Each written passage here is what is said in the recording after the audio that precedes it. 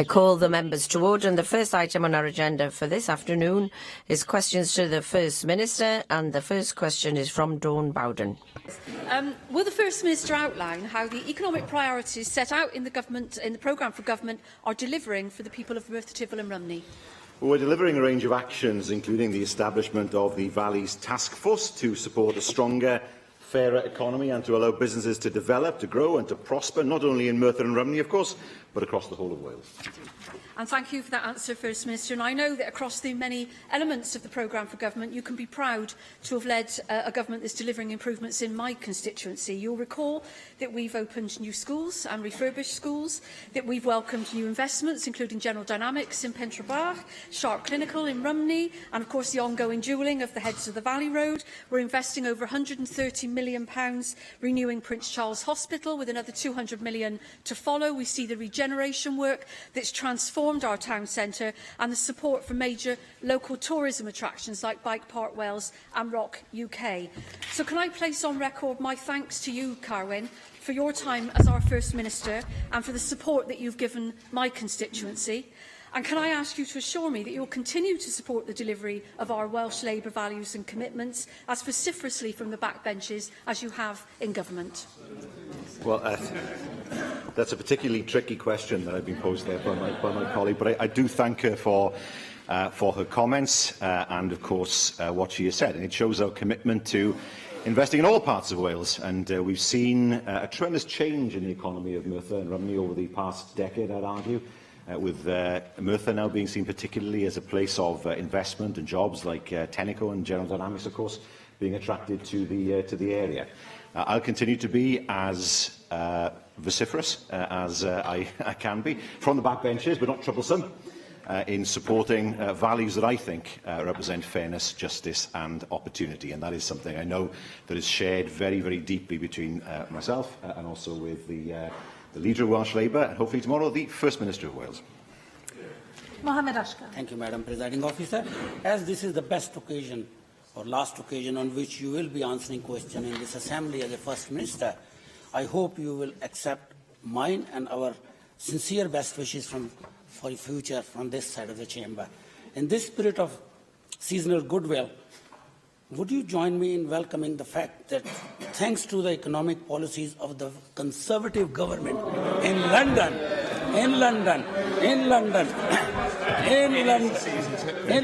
that number of people claiming out of work benefit in Merthyr Tydfil and Rumney has fallen by 55% since 2010.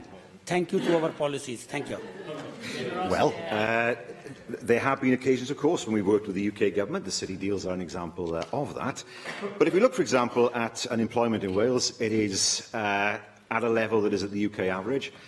Economic inactivity is at a historic low. Employment rates are at a historic high.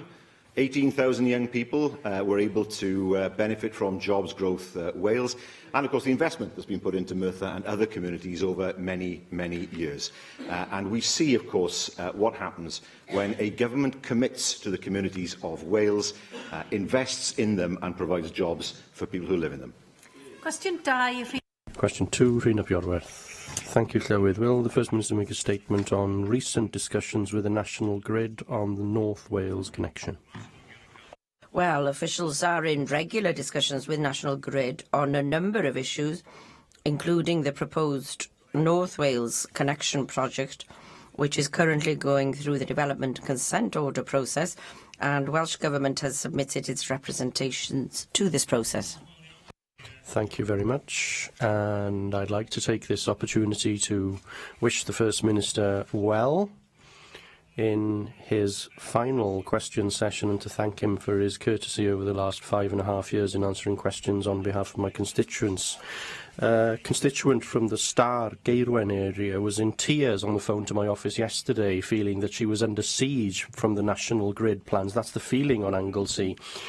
And contrary to the wishes of the people of the island and its representatives, the grid wants to proceed with building a new row of pylons across the island, and this National Assembly has voted against having pylons and in favour of undergrounding as a matter of principle. Will you therefore ask your officials in this forum, as one of your final acts as First Minister, to write to the Planning Inspectorate to encourage the rejection of these pylons, and also to write to Ofgem, as I have done this week, to insist that the grid must give real, meaningful consideration to putting its cables on a new bridge across the Menai rather than tunnelling at a cost of £200 million. It would save money for the Welsh Government as joint investor in the bridge and would save money for the grid, which could then be invested in undergrounding. Well, I agree completely with that. One of the problems that we've had in Britain over the years is that there isn't no sufficient consideration has been given to ensuring that if one project proceeds, that some other project can take advantage of that. One is the Severn Bridge, and there's only cars crossing that. There's no rail deck there. But with the Menai crossing, I think it would be important to understand that it's a very good option, save money for everybody, and of course it's a way of ensuring that the costs of constructing a new bridge would be reduced. As regards the grid itself, we're still urging the grid to ameliorate the impact of any new lines and to consider undergrounding because of the environmental and community impact, and also we consider undergrounding as a serious prospect, and the people of Ynys Môn are concerned. That's why it's all important that the grid should consider ensuring as far as is possible that any new lines are buried. Your Clive, and in terms of your future role, I know this is the end of a chapter but not the book. I also understand that Mrs Jones may have some ideas for you about what activities you might be undertaking as you go forward, according to media reports. But I was pleased to attend the 28 September meeting and speak at the Anglesey Say No to Pylons public meeting in Menai Bridge to discuss the next step now that National Grid had submitted the application for Development Consent Board to the Planning Inspectorate. And as I said, there are cost advantages to the pylon proposals, but that doesn't take away from the general argument in favour of burying cables in areas of great natural beauty and helping the local economy as much as possible. However, all this is predicated essentially on Wilfa and Wilfa Newydd going forward. What engagement or discussion has your government had further to coverage yesterday indicating that there was now speculation and that the board of Hitachi would be meeting in Japan today to discuss this issue because of concerns about projections of future increases in construction costs? Well, can I thank the member and others for their kind wishes. I think I have taken 320 First Minister's questions and been asked 3,000 questions and more. I'll leave others to judge whether I answered most or indeed any of them. And I'm sure everyone will have their view on that. I am aware, of course, of the press speculation regarding Hitachi's investment. It is press speculation. It is a complicated process. Horizon has been in formal negotiations with the UK Government since the Secretary of State's positive statement in June this year regarding the financing of Wilfa Newydd, in a way, of course, which works both for investors and the UK electricity market. There is nothing beyond the press speculation to suggest that the project is at risk in any way, but, of course, we will continue to monitor the situation closely. Questions now from the party leaders. Leader of the Opposition, Paul Davies. Diolch, Llywydd. First Minister, in your 9 years in post, what do you feel you have learned, and what advice would you give to the new First Minister? Well, you always learn. You always learn. There is never a time when you know everything, clearly. What advice would I give to my successor? I've said it before, it's hugely important to balance the job against your life, because it's important to have time to think, and working day and night every single day is not a good way, or not a sustainable way of working. But it's been a great honour to have done this job for 9 years, and 9 years is enough. Thank you for that response. As you know, the Welsh Government will soon become responsible for raising a proportion of its revenue via income tax, and this is the final area of policy that I would like to raise with you in this chamber. Thanks to the UK Government, income tax rates for working people across the UK have reduced significantly since 2010. More and more people in Wales are keeping more of what they earn, with the tax-free personal allowance soon to increase to £12,500. Over 1.4 million people in Wales have benefited from the increases made to the personal allowance and higher rate threshold, and 41,000 people in Wales now pay no income tax at all. Coupled with the steady increases in the national living wage, which 81,000 people in Wales have benefited from, this has undoubtedly helped strengthen Wales's labour market and economy. Do you agree with me, First Minister, that Wales's long-term economic interests are best served by households and businesses being provided with a firm guarantee that income tax rates will remain low here in Wales? Well, he will know, of course, that the manifesto commitment that we gave as a party in 2016 was that we would not change the rates of income tax.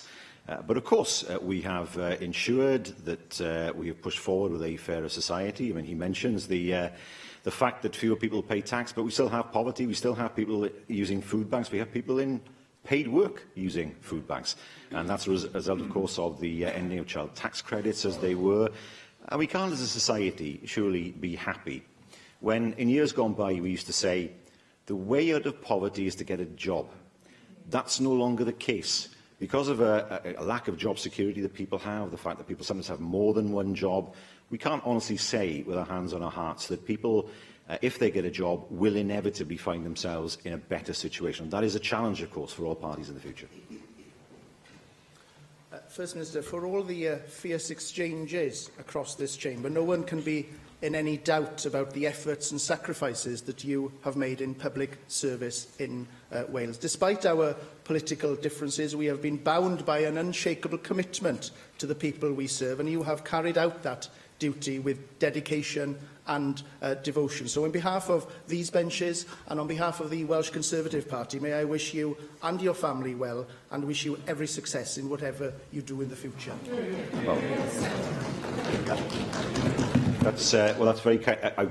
The one thing I will say, just to pull his leg, is I think that's the first time in 4 FMQs he hasn't used the word shambles. So I'm grateful for that. But I do thank him very much for his words. He will know, of course, that robust debate is necessary in this chamber. All of us in this chamber have a different view of the world, and it's in this chamber that robust debate must be carried out, and the testing of ideas must be carried out.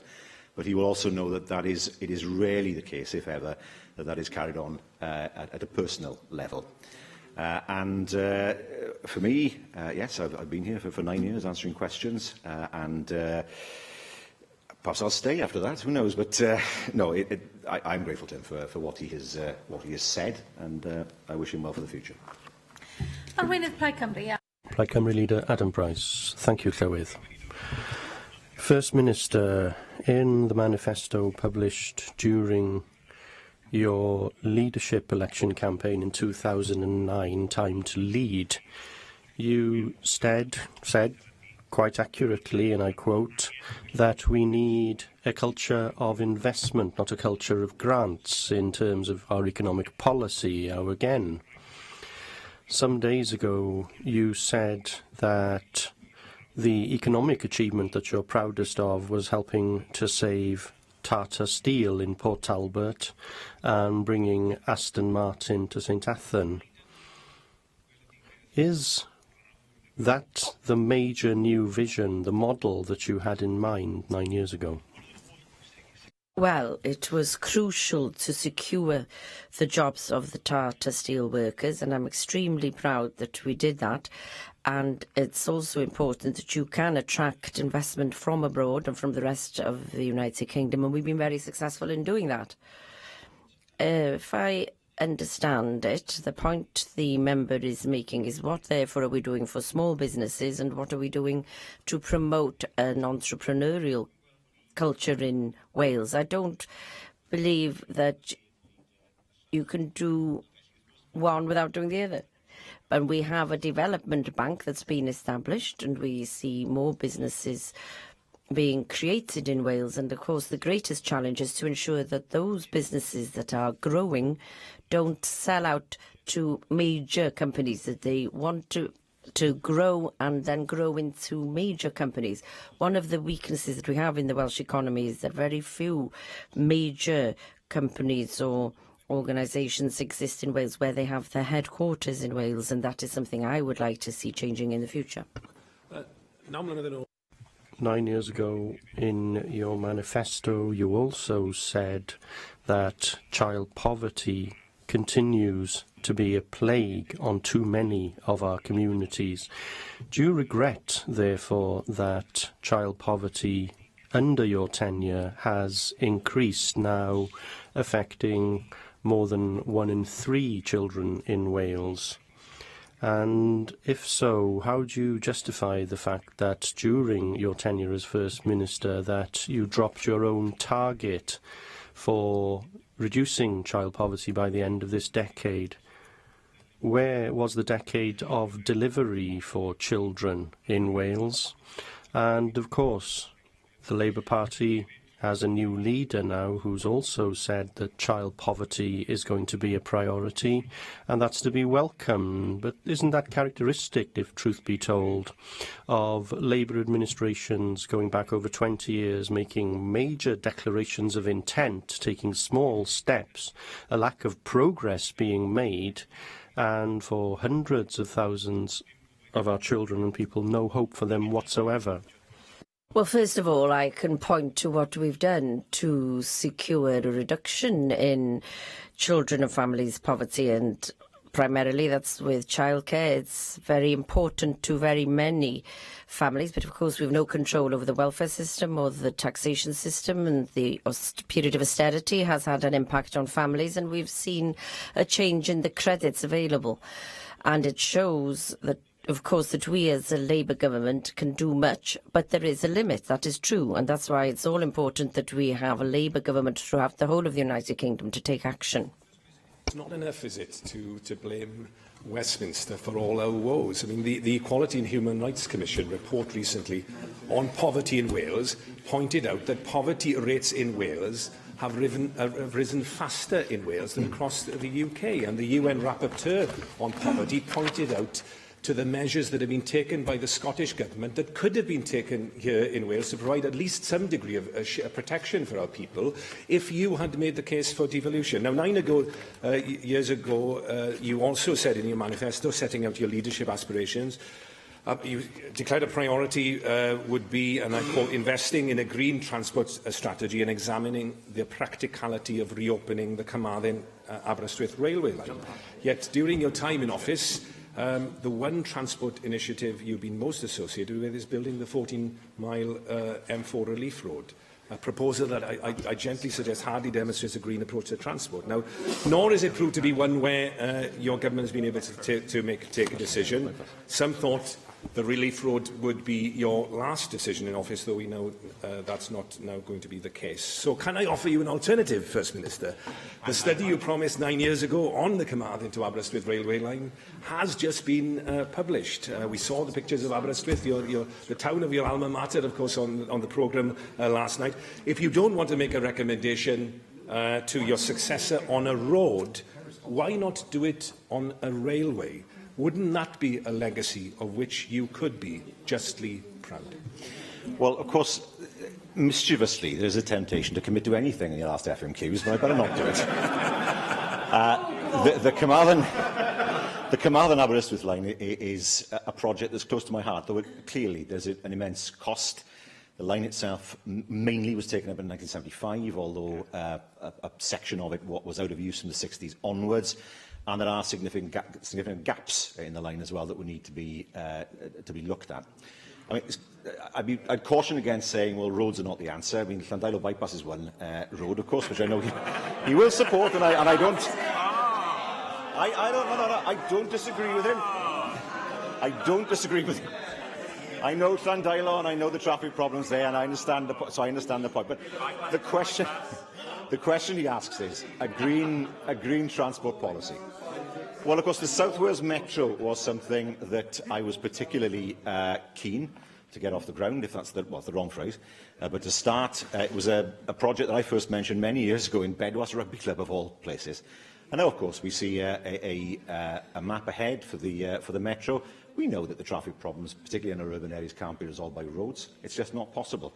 You know, a Metro solution wouldn't be right for Llandudno, let's be honest about that. But for many of our communities in Wales, the reality is that there is no way of widening the roads into Cardiff. It means making sure there are more frequent services, better services, air-conditioned trains, a decent price that people have to pay for those services to encourage more people off the roads. And that is something I look forward to seeing develop over many, many years to come. Leader of the UKIP group, Gareth Bennett. As we know, First Minister, today is your last FMQs. Yes, I think this may not be an occasion to be too controversial, and perhaps we could both be slightly more reflective today. Now, you've been the First Minister for 9 years. You were a Minister for almost as many years before that, so you have been at the heart of the Welsh Government for almost as long as it has existed. How many marks out of 10 would you give the Welsh Government's performance during your time in office?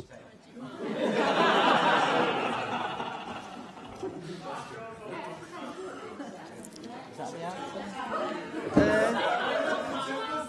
Perhaps that's an interesting answer. That I may have a different appraisal. But are there perhaps areas where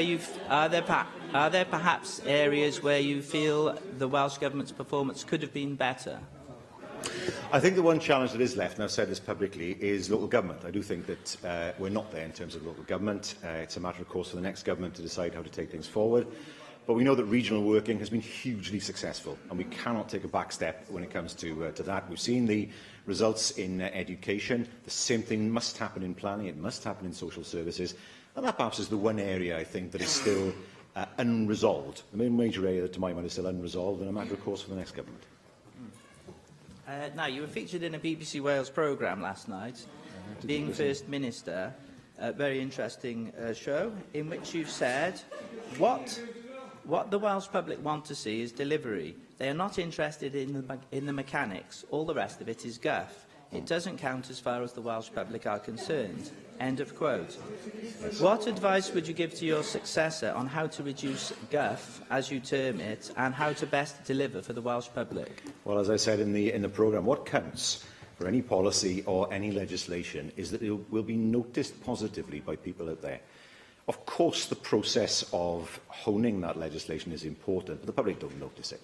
What is important that when we do something here that people say that's made a real difference to our lives. Now, I'm not going to go through a list as I normally do in FMQs, but the one piece of legislation I think we can all be proud of, and I give Di Lloyd credit for it because it was his idea originally, is the Human Transplantation Act.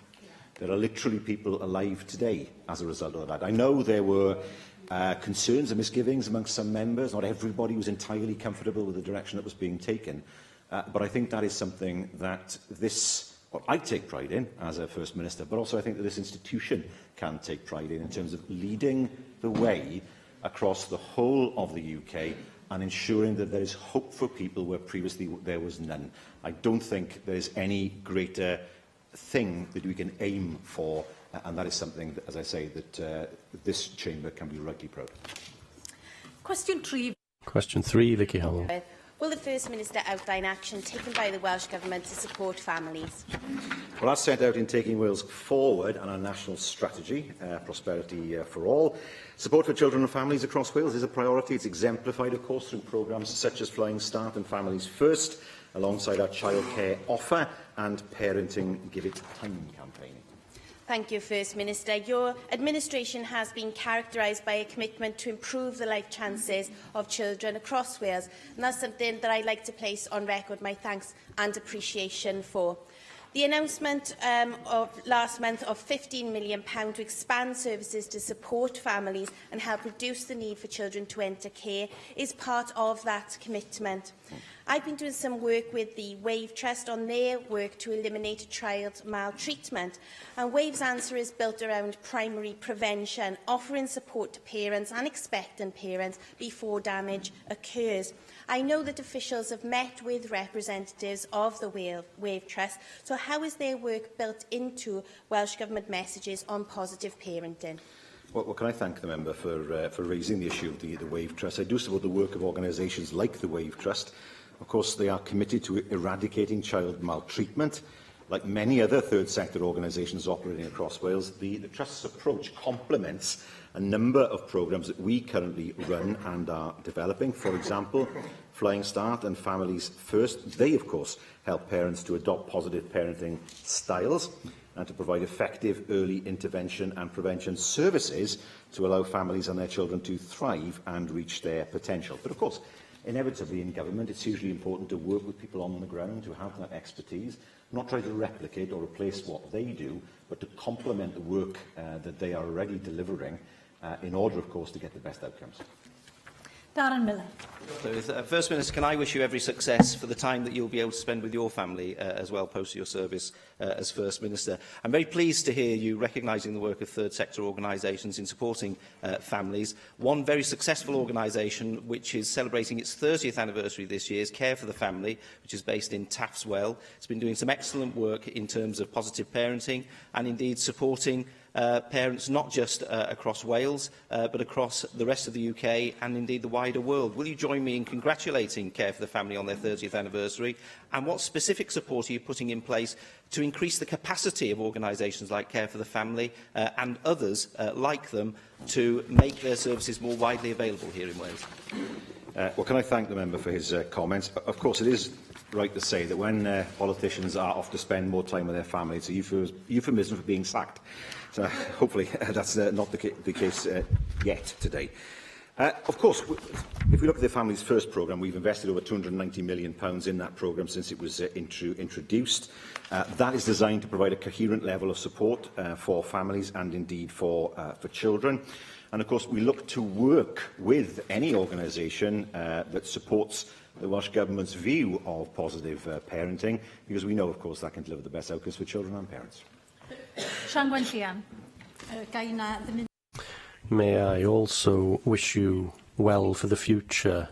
Isn't it true to say that the poorest families in Wales have been let down by your government and by your leadership? There are many examples, and the latest are the childcare proposals, a deficient bill which discriminates against families and parents who are already struggling, because those families not in work will not qualify for free childcare under your proposals. That is unfair and unjust, and Plaid Cymru will be voting against that bill tomorrow. Is it the lack of support to the poorest families in our societies which is one of the issues that you are most disappointed about in looking back at your tenure as First Minister? Well, may I say, as regards the childcare bill, the aim is to ensure that it is easier for people to gain employment or to access employment, because we know one of the problems that people face is that childcare is so expensive. And so the aim of the legislation is to ensure that that is dealt with, that childcare is available for free. And of course, the aim of the programme is to ensure that people can enter into the world of work. And if they want to do that, of course, they can have that opportunity. And that is why the bill itself has been crafted in the way it has, in order to get rid of a financial obstacle that stands, or barrier that stands between people and access to employment, and of course by doing that to reduce poverty across Wales. Question 4, Di Lloyd. Thank you, Llywydd. Will the First Minister make a statement on the Welsh Government's plans for economic development in South Wales West? Well, our Prosperity for All national strategy and the Economic Action Plan sets out the actions we are taking to support economic development across the whole of Wales. I was thanking you for your kind words on organ donation, which is a crucially important piece of legislation for us as a nation, and for all the assistance you've provided to my constituents over the years. May I ask, the Swansea Bay City deal is central to the economic development of the South West, as you well know. Last week, the Cabinet Secretary for the Economy made a written statement noting that the UK government and the Welsh government had decided to conduct a swift independent review of the deal, which would look at progress to date and would look at how the deal is being governed. Now, elected members across my region want to see the City deal creating the expected jobs as soon as possible. So, can you expand on the statement made last week, and can you give confirmation to members today of the timetable linked to this review? When do you expect it to report? Well, at the moment, what we want to ensure is that the review is a swift one, that is independent, and, of course, will secure a foundation for the next level of action. Everybody, of course, is committed to ensuring that the deal itself is successful, and, of course, we would expect very early in the new year that the review will be available. So it's crucial that it's complete and not too slow. Well, First Minister, hopefully the Swansea Bay City deal is going to be part of the legacy that you can be proud of. But of course, we've all been a little bit jittery about the press reports that we've had, as Dialogue mentioned, over the last couple of days. I don't expect you to preempt the rapid review, and I'm grateful that both governments are doing a rapid review. But is there any, there are two projects of particular importance to me, one being the Swansea Digital Waterfront and the other being the Steel Innovation Centre. And I'm just looking, is there anything that causes you any concern at all, bearing in mind that these particular projects had good sign-off that we would need to know about now? Or can you reassure potential investors that concerns over one part of the deal shouldn't shake their confidence in the rest of it? Yes. Of course, that issue is well known to members, and I won't comment further on it. But the deal, of course, remains something that's hugely important for delivery in Swansea Bay. But it is important that when circumstances arise that a review is undertaken, just to make sure that the things are moving on as they should. And that, of course, is something that we will work on with the UK Government. Caroline Jones. First Minister, the City deal has a big part to play in improving the economy of my region, as does true collaboration between the public and private sectors. The region's SMEs need a government that understands their needs when it comes to infrastructure and regulation. What advice would you give your successor when it comes to creating the right environment for Wales businesses to survive? I think we're doing that already, and I think what's important is, more than anything else, that business knows that the government is there to help it, to support it, but not interfere with it. Government works best when it works alongside business, and that is something we have striven to do over the past decade, and of course the economic figures show that approach has been successful. Of course, it's for the new government to decide what direction it takes, but it is hugely important, and this is something that business have said to me many, many times, that we work closely. We're a small country, we work closely between public and private sector to deliver the best outcomes to the people of Wales. David Rees. First Minister, as Susie Davis pointed out, one of the aspects of the City deal is the Steels Institute. And let's be blunt, if it hadn't been for the Welsh Government stepping up to the plate under your leadership, we may not have a steel industry here in South Wales to have such an institute back in 2016. Can you give me assurances that before you return to the backbenches, you will meet with your successor to ensure that they understand the importance of steel to the industries in Wales, to ensure that it continues to work for the people of Wales, that the plant in Port Talbot is crucial to that sector, including the heavy end, so that we can see going forward it's not just heavy end and steel, it's also the innovative approaches in steel and how we in Wales can lead the steel production across the world. Well, I thank the member for his comments. We all appreciate how important the steel industry is, of course, across Wales. I well remember in March 2016 the announcements that were made then. I think it's fair to say the future looked very bleak at that point, particularly for the heavy end in Port Talbot. There was a real risk that the heavy end would go, and Shotton, Trostre and the Orb, they seemed to be in a better position because they were fed from Port Talbot. When I went to Shotton, one of the points they made to me there was, well, we're supplied from Port Talbot. If we don't get supply from Port Talbot, we have 6 months to find another supplier. and that was a real issue. Even though Shotton itself was doing well financially, actually without Port Talbot it couldn't function properly, and that point was made very, very clear to me at the time. We are in a much better position. We're not out of the woods yet. The steel industry the market's always difficult and very dependent on currency fluctuations. But it took a lot of work working with Tata, and in fairness, Tata as a company were always open to working with us. I think if we'd had some businesses from other countries, they wouldn't have spoken to us. But Tata had a sense of social responsibility, which I was impressed with for a company of its size. We were able to work with them to, first of all, reduce losses, then, of course, to chart a course for the future, and that work is ongoing. I know how important the Abbey, as we all call it, is to the economy, not just of Port Talbot, but in my constituency of Cornelly, most of the village was built to house workers working in the Abbey works. And it will still remain a hugely important part of Welsh industry, and no matter who is in government, I have no doubt that support will continue in the future. Question 5. Question 5, Mohammed Ashkar. What action is the Welsh Government taking to improve standards of education in Wales?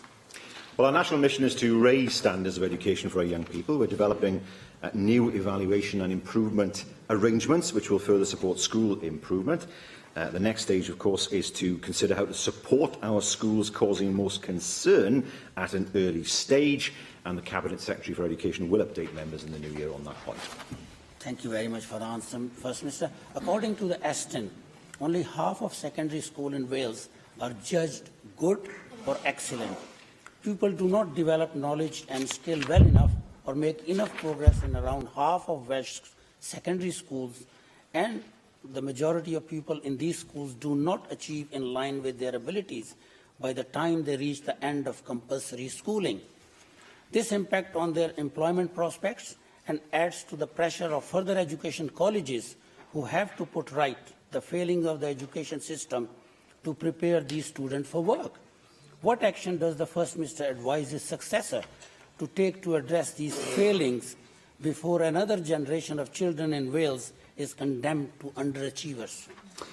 Well, I don't agree that children are underachieving. I think there are excellent results in Wales, in A-levels and in GCSEs, and we see very good standards of teaching in Wales. I think what is right to say that consistency has always been an issue.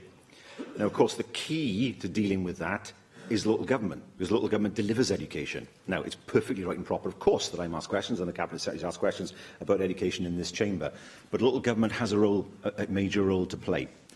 And that means local government has to work together regionally to deliver education. We've seen improvements.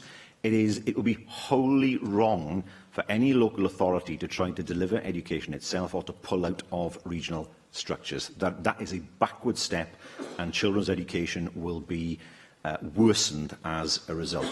So yes, we want to work with local authorities, but hugely important as well that local authorities work together to deliver education across a far wider area. Sian Gwenllian.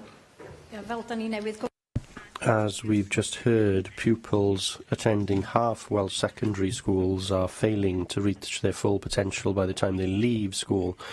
And it's Estyn that states that, despite what you've just said.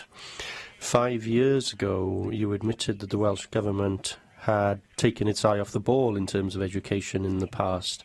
And you agreed at that point, and I quote, that you had taken your eye off the ball.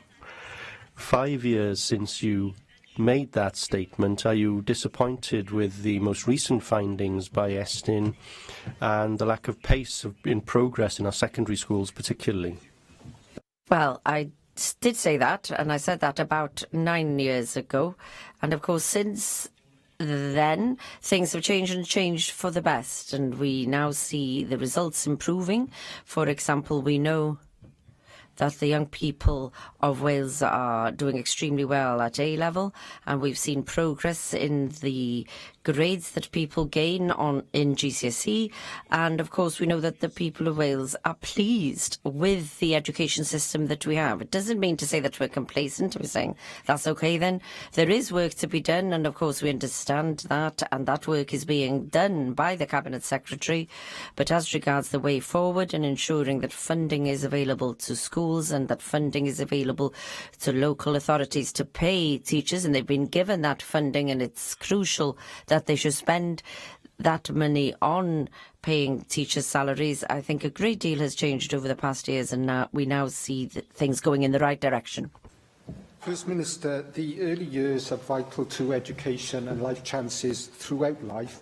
So may I commend you and Welsh Government on building the Flying Start programme, which I believe is valuable and effective. But as ever, there is more to be done, and I think the postcode eligibility criteria for Flying Start calls into question whether more can be done to roll out this programme to many more families in Wales. Is that something that you believe should happen? Well, it's a matter for the next government. First time I've used that phrase, I have to say, in First Minister's questions. But of course, the difficulty is, we know that many programmes have been delivered in areas, but we also know, of course, that there will be families in other areas that don't benefit from the same schemes. And the difficult bit has been identifying those families who might live outside of those areas in order that they can benefit. And I'm sure this is something that will be looked at in the months to come. Question 6, Mike Edges. Will the First Minister outline the Welsh Government's approach to target setting in relation to the economy? We're developing a clear and consistent measuring framework across government with the wellbeing indicators. We'll use those to track our economic progress over the longer term, and we are working with the OECD and other partners to learn from best practice around the world. Can I thank the First Minister for that, and can I also add my best wishes to him for the future? Taking forestry as an example, we have long-term targets set, but neither annual targets nor area targets announced. Would it not aid both scrutiny and performance such targets were set and made public, so we actually could see the steps on the journey, not just where we're trying to end up? Well, I think if we look at the economic statistics, certainly the ones published today, we will see that things have improved greatly over the past year and beyond. And of course, the Economic Action Plan has made good progress since its implementation. We have the new operating model. Since May, we've completed more than 70 economic contracts with businesses, and they are businesses of different sizes. They're not all large businesses. They're in different sectors and in different parts of Wales. And, of course, we're receiving a flow of investment propositions from businesses that align to them. In terms of targets, well, what we aim to do, of course, is to improve the economy of Wales across Wales. We can see that in the statistics. The statistics tell us the story. And they are targets that we would want to improve on in years to come, and we've seen tremendous improvement over the past decade. Russell George. Geoff Lyle. Wales has significant structural economic challenges, and I think you've been right over the years to highlight those obstacles to growth. And in the spirit of mutual recognition of Wales's challenges in wanting Wales's economic fortunes to flourish, what do you feel are the main lessons that you have learned from managing the economy of Wales over the past 9 years, and what do you feel are the areas of economic policy that would benefit the most from greater cooperation between the major political parties in Wales? This is now beginning to sound like a job interview, given that question. For me, there are two things that are vital, and these are issues that have been raised with me many, many times. The first is that it's hugely important to project Wales's image across the world, to go out and sell Wales. No one else will do it.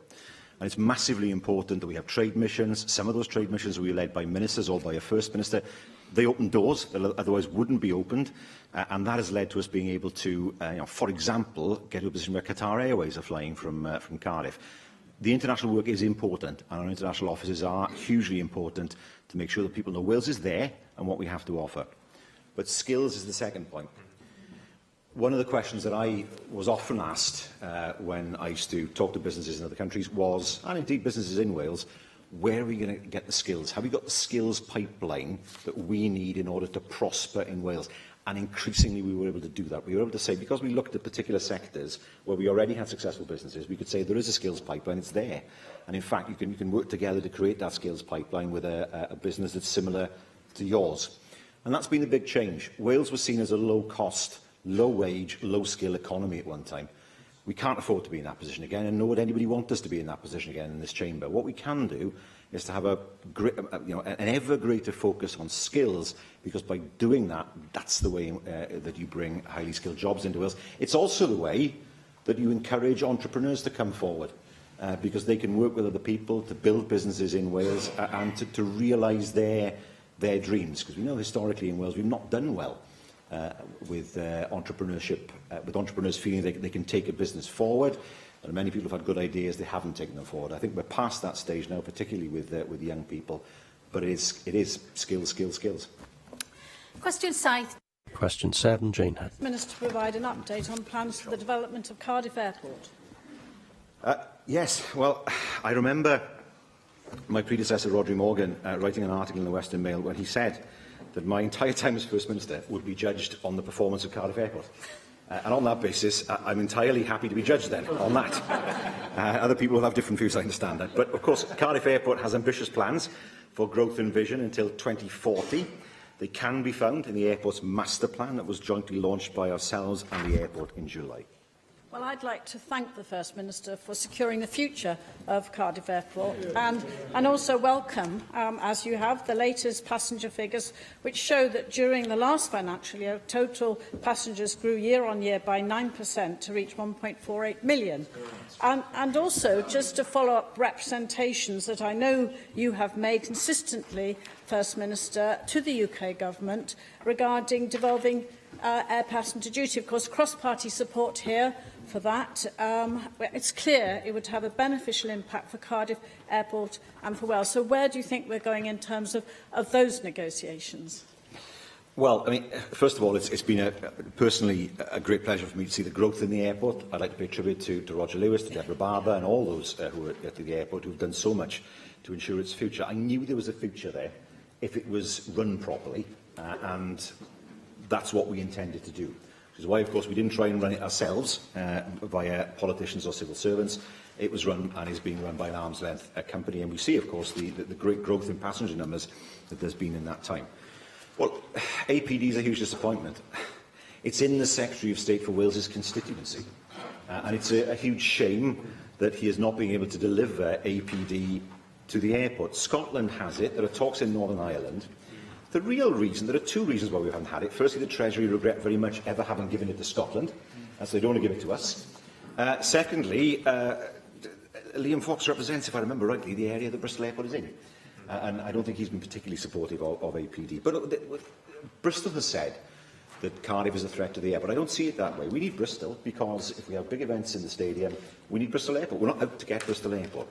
But I do think that Cardiff has huge potential in terms of long haul particularly.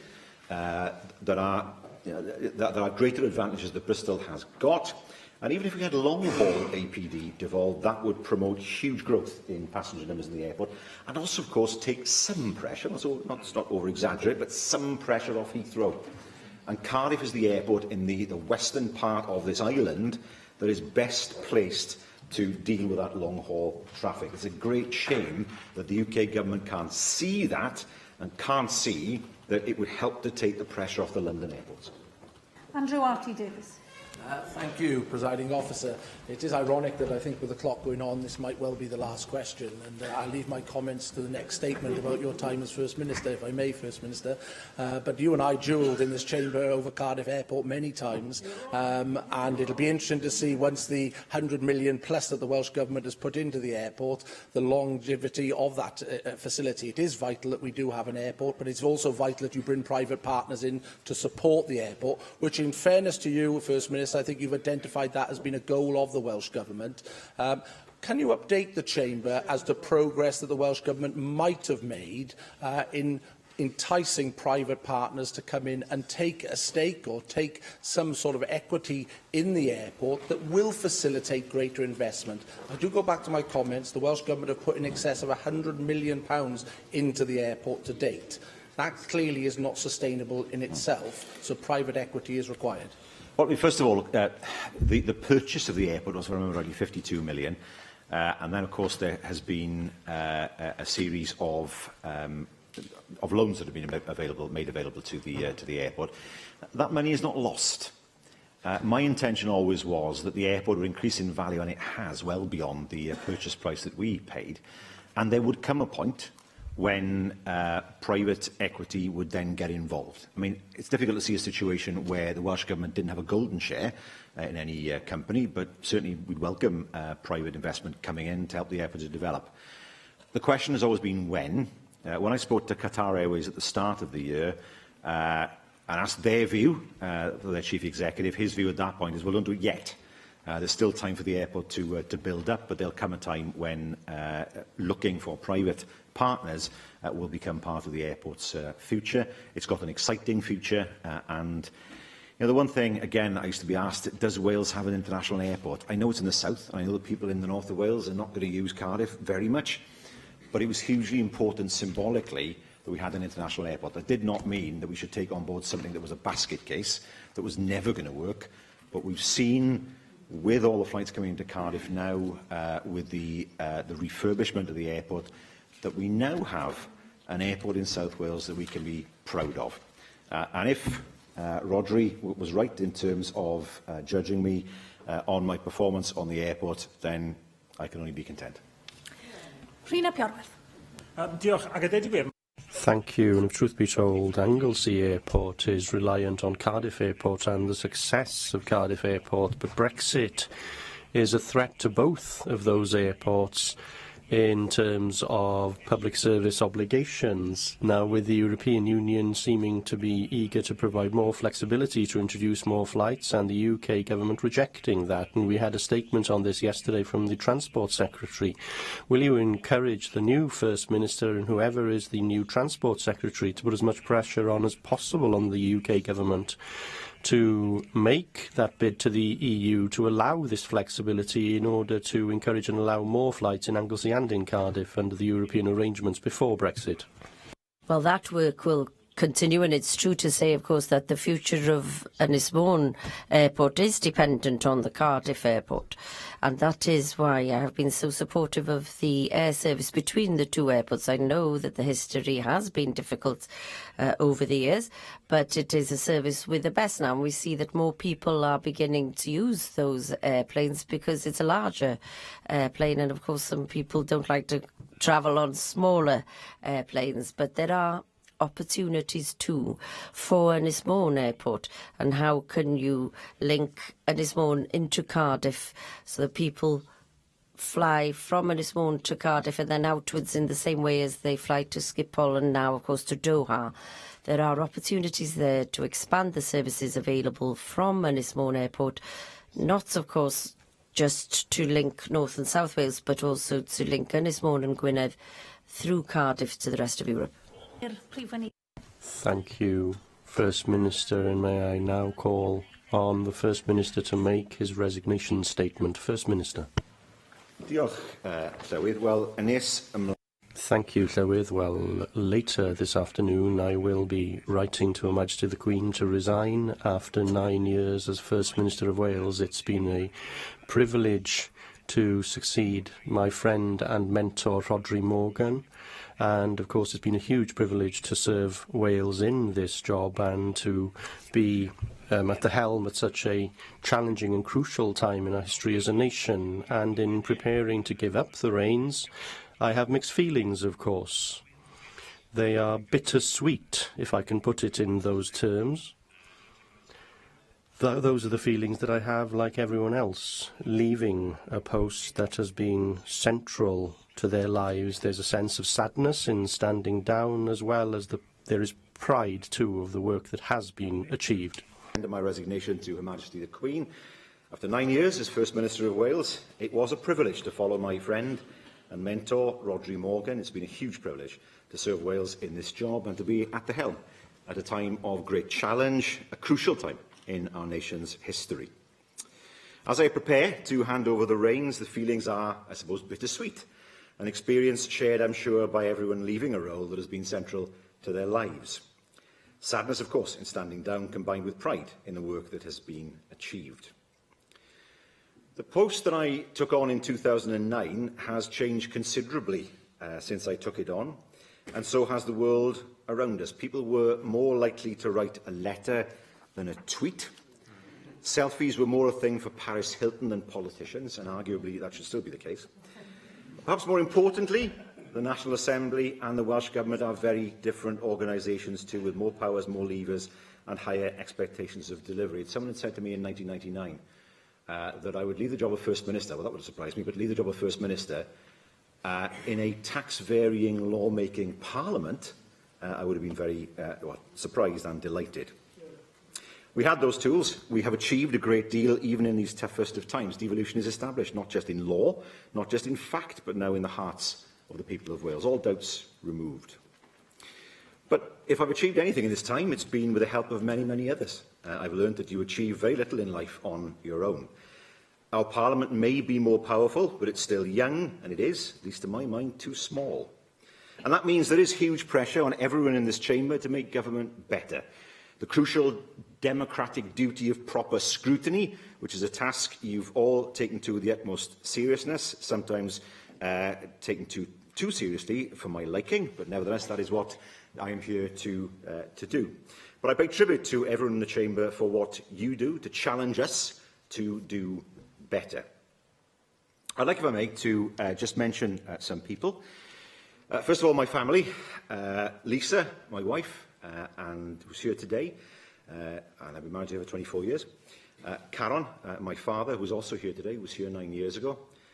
My mother was alive at that point, but died 6 days after I became First Minister, and she is somebody, of course, who is very much in my thoughts today. And my two children, Seren and Ruri, who have had to live with a father who was always in government and the embarrassment that brings.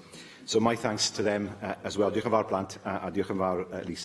Thank you to the children and to Lisa and Dad. The permanent secretaries that have served in my time, 2 Morgans and a Jones, and the civil service, because politicians, of course, come up with policies and ideas, and sometimes it's, of course, for civil servants to put those into practice. It's not always the easiest thing in the world, and I thank them for the work that they have done. I thank the Labour Group and the Welsh Labour Party for the support they've given me over the past 9 years, and I look forward, of course, to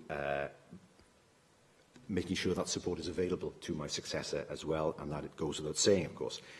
To you, Llywydd, of course, it's not always easy to control this chamber. Sometimes tempers are a little frayed. I think Adam and I are probably guilty of that. So we saw it last night with the documentary. So Amman Valley, well, it's the upper Amman Valley. We can discuss which end of the Amman Valley is best.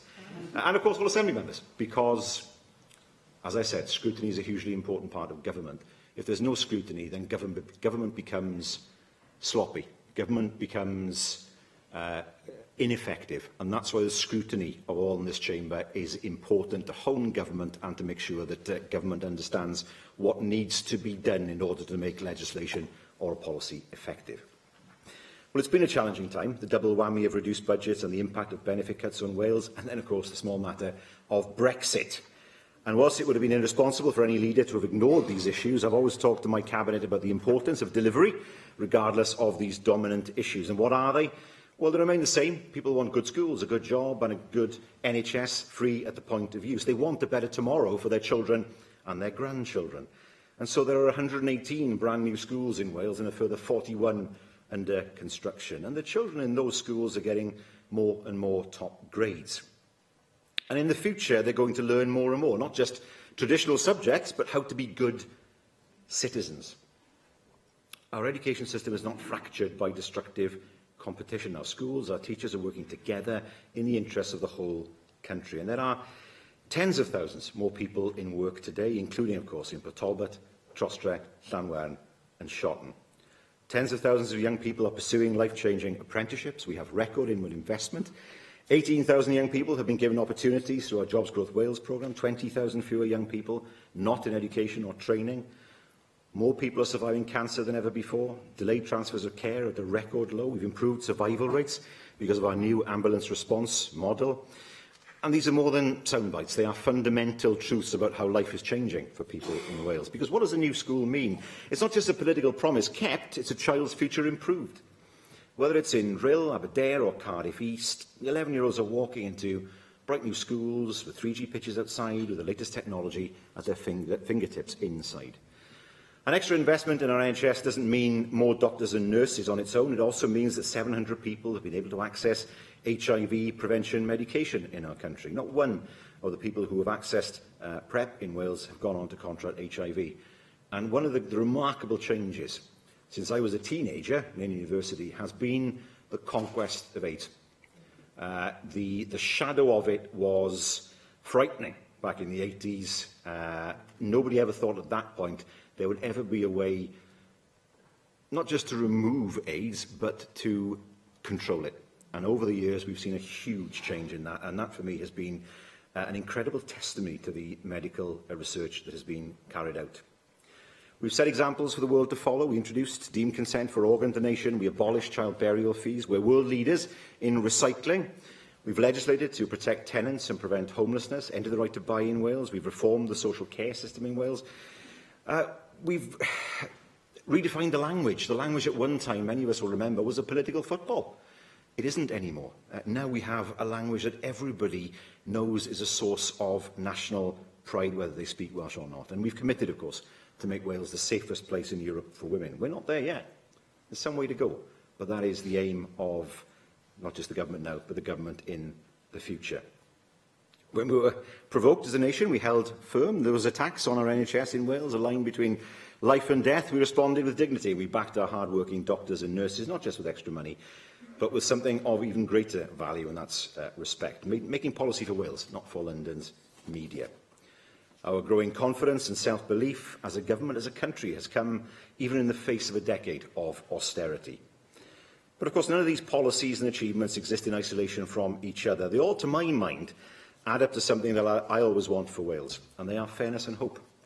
Because they have been my watchwords in government, just as they were my parents' watchwords at home. And those are the words, I believe, that are very close to the heart of the person I'll be voting for as the next First Minister of Wales. It is Mark, to make that clear.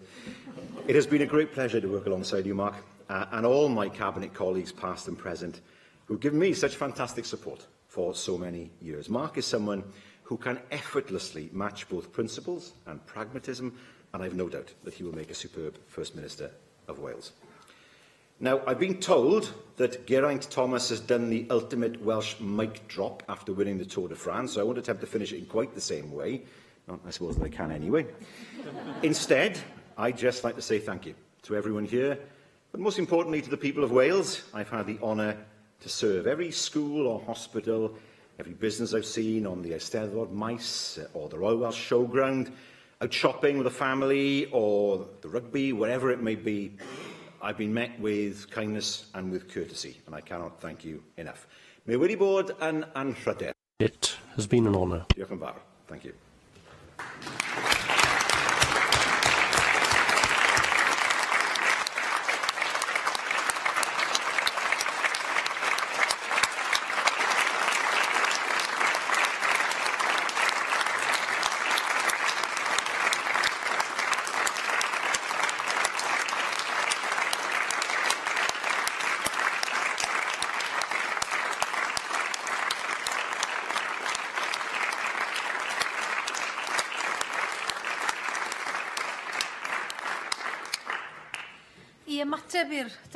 To reply to the statement, Paul Davies.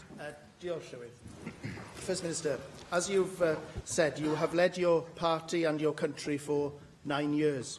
And as has already been said in this chamber earlier today, you have been a member of the Welsh Government's Cabinet for over 18 years, almost as long as your former government colleague, the member for the Vale of Glamorgan. Of course, during that time, you have held many of the major portfolios: education, environment, agriculture and Council General, as well as the highest public office in Wales.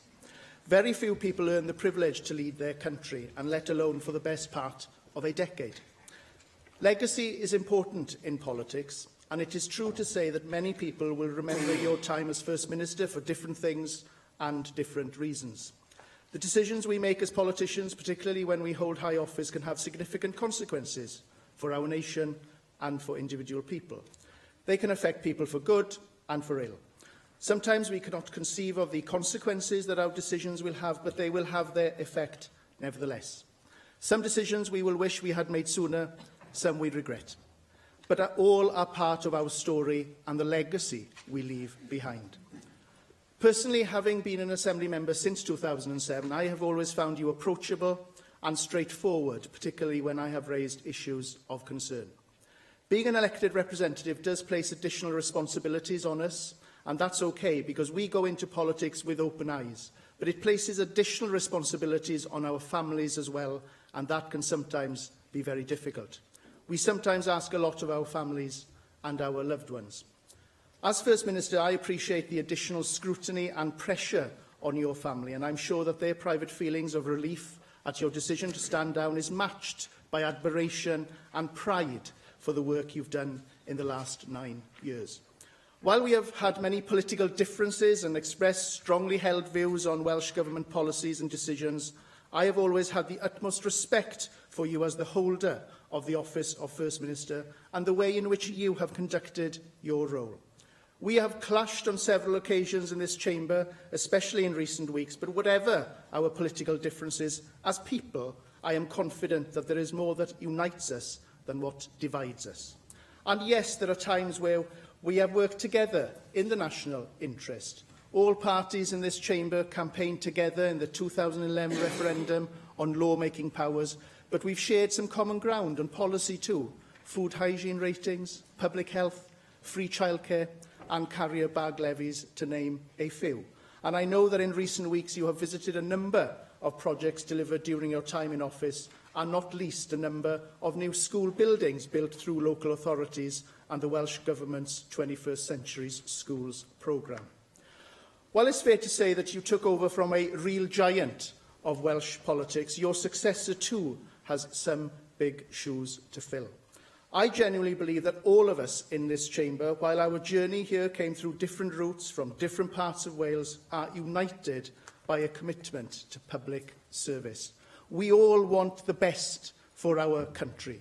We want a healthier, more prosperous, more environmentally friendly and fairer Wales, and through robust debate in this chamber, we all vote in the best interest of the people we represent. And I know that you share that desire, First Minister, and on behalf of the Welsh Conservative Group and the Welsh Conservative Party, I'd like to thank you for the immense contribution you have made during your tenure as First Minister, and the contribution you've made in 18 years in government to our National Assembly and to Wales. As the Assembly Member for Bridgend, I know you will continue to play an active role in Welsh politics and in this place, and beyond that as well. And I know that public service is in your veins, so I'm sure there is a future for you working for the people of Wales in public life. Thank you for your commitment to public service, Carwyn. Congratulations on your achievements in office, and may I wish you and your family every success in the future. Adam Price. Brief Unadopted. First Minister, I'm sure you'd be the first to agree that we haven't always seen eye to eye over the years.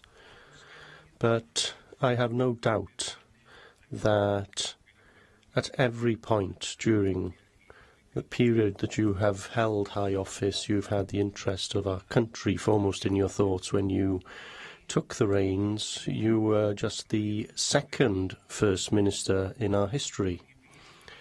And that particular honour will be yours forever, of course. One of your main tasks in many ways was to build on the success of your predecessor, and one you described earlier as your mentor, Rhodri Morgan, one who was crucial in gaining popular support for our National Assembly, a new institution which was on very unstable foundations during those days. You took that responsibility seriously, working in coalition with my party at that time. You proceeded with the referendum that we as two parties had agreed to institute, ensuring that this Senedd today has the powers that enables us to legislate for Wales and its people today and for the future. That was quite an achievement, Carwyn, and I'm eager to put that on record today through collaboration between our two parties. There was a successful referendum in 2011, which was a historic milestone. And we use those words very often as politicians, but this was historic in terms of the growth and development of our country's national institutions. I think your articulation of your vision of the kind of constitutional framework that Wales must have in order to become a more successful country can be seen as your most important contribution, as well as developing our lawmaking powers. We saw the beginnings of the introduction of tax-varying responsibilities during your tenure, and these powers will be crucial for us to have a more rounded economic policy for the future. And you've also argued the case strongly for a distinctive legal jurisdiction for Wales and set in train the Commission on Justice, which I'm sure will take that agenda forward. Indeed, I am confident that leaders of an independent Wales in the future will be grateful to your contribution in that regard. Now, beyond that, you've made a number of interventions more generally on a UK-wide level, calling for more cooperation between the devolved administrations and the UK government. You called for a federal structure for the United Kingdom, with the devolved nations represented in a reformed second chamber. Now, this has, of course, opened the door to the next stages in the evolution of our relationship in these islands, which I'm sure will inevitably happen over the next decade, and I'm sure that you will have a further contribution to make to that discussion. Closer to home, of course, at the dispatch box in this chamber, as you've already alluded to, you've generally sustained, our Amman Valley passion notwithstanding, a quiet dignity, if I may say, in your dealings with colleagues. You have overseen a very wide brief with masterly composure.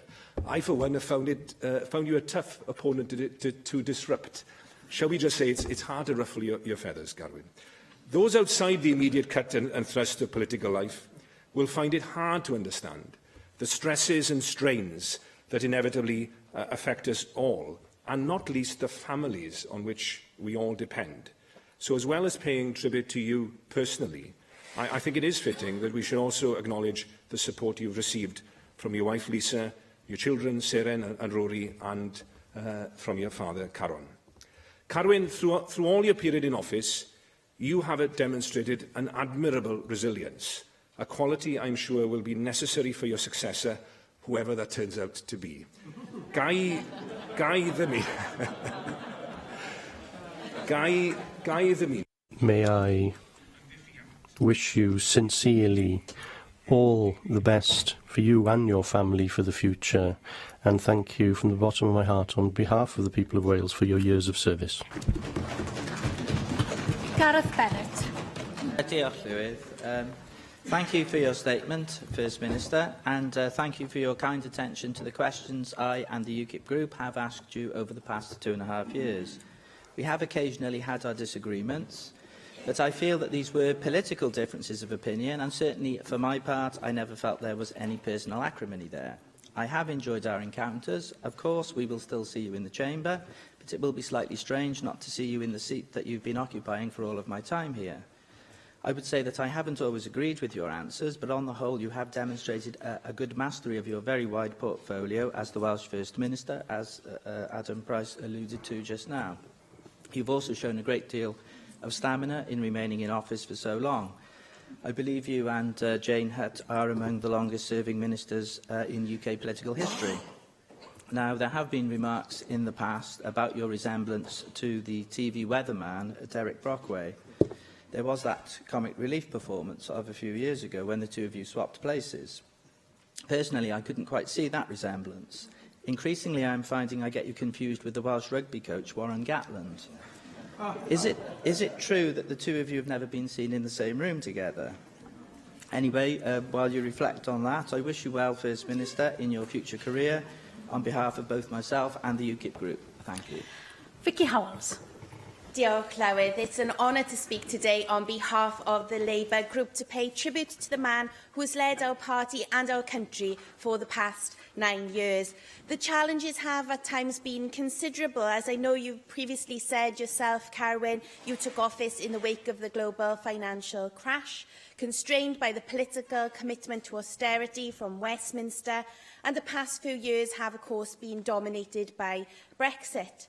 They have indeed been dark days, but throughout, Carwyn, you have provided principled and passionate leadership, a leadership that has stood up for Wales, that worked together to build a better Wales, and the achievements have been considerable. Not least of these has been your success in leading Welsh Labour to 2 election wins. Opinion polling consistently told us, Carwyn, that you were the most highly rated politician in Wales, an electoral asset to Welsh Labour. I personally experienced a little of this magic, and I fondly remember campaigning with you in Mountain Ash just before the 2016 election. The support that you provided to me as a first-time candidate was much appreciated, as I hope was the warm welcome that you received from local residents at the busy weekly market.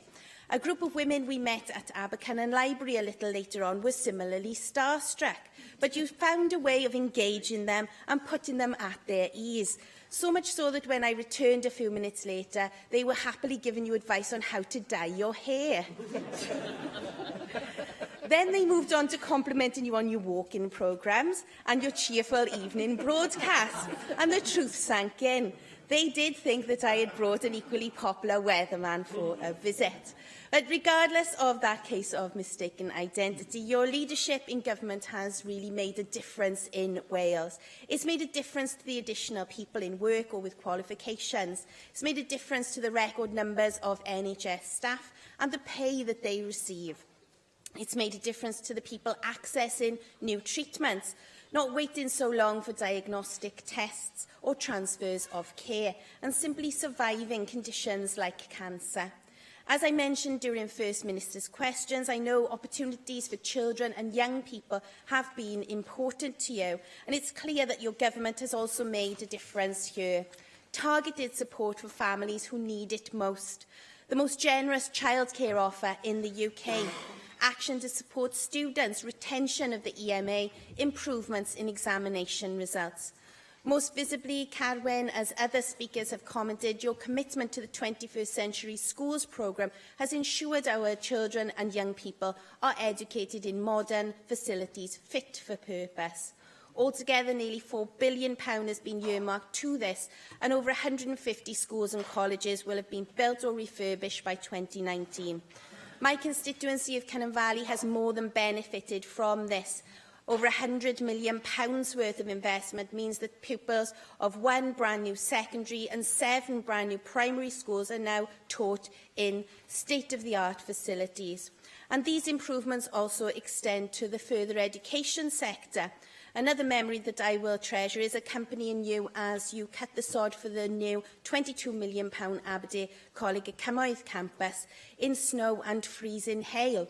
And while many other leaders might have made a very hasty exit in such awful conditions, you decided to climb on board the bus that had been brought in for the workers and deliver an impromptu speech there to them. And I think that's a measure of the man. Carwyn, you also made a difference through your role in helping to deliver a positive result in the 2011 campaign on lawmaking powers, and in the way that your government has used these powers since. Just as important have been the taxation powers this Assembly has been granted to deliver the first modern Made in Wales taxes. I know your resignation here today will not mark the end of your contribution to public life in Wales. I also know that Lisa, Seren, Rory and Karen will cherish being able to spend more time with you. As someone who has both studied and taught the history of Wales, I am confident that your place in the history books of Wales will be a prominent one. So diolch yn fawr, Carwyn, and all the very best for the future. Andrew R.T. Davis. Thank you, Presiding Officer. First Minister, it's a pleasure to say a few words in this statement, as you and I jostled over this chamber for nearly 7 of the 9 years that you served as First Minister. Much of that debate and the elections that I fought you under were a fat lot of good to me. You stayed in that chair and I stayed on this side. But I well remember the first time you and I met, and that was when I was chairman of the National Farmers Union and you came as our guest speaker at the South Wales Police Social Club at Waterton. And some 17-odd years on, here we are standing in this chamber in an institution that has transformed itself into a fully fledged parliament. And you can take much credit from that, both as your time as Minister, but also as First Minister. And in your address to us this afternoon, you did give credit to everyone who's participated in that journey on devolution, whilst quite rightly pointing out the success that you've had as First Minister and your governments have had. And you again quite rightly pointed out the people who've supported you in that journey, because we as politicians know that very often it can be a very lonely journey, and some of the calls you have to make, especially from a position of government, are decisions that you as an individual have to take. And so I pay tribute to your time in government and your time as a minister and your time as an Assembly member, which obviously will continue till 2021.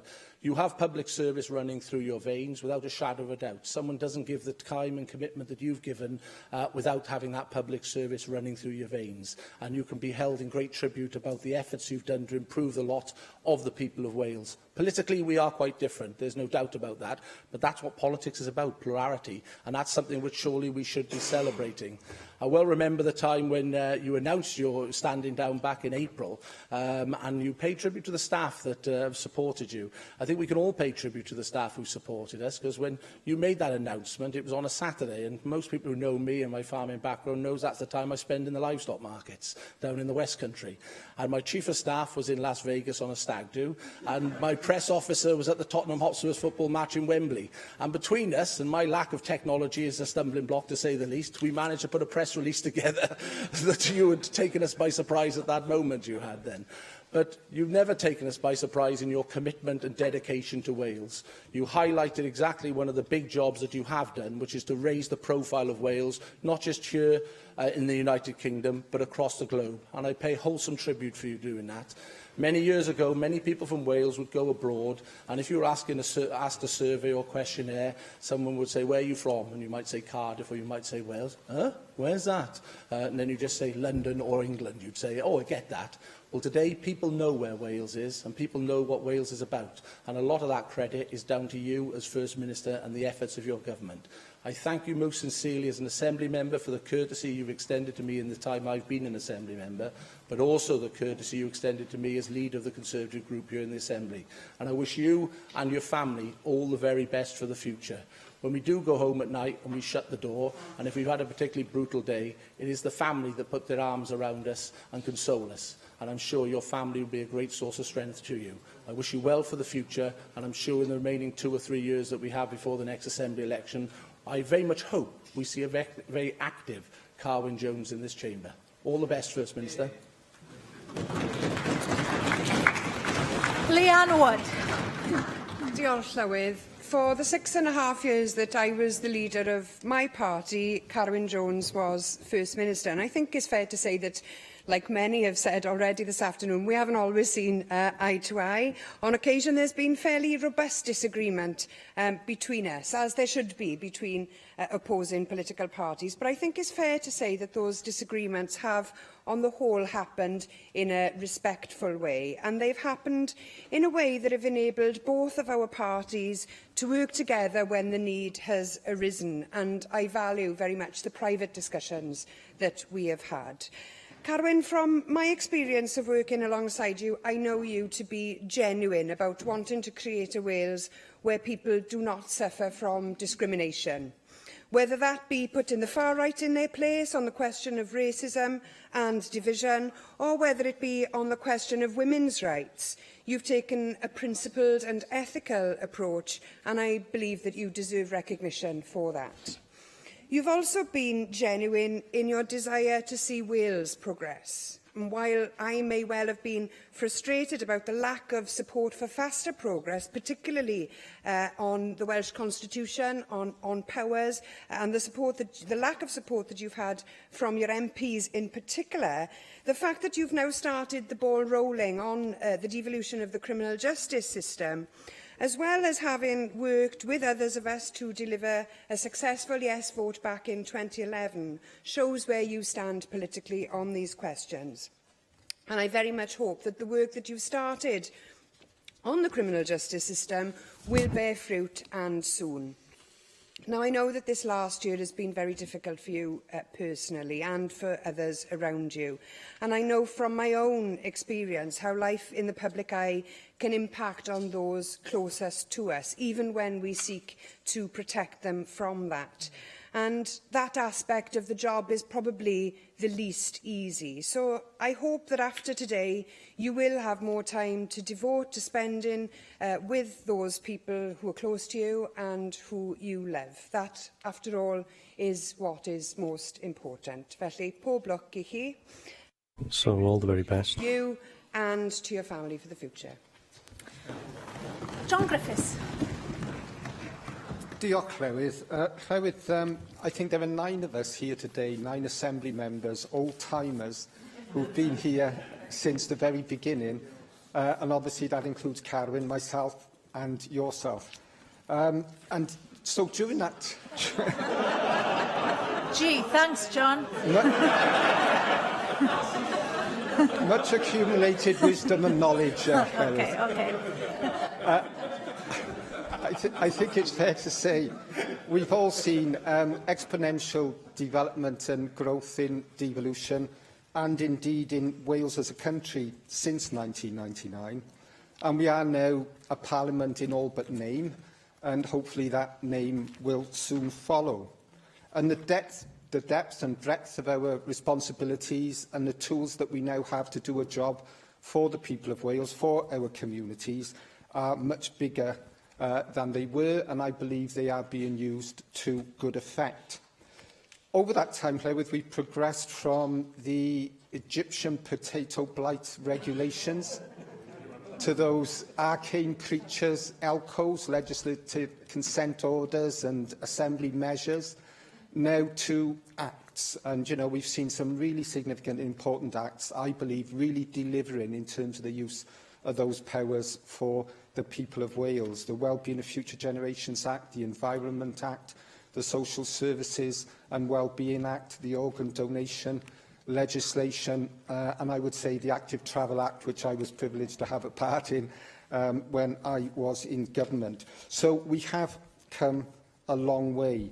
And for 9 years of that time, you know, during that time of development and growth, better and more effective delivery for Wales, Carwyn has led Welsh Government and led our country. And led that building of devolution in Wales, you know, in the referendum, as was mentioned earlier, and generally, and led on the actual implementation and use of those powers, which obviously is absolutely crucial. You know, it's been a tremendous opportunity for Carwyn, a tremendous responsibility, privilege and honour, and one that I know he is very conscious and always has been very aware of, and all that those responsibilities bring. I believe Carwyn has fulfilled those responsibilities, Llywydd, with commitment, dedication, ability and stature. And that's a fabulous tribute to the man. At the start of the Assembly, Llywydd, myself and Alan Pugh, who represented Clwyd West at the time, quickly became good friends, the three of us. And I think it's fair to say that it was clear to Alan and I that Carwyn had strong leadership qualities. I think even back then that was recognised not only by us, but across the parties in the Assembly at the time, across Assembly members, in the media, and more widely. And I found out about those leadership qualities to my cost early on, when I contested with Carwyn the prestigious position of Chair of the South East Wales Regional Committee. And that was an early advancement for Carwyn, but it didn't sully our friendship in any way.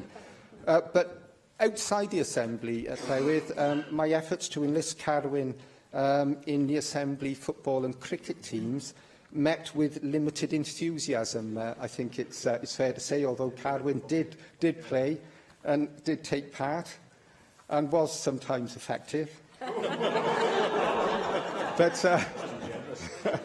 But I did find Carwyn keen to demonstrate his knowledge when it came to the opportunity to take part in a quiz. And I think that was partly because Carwyn certainly possesses considerable general knowledge and, in fact, was the star of our quiz team.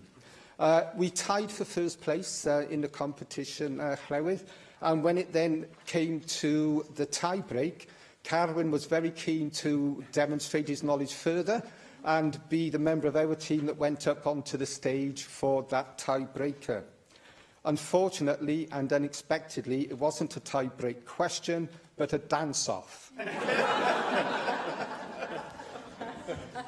Llywydd, I won't go any further than saying I don't think that Carwyn's dancing abilities quite match his general knowledge and his prowess at quizzes. But in any event, very early on, Llywydd, Carwyn took a cabinet post and then took Wales through that terrible crisis of foot and mouth, which again many of us will remember very well. You know, the searing difficulty that brought to our rural communities and Wales as a whole. And it was Carwyn's early responsibility, early in his time in the cabinet, to take Wales through that. You know, that was a major challenge, and again, it's tribute to the mettle of Carwyn that he was able to meet that challenge and guide Wales through that time of terrible crisis. And when Carwyn became First Minister, it was a great privilege for me to serve in government with Carwyn and have the opportunity, as I said earlier, to take forward legislation such as the Active Travel Act. Llywydd, I think it's fair to say, as others have mentioned, that Carwyn, and Carwyn indeed himself mentioned, Carwyn has built on the firm foundations of Rhodri Morgan, and both of them, I believe, are quite similar in many ways, in terms of their passion for Wales and devolution, you know, their passion for rugby and sport in general, their commitment to the job of leading Wales and fulfilling the role of First Minister. And I think it's a tribute to both of them that they were both widely respected in Wales and referred to by their first names, their Christian names, which I think speaks volumes in terms of the affection and the respect that they are held in by the people of Wales. Llywydd, Carwyn's place in the progressive history of Wales and the UK is secure. And I know all of us here today will wish Carwyn the very best for the future, and also his wife Lisa, their children, and his father Carol. Diolch yn fawr, Carwyn. Diolch, a cyn I fi alw... Thank you, and before I call on the First Minister to respond, may I also, as an old-timer, thank the First Minister for his service on behalf of all members of this Senedd, and over the years it's been a pleasure and a privilege to work with him. May I disagree with the First Minister on one thing, namely his view on selfies in politics, and to tell the First Minister that the most popular selfie that I've ever put on Twitter was a selfie that I took of both him and I in Lille, in the crowd, on the night that Wales beat Belgium in the quarter-finals of the Euros, with the caption, "Don't take me home, I just don't want to go to work." And that was a very popular selfie and tweet. So thank you, Carwyn, for your friendship over the years, also for your service to your government, to this Senedd and your nation. And to reply with the final word to the First Minister, Carwyn Jones. Llywydd, I won't detain members for too long, but just to thank everybody for their very, very kind words. Gai ddiolch I Paul am beth... May I thank Paul for his comments, and it is true to say that there are many things that happen in this chamber that happen at a political level, not a personal level. May I also thank Adam. I was at the Millennium Centre on Sunday, and I saw a book there that had been published by Alolva. They were articles written by Adam between 2009 and now. I now have time to read them, but I might do that. But it was his face that I saw when I entered the centre. And Andrew, many years we jostled, fortunately for me, not physically, on the other side of the chamber. But certainly he's absolutely right to say that there were many conversations that took place behind the Speaker's chair, I think they call it in Westminster, that were needed in order to get business through, and for that I very much thank him. For Leanne, I know Leanne was spent many a week frustrated at the answers that I gave, which I suppose to me should be a source of pride. But I know from her perspective, as I've said to her before, she has done an immense amount to raise the profile of women in politics in Wales. It was with great envy that I watched her in all those election leaders broadcasts when she was on network television and I wasn't. And she brought great credit on herself when she was involved in those debates, and certainly for a long time afterwards, people thought that she was in fact the First Minister, and who knows in the future. And finally, of course, Vicky, of course. Thank you, Vicky, for the words that you said. And finally, John, when I heard that John was going to speak, I felt the same feeling as I did when I got married and the best man was about to speak. Because John knows many things over the years that we've done. But of all the things I can tell you about John, the one piece of advice I'd give you is never let John book you accommodation. We went to Blackpool some years ago. John booked the accommodation. It was £10 a night. We shared a room. When we arrived, the hotelier said to us, "We pride ourselves on the fact that the hotel doesn't have any meters in the room." And that was the selling point, apparently. The hotel had a shower, one shower, that you accessed by walking straight off the corridor into it through a curtain, if I remember rightly. And it was quite an interesting experience. So John is many things, but a luxury tour operator is not what lies ahead of him. But John, I've known you for all those years, and we've had good fun and ups and downs, of course. But nearly 20 years on, we'd have been stunned, wouldn't we, to think that we would sit here in a parliament with such powers, given where we were back in 1999. It was the potatoes originating in Egypt order. And we talked about undersized whiting. That's what we were talking about in the chamber. Who would have thought that the day would come when we would talk about human transplantation and changing the system of consent. Diolch yn fawr I chi gyd. Thank you all very much, and best of luck to you all. Luck to you all in the future. Wedi bod yn rydydd ac yn fraint. It's been an honour and a privilege to serve my country as a Welshman. And privilege for me to serve my country as a proud Welshman.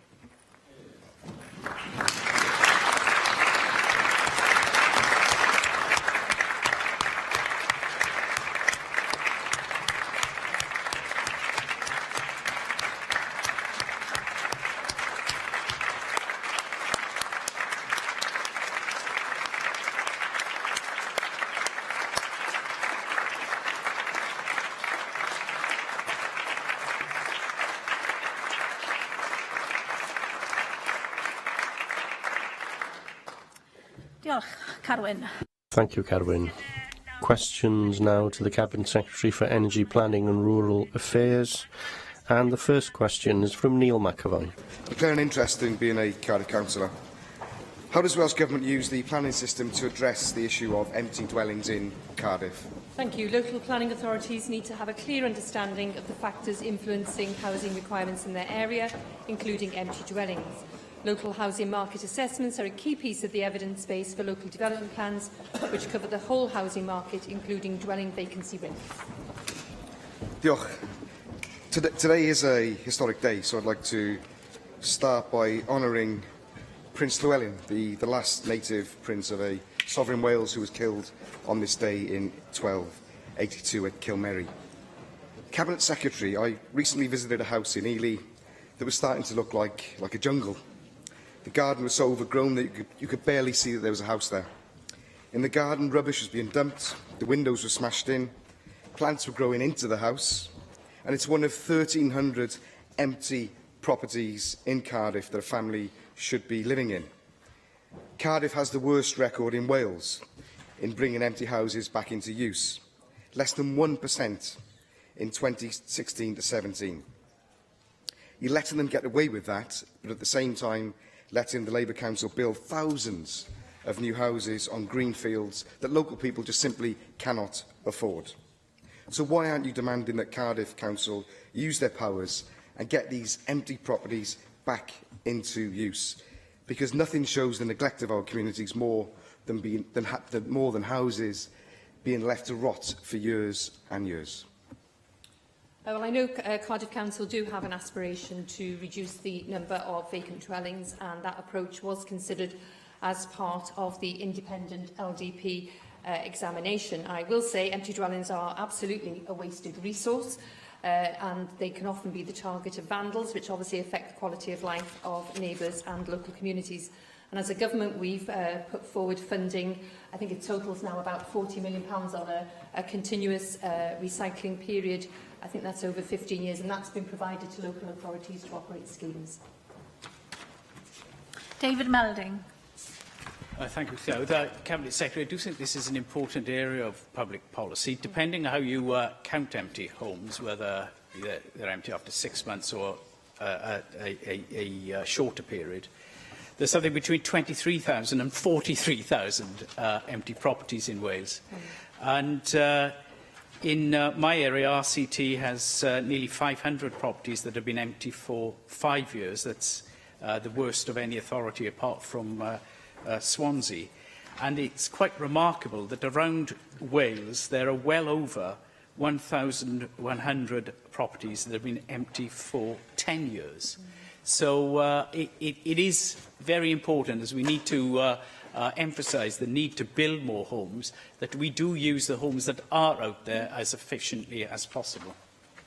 I can't disagree with anything that David Melding said. I think the level of empty dwellings within a local planning authority area should be a consideration when they are considering the level of homes in a new development. I mentioned in my original answer to Neil McAvoy of the funding that Welsh Government's put forward. We've had the Houses into Home schemes, we've had the Home Improvement loan schemes, and that does provide local authorities with the flexibility to be able to respond to the demands of their particular area. Question 2, John Griffiths. Question 2, John Griffiths. John Griffiths, yma I ofyn. John Griffiths isn't here to ask question 2. The next questions are from the party spokespeople. Plaid Cymru spokesperson Clear Griffith. With Cabinet Secretary, you told the Rural Affairs Committee last week that cap and basic payments don't give the outcomes that we need to see. What evidence do you have that what you are proposing in Brexit on our land will? Well, I spoke to Llia in the Chamber about this scheme before. I think one of the main things that we've just seen this year is the basic payment scheme is a blunt tool which doesn't protect farmers in the way that we would want to against volatility. I mentioned the weather when we spoke about this. Last week in front of the committee, I talked about it not rewarding a farmer's performance, about it not assisting with productivity. Yeah, I didn't ask you to deconstruct cap and the basic payments. I asked you whether what you're proposing will actually deliver the outcomes that you're critical of the current system of not delivering, because you don't know, do you? And that's the reality, because you haven't done the modelling, you haven't done the piloting. There's no evidence that your never-before-tried proposals will actually deliver the outcomes that you want. Indeed, you're setting farms and the whole rural economy off on a journey where we don't really know where we're going, or at least we don't really know how we're going to get there, because you haven't done the homework. Now, don't you accept that the modelling and the piloting all should have happened before you introduced your white paper? Because if the modelling tells you in the spring or whenever it happens that it won't deliver the outcomes we want to see, then you'll have wasted a whole year of Brexit preparation, and that will make Welsh Labour's record look just as bad as Theresa May's. Well, I don't agree with you, because we haven't brought forward the white paper yet. We'll be doing that in the spring. If I'd have done the modelling and the impact assessment before we went to consultation, we would have been criticised on preempting. It's much better to have those 12,000 responses we've had to Brexit in our land on the two schemes that we're bringing forward. So the economic resilience scheme, that's around food production. It's to make sure we make our farm businesses resilient and sustainable, exactly what they want. They want them to be prosperous. And in relation to the public goods scheme, we want to reward farmers, which they're not at the moment being done, around the public goods that they're bringing forward. So that wonderful air quality, soil quality, water quality, the flood prevention they're doing. So when we do bring forward the white paper in the spring, that modelling and that impact assessment will have been done. So when that modelling, when that impact assessment, when the piloting will have been done, if that eventually shows that retaining a form of basic payment is actually necessary to achieve some of the outcomes that you've listed, or at least to keep farmers on the land in order to achieve the environmental, the economic, the social, the cultural outcomes that you've been at pains to tell us that you want delivered, if all of the evidence, having done that work, tells you that retaining a basic payment is necessary to achieve it, can you confirm to the Assembly today that that is what you'll do? I will be very interested to see what the modelling and the impact assessment brings forward, because of the blunt tool that has been the basic payment scheme. And I've had many discussions with farmers over the past few months, many of whom tell me themselves that they don't think the basic payment scheme is enabling them to be resilient and productive in the way that we want to. I would be very surprised if that were the case. I mentioned last week when I was in front of committee that I will be very flexible. So let's see what comes out of the consultation, what goes then forward into the white paper before we produce the next stage of the policy. Conservative spokesperson Andrew Davis. Presiding Officer. Minister, back in ministerial questions in February, you indicated that when it comes to issuing environmental impact assessment, you were minded to grant such an assessment to be made on the Barry incinerator. That was in ministerial questions. It is important when ministers speak in this chamber, obviously people from beyond this chamber, as well as members who put those questions, do see action. Can you update us as to what progress you've made, given that, as I said, in February, you were minded as a minister to undertake this, and here we are now in December with no improvement in the situation? I thank the member for his question. I know that he's been vociferous in taking this forward alongside the constituency member for the Vale of Glamorgan. Whilst we anticipate a decision by the end of November, further legal clarification on aspects of the case has been necessary. I want to make a decision as to issue this as soon as possible, because I'm aware of the ongoing situation and the concern that's been raised. But it's important that when we do this, that we ensure our actions as a government uphold our international obligations in respect of an environmental impact assessment.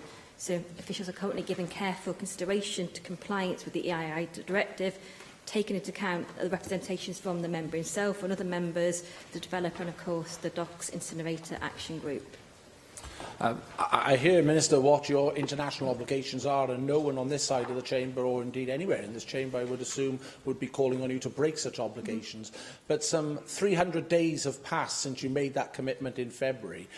Whether it be Barry or any other part of Wales, when a minister makes such a pronouncement, it is expedient on that minister, surely, to carry out as quickly as possible the due diligence that might need to be taken into that decision and come back with a decision in an appropriate time.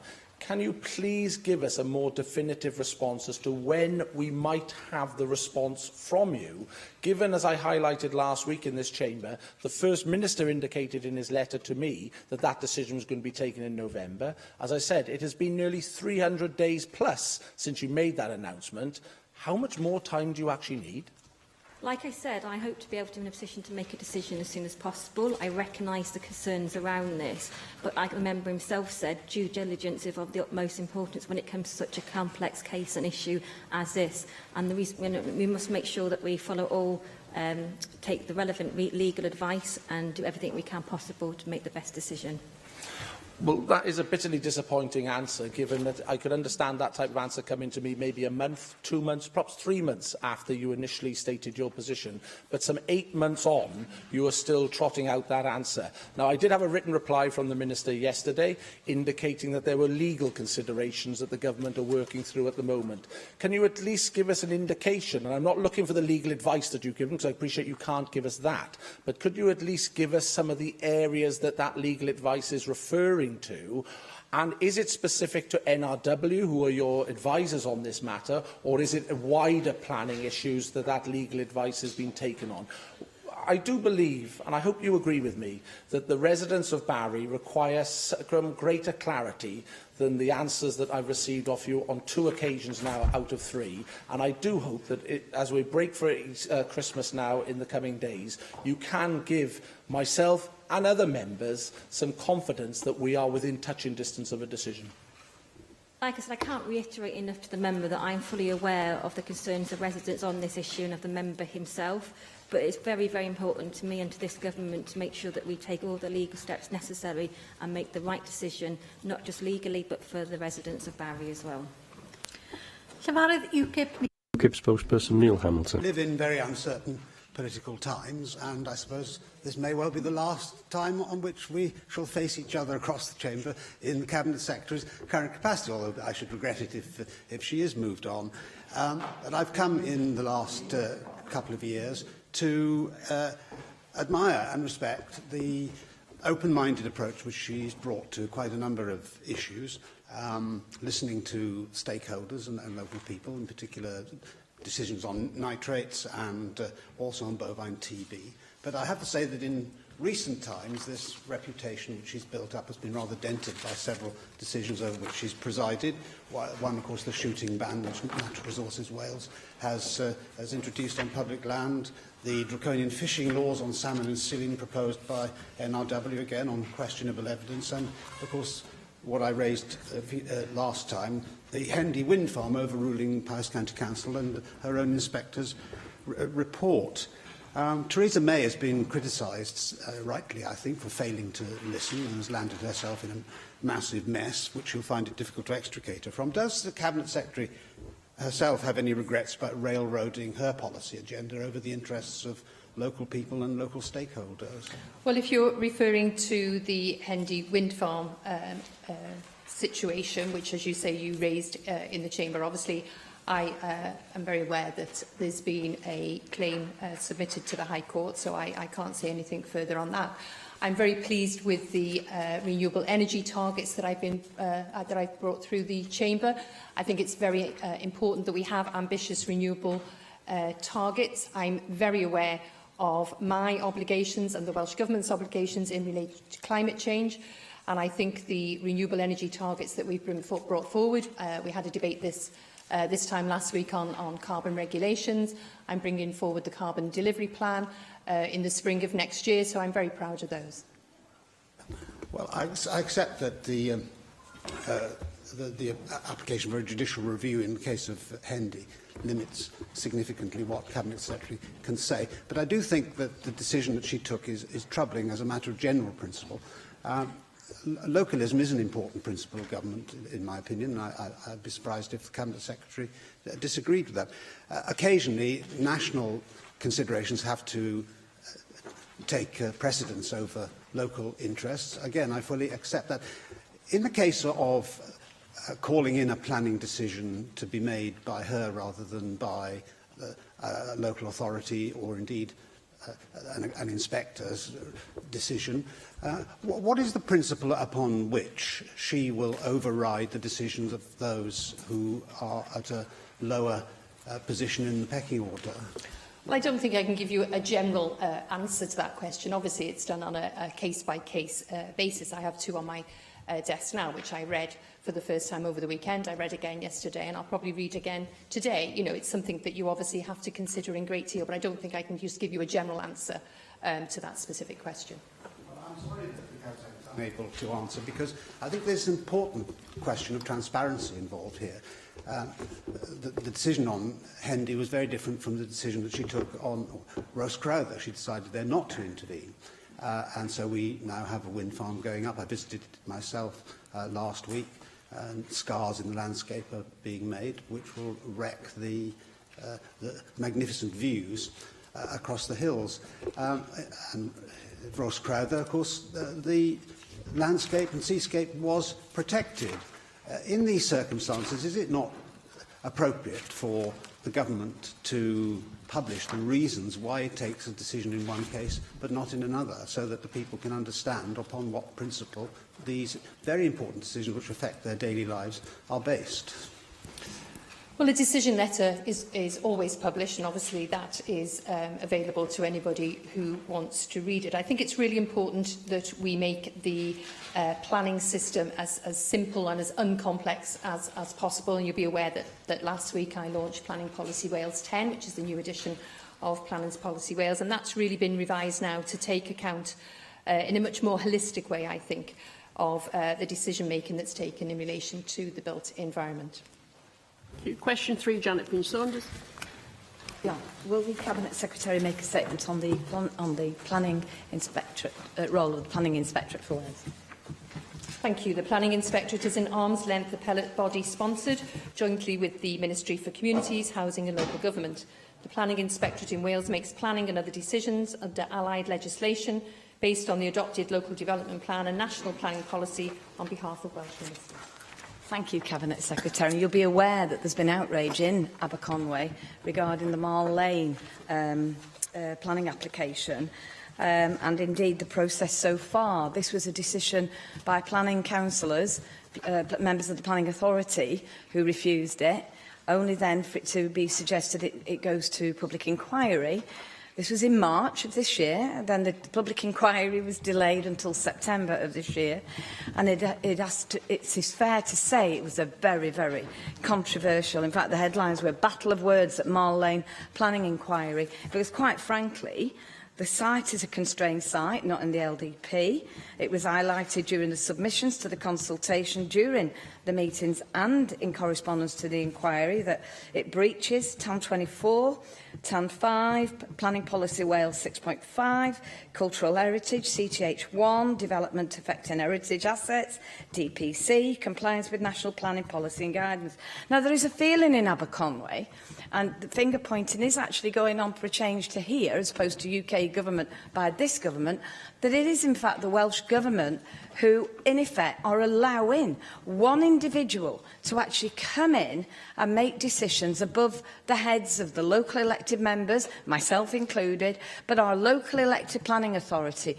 Thousands of objectors. Now, we are still waiting for a decision on this site.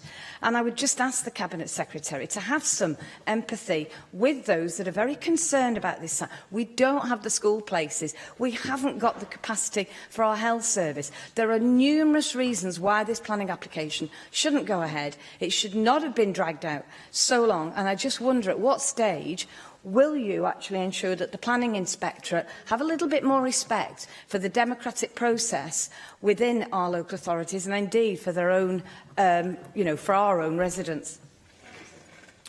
Deputy Presiding Officer, the Assembly Member will be aware that in my role as Cabinet Secretary with the responsibility for planning, I'm unable to comment on a specific planning application. Thank you. Question 4, Helen Mary Jones. Will the Cabinet Secretary outline how local air quality measures such as clean air zones will be funded? Air quality is supported through a number of funding mechanisms, including a dedicated air quality fund worth over £20 million. This could support the costs of clean air zones were identified by local authorities and the best option to deliver legal compliance with an air pollutant limit values. Thank you. I'm grateful to you, Minister, for your answer. I mean, you will be aware that air pollution contributes to about 2,000 deaths per year in Wales and has been described by Public Health Wales as an urgent public health crisis. Is the Welsh Government prepared to act to ensure that councils introduce clean air zones if local action isn't adequate or isn't timely enough, in your view? And will the Government reconsider the possibility of the introduction of a Clean Air Act for Wales if these local clean air zones don't deliver the outcomes that we are hoping for? These are 2,000 deaths that are entirely avoidable, and I strongly support the approach of looking for local action first, but in the end there are some things that are so important that it needs national legislation. Diolch. Can I thank the member for her question? Absolutely important that, absolutely correct that this isn't just about meeting legal compliance, because it's the right thing to do to tackle poor air quality and the implications it has for people's health and well-being throughout Wales. In terms of local authorities, I would expect all local authorities to assess the potential for what action is required to achieve reduced pollution levels and improvement in public health, and also working with schools through the Eco Schools project to develop their own campaigns with the children and to achieve that behaviour change in the local community as well. But obviously there's action we're taking at a Welsh Government level, which includes our Clean Air programme, our Clean Air plan and the establishment of the programme across government. I've been clear from the outset that this is a high priority for this government and that we want to take action now because we know it is an immediate threat, which is why we are taking those actions that we can within the time frame that we have and the pressures on us. But equally, I've been clear that if we take these, like the Clean Air programme, the Clean Air plan, supporting local authorities to implement clean air zones and take local action, if we identify that there are gaps and we do need to legislate further, then that's certainly something that can be considered in the future. Thank you. Susie Davis. Minister, I have to say I was a little bit disappointed that the temporary 50 miles an hour speed limit extension to the west of Port Talbot wasn't terminated this summer, as you indicated in a speech earlier this year. But of course I accept that Welsh Government is in a bit of a bind at the moment regarding this court case around air quality and having to reduce particularly traffic congestion emissions as a result of that court case. Even so, I think we still need to get some sense of perspective here, because obviously there's a huge amount of industrial pollution in the Port Talbot area as well. So I'm wondering if you can tell me how you balance funding between central and local government attempts to tackle both air pollution, traffic pollution and industrial air pollution, and particularly the money that you give to local authorities, how you ensure that it's actually spent on improving air quality as the money was intended to do. Thank you, the member for a question. Though it's something that you've previously raised in this place alongside the member for Aberavon as well. We know there's a particular complicated challenge within relation to air quality around Port Talbot because of the historic nature of the steelworks, which is such a large employer for the area too, and also the M4. In terms of, you recognise in terms of the speed limits, looking at that is what we've identified as being able to meet that legal compliance in the shortest possible time frame going forward. In terms of how we look at, you're absolutely right not to address the issue of air quality, is not just looking at NO2 emissions alone, it's actually PM particles, it's the whole suite of air quality issues in the area, which is why our Clean Air programme, Clean Air plan will work with stakeholders and local authorities to take a look at that in the whole and to address that. And it's something I'm happy to follow up with the member in more detail, should I be in a position to do so in the future as well. David Rees. Minister, as Susie Davis pointed out, the issues of air pollution in Port Talbot in particular, and it has a air management zone, is twofold. It's the M4, the traffic emissions, and it's also the industrial emissions. And Susie and I met with Welsh Government officials yesterday to discuss the M4 side. But last time I spoke to you and raised the question, you were indicating you want to discuss and meet with Tata to discuss the industrial side. Have you met with Tata? And if so, can you give us the details of those discussions and the outcomes? I thank the member for his ongoing commitment in this area, and you're right, myself and the Cabinet Secretary for Economy both met not just with representatives from Tata but with East Port Talbot Council and Natural Resources Wales. Part of this meeting was to look at the issue we found over the summer in terms of particularly the nuisance dust as well, but also actually how they better perhaps work to communicate with local residents and build those relationships, but also actually the steps that would be needed to be taken to mitigate the impact of poor air quality generated from industrial emissions in the future. That's work that's obviously ongoing. I want the short-term action plan on Port Talbot to be reviewed and to make sure that it's fit for purpose for the future. And both myself and the Cabinet Secretary for Economy are keen to actually visit Tata to actually see firsthand what some of what could potentially be done and what are the biggest challenges, so to speak. So I'm happy to keep the member updated and involved with that as well. Thank you. Question 5, David Rowlands. Will the Cabinet Secretary provide an update on action taken to address pollution in Welsh rivers? The river basin management plans published in 2015 show that water quality across Wales has improved significantly over recent years, with 37% of the water bodies in Wales now meeting good status under the Water Framework Directive. Work is underway to increase this to 42% in the next 3 years. As you will be aware, the fishing associations have referred a complaint to the EU Commission that argues that huge quantities of slurry and poultry manure are being spread indiscriminately on large areas of farmland, and that the rules and guidelines governing how this should be done are consistently being broken. This is, of course, having a substantial impact on the ecology of our rivers. Will you give us your assurance that all is being done to monitor this practice and thus ensure the integrity of our rivers? For his question and the interest in this area, he raises a very important issue, and I think any incident of pollution in our rivers is one incident too many for a variety of reasons, which is why this government has taken action in terms of how we tackle agricultural pollution, because we know that, for the vast majority, people adhere to best practice, and it's the minority that create these incidents that we are taking action to combat. Just this week, my colleague, the Cabinet Secretary for Energy Planning and Rural Affairs, I forgot a title for a moment then, announced the further investment for the Sustainable Production Grant, which will support the delivery of environmental outcomes, including on agricultural pollution, and provide support for farmers facing the considerable challenges of Brexit. So that's just one step, but also working with, of course, pollution doesn't just refer to slurry, it could be litter and other contamination in our rivers. It's why we work with organisations such as Keep Wales Tidy and Groundwork Wales to tackle that as well. Mark Ishwood. In October, we corresponded about a pollution incident in the Avon Clywedog D2 tributary near Wrexham. And of course, specific pollution incidents are a matter for Natural Resources Wales. How do you respond to concern that the self-reporting procedure with water companies now applied by Natural Resources Wales takes away the proactive inspections that used to be in place and carried out by Environment Agency Wales staff, and to concern that the current redeployment of skilled fisheries enforcement officers will reduce the effectiveness of fisheries protection across the 3 regions of South East, South West and Northern areas, including the Upper Severn, and particularly on the cross-border working on the Severn, on both sides of the River Severn, and with the Wye and its tributaries, crossing again the England-Wales border. I thank the member for his question and for his early correspondence on this, again, on this important issue. I think in terms of tackling this and making sure we reduce and prevent the impact of any pollution of any kind or any instance within our river basins across Wales, wherever that may be, it's important that we work in partnership with all stakeholders, with Welsh Water and Hafren Dyfrdwy, with Natural Resources Wales, and of course something that I'm happy to monitor very closely going forward to ensure that we get the outcomes that we need.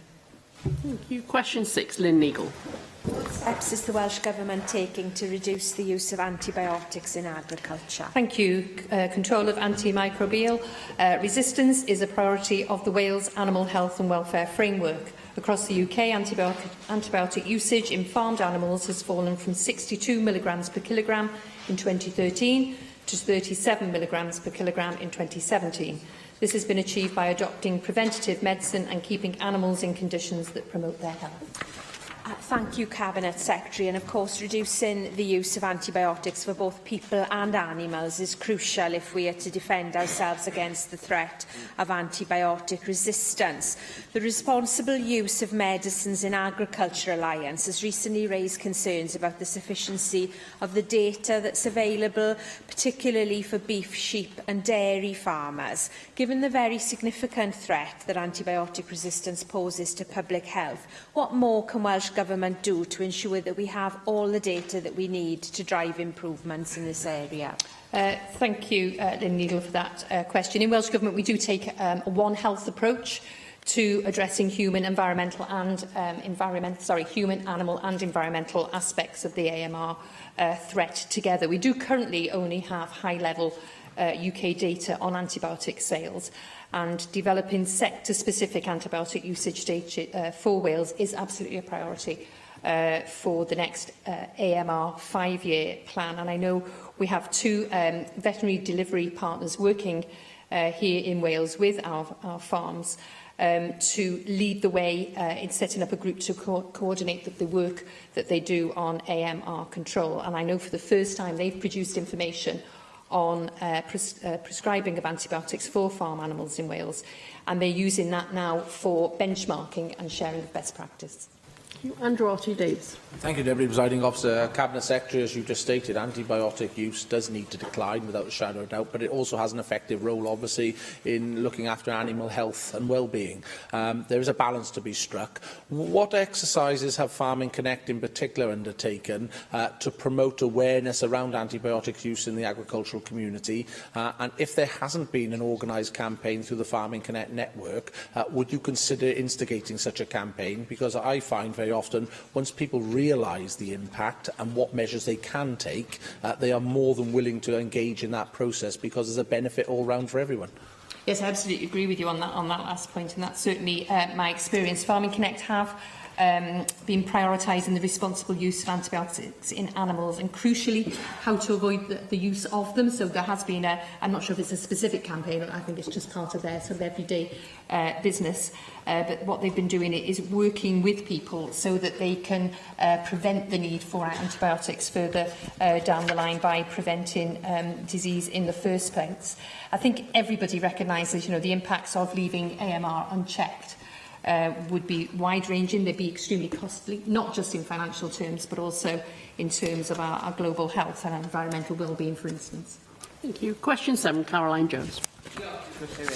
Will the Cabinet Secretary outline how changes to planning regulations can help tackle climate change? Thank you. Last week I published a new version of Planning Policy Wales, which has a clear focus on decarbonisation. PPW establishes hierarchies for energy and transport to promote renewable energy generation over fossil fuel extraction and to encourage walking and cycling over motor vehicle-based transport. Thank you, Cabinet Secretary. Planning and building regulations aimed at improving the energy efficiency of new build homes require homes to be so well insulated that they require little heating. However, as a result of climate change, the UK is set to experience more frequent heat waves. Summers like this year are 30 times more likely. During the summer, many new build properties overheated and led to increased demand for air conditioning. Cabinet Secretary, how will your government ensure that planning and building regulations take account of our changing climate and don't lead to increasing energy demand? I think it's very important that we do certainly address that issue. I mean, I think you make a very good point about the issues that we faced during the last summer. I think it's very important that we don't build houses now which will have to be retrofitted, 25 years down the line, even that we're coping with that with historical housing already. So I mentioned that I brought forward a new PPW 10 last week, and that does very much have a clear focus on that energy efficiency to which the member refers. Angela Burns. Thank you very much, Deputy Presiding Officer. I'd be interested to know, because I support the whole issue of being more energy efficient. For a long time I've been saying we should be following the Merton principles. With every new property that we build, we should have automatically put into it ground source heating or some other way of being able to offset our carbon emissions. How, though, using these regulations, are you going to be able to square the circle of improving our climate emissions, but at the same time ensuring that our prices for building houses do not spiral out of control, because we have too many people in Wales who are so desperately in need of appropriate homes? I think the member raises a very important point about balance, and certainly in my discussions I have with my colleague, the Minister for Housing and Regeneration, we meet with the developers, for instance, and obviously they're very concerned that anything we bring forward will have an impact on costs. But I think it's really important that we look at how we build our new houses, how we take into consideration decarbonisation, how we take into consideration our climate change. You'll be aware we passed new regulations in this chamber last week where we set legally binding targets for Wales, and obviously housing has a big part to play in helping us achieve those targets. Thank you. Question 8, Julie Rothburn. Thank you. What action is the Welsh Government taking to increase the production of fruit and vegetable in Wales? Thank you. Through Tyfu Cymru and Farming Connect, we are seeking to build the capacity and capability of the Welsh horticultural sector. Working with our supply chain partners, we are preparing growers to adapt to future environmental challenges and position themselves to capitalise on the growth potential of the sector. Thank you, Cabinet Secretary. We currently produce 60% of our own food, and a lot less of fruit and vegetables is produced in this country. And whilst we have absolutely no idea what the outcome of the Brexit negotiations is going to be, it seems to me that we need to prepare for the possibility of the worst-case option of a no-deal Brexit, which, of course, would instantly cut us off from our fresh fruit and vegetables.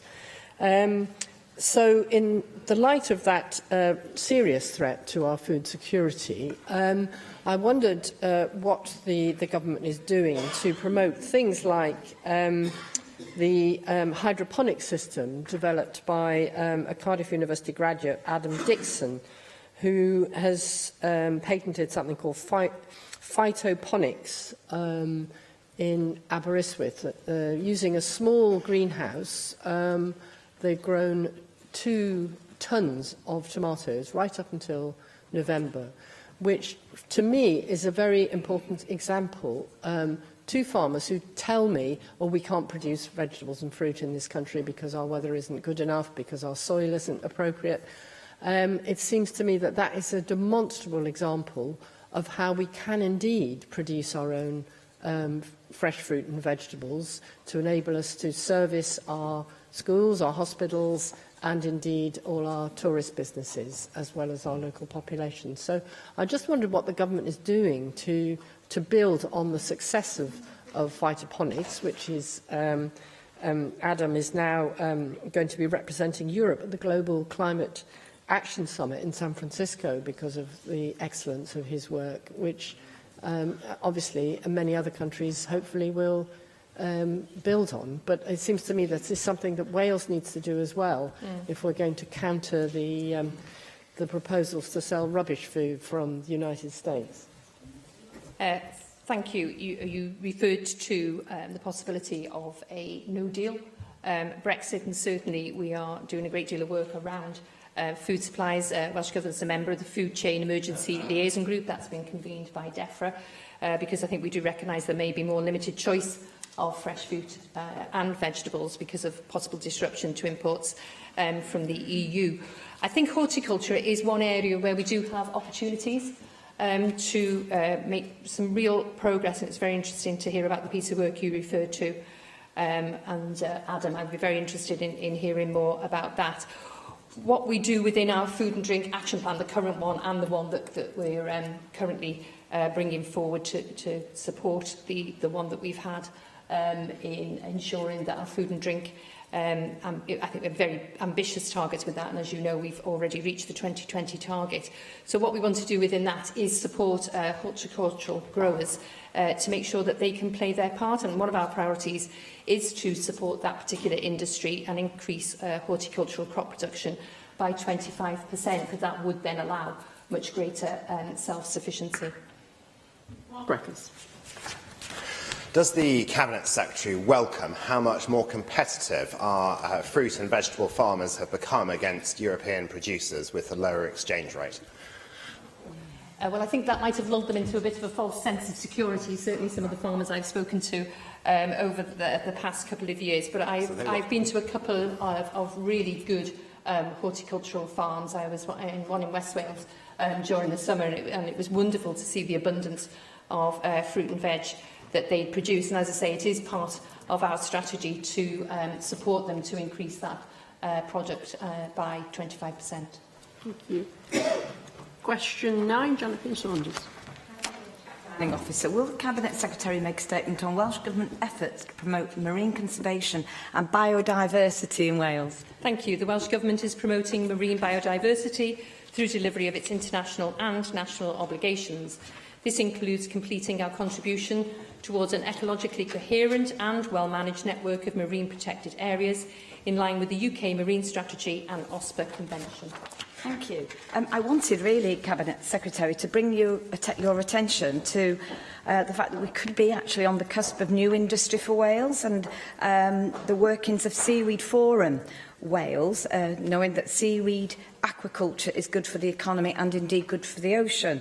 The concept, although Wales has a long and proud tradition of harvesting seaweed from the wild and using it primarily as a food and fertiliser, it has never been commercialised as the basis of developing a viable industry across various supply and value chains. And there's a theory that we could be losing out.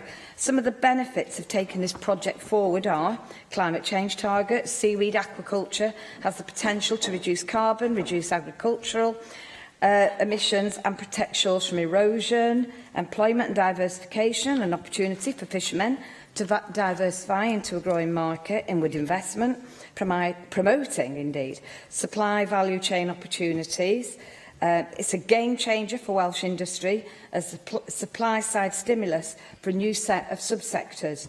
Competitiveness, Welsh processors of food, drink, pharmaceuticals, nutraceuticals, green proteins. It's got massive potential for export earnings and partnership, the triple helix of industrial, academia and government. So what steps will you take forward as our Cabinet Secretary to ensure that aquaculture in Wales is looked upon as perhaps a new potential and a growing industry? And will you work with those agencies working in this field? Well, I think aquaculture already has a very exciting place within our sector, and certainly I'd be very happy. I mean, what you just read out sort of ticks all the boxes, if you like, so I'd be very happy to work with people to take that forward. Thank you. Question 10, Russell George. Deputy Presiding Officer, will the Cabinet Secretary make a statement on amending permitted development rights in Wales? Thank you. Consultation on the amendment and consolidation of the permitted development order closed on 28th October. Officials are currently analysing the responses and we intend to bring forward legislation in 2019, extending permitted development rights to support the rollout of electric car charging, next-generation telecommunications networks and renewable energy development. Thank you, Cabinet Secretary, for your answer. Do you recognise that the Welsh Government has a role to play in creating the right planning conditions for mobile phone operators to overcome, of course, the challenging business case of rural coverage here in Wales, where population is sparse in many areas and costs are much higher due to limited availability of power supply and transmission links? And can I ask what considerations you've given to the extension of permitted development rights, as has already occurred in England and Scotland? Yes, I do think, absolutely, we have a role. So we've had the broad consultation on new permitted developments rights, and that included mobile phone infrastructure. As I say, that closed in September. It proposed changes to mast height, mast width, and the emergency use of mobile telecommunications. I'm considering whether to bring forward an amendment order that would be made in January and then come into force in the spring. Thank you. Thank you very much, Cabinet Secretary. Item 4 on the agenda is questions to the Leader of the House and the Chief Whip, and question 1 is Janet Saunders. Thank you. Will the Cabinet Secretary make a statement on the Superfast Broadband rollout in Aberystwyth? Yes, in our continued rollout of fast fibre broadband, we have identified around 3,773 premises across the region that could potentially see new connectivity coverage under the new initiative. Assistance with connectivity also continues with our ABC and ultrafast connectivity voucher schemes. Concerns to you regarding individual properties, and in some instances you've been able to help me, but I know the figure of 96% sounds really good actually, but if some of the 4% are in your constituency and they're living next door to people who have it, who do have this Superfast broadband, it gives them very, very little consolation. Now, you did attend a very packed broadband surgery in my constituency, and you did announce that we would, you were going to be bringing phase 2 forward. We had your recent statement, but I'm being asked all the time, why are you not rolling out the next phase? And it's just that it's a case of, well, the Welsh Government says one thing but does another. But I have got school children who cannot do their homework. I've got farmers who cannot go online. I've got whole communities, actually, in some of my more rural, isolated parts, who just believe that it's a bit of a myth and a dream that they're ever going to get superfast broadband. So at what stage are you going to show some commitment and make that new announcement going forward? And, if not, communicate far better. We know the first rollout was a farce in terms of information. We had it coming forward, but people didn't know when or how. And I just feel that you could do more to engage with those in those populations now that do not have it at all, because right now they're very, very despondent with your government over this. Right, well, thank you for that, I think. The meeting was indeed packed. I did explain at great length, as I have in all of the meetings around Wales that I've attended, and I think I've been almost to every constituency now, that the big problem is that this is not regarded as infrastructure. This is still regarded as a procurement of a luxury product, and so we have to go through a very complex process, including through with BDUK, to get state aid cover for what we do. And as I explained in the meeting, would that I could. If I had the power to roll it out as infrastructure, then I would be doing that. But we do not. We have to go through the process of the procurement. We have to do the open market review. We have to find out where the commercial companies are going. We then have to procure. We have to see what the procurement brings back, and that's brought back the 3,773 premises. We're in the process right now of identifying exactly which those premises are, and then we'll be trying to fill in the gaps with the rest of it. Actually, since the last time I spoke about this in the Chamber, and I do have a slight Groundhog Day feeling every time I stand up to do questions, since the last time, the UK Government has actually announced a way forward for its universal service obligation. So it does look as if we will have some clarity on that in the foreseeable future. There are some issues with that. There is a cost cap on it, and actually most of the premises that you're talking about will fall outside the cost cap. So there's some work to be done, but I think there will be some movement around the universal service obligation, which will put another string to our bow about getting there. But if members do have a whole community, you know, and actually 5 or 6 houses together that are isolated, then we very much like you to proactively tell us about them, because we're very happy to get our business exploitation teams out to them to see if we can get a community solution out to those communities. And those community solutions have been very effective across Wales, and they can be bespoke to the particular community, and there are various arrangements for doing that. So I encourage the member to proactively tell us about any clusters of people who we might be able to help. And with the others, we will be able to say very shortly now exactly which premises. That will obviously identify the ones who don't get it as well, and then we'll be able to do some more proactive work with them. But with the best will in the world, Deputy Presiding Officer, some of the premises are tens of thousands of pounds to get to, and other solutions will have to be found. Question 2, Paul Davis. Thank you, Deputy Presiding Officer. Will the Leader of the House provide an update on Superfast Broadband in Preseli, Pembrokeshire? Yes, although we don't hold information specifically for Preseli, under the Superfast Cymru project, we provided access to fast fibre broadband to 54,500 premises across Pembrokeshire, delivering average speeds of 77.6 megabits a second and investing over £15.8 million.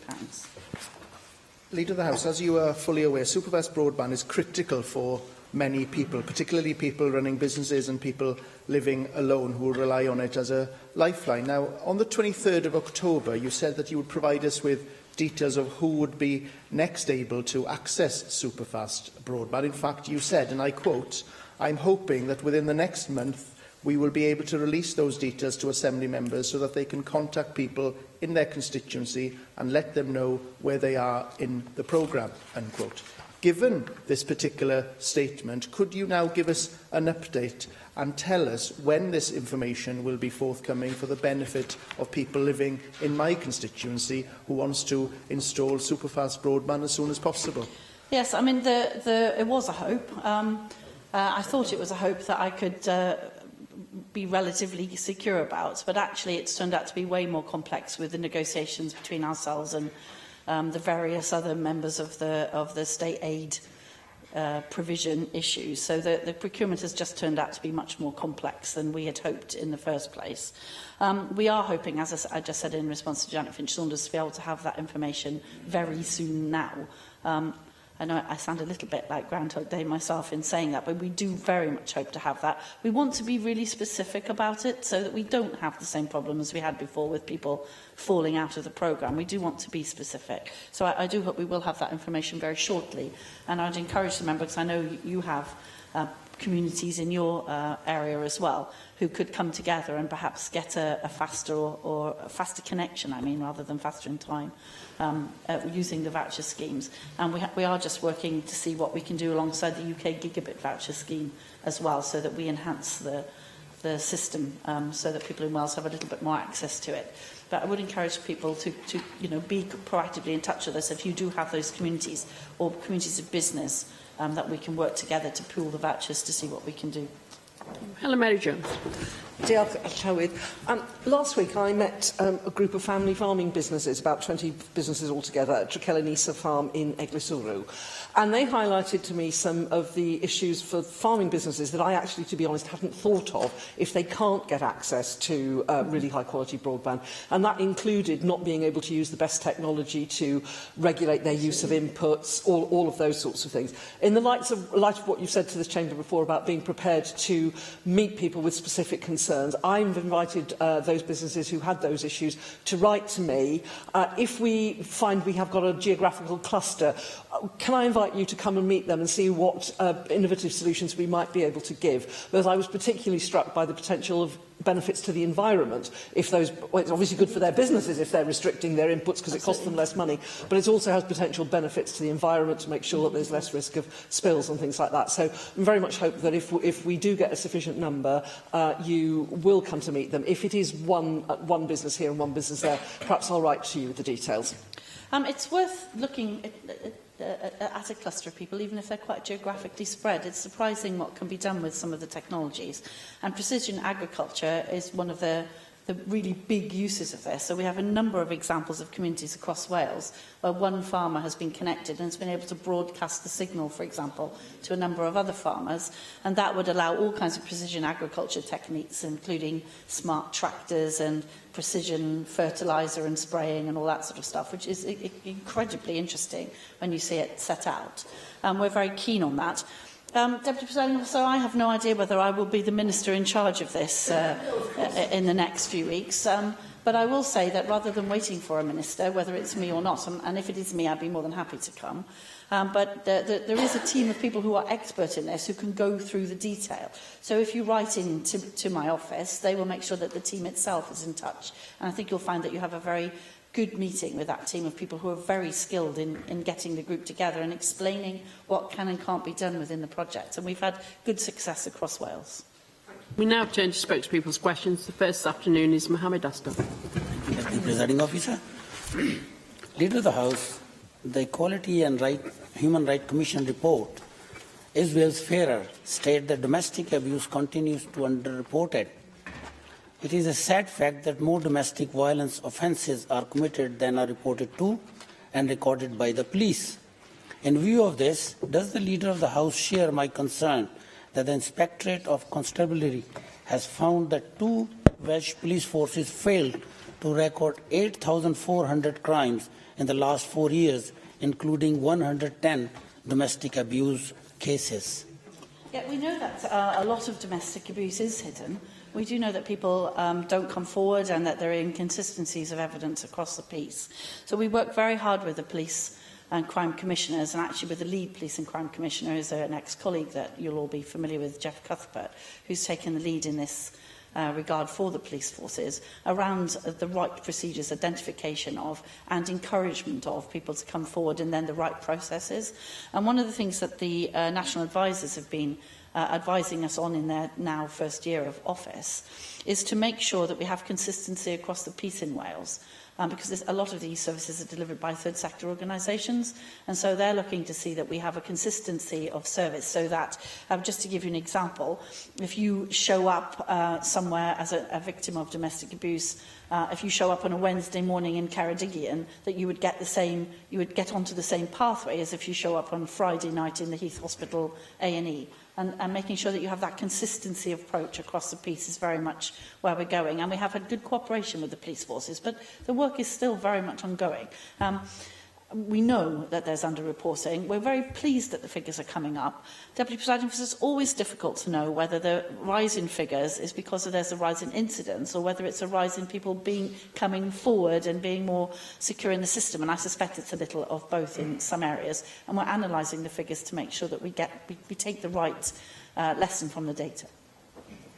Precise answer, Leader of the House, but is Fairer Wales also mentioned that a study of specialist domestic abuse services in Wales reported funding cuts in nearly half of specialist services for 2016-2017. It goes on to say lack of adequate funding for specialist children and young people's domestic abuse report services is of particular concern. What action is the Leader of the House taking to ensure that adequate funding is provided to ensure this essential service is maintained in Wales? Yeah, so what happens with our Act, the Violence Against Women, Domestic Violence and Sexual Violence Act, is that drives a statement by local authorities as to a needs assessment in the area. And the needs assessment is then how we plan the services, and that's in its infancy. We've only just had the first iteration of that. And the whole purpose of that Act is to overcome some of the issues that you're talking about. So we have a needs assessment for the first time against which we can assess the funding. And we also have a sustainable funding working group, because we want to make sure that the funding groups are not set against each other in competition for diminishing resources, but actually work together to maximise the amount that they can do with the funding available. And that is chaired by one of the national advisors, Yasmin Khan.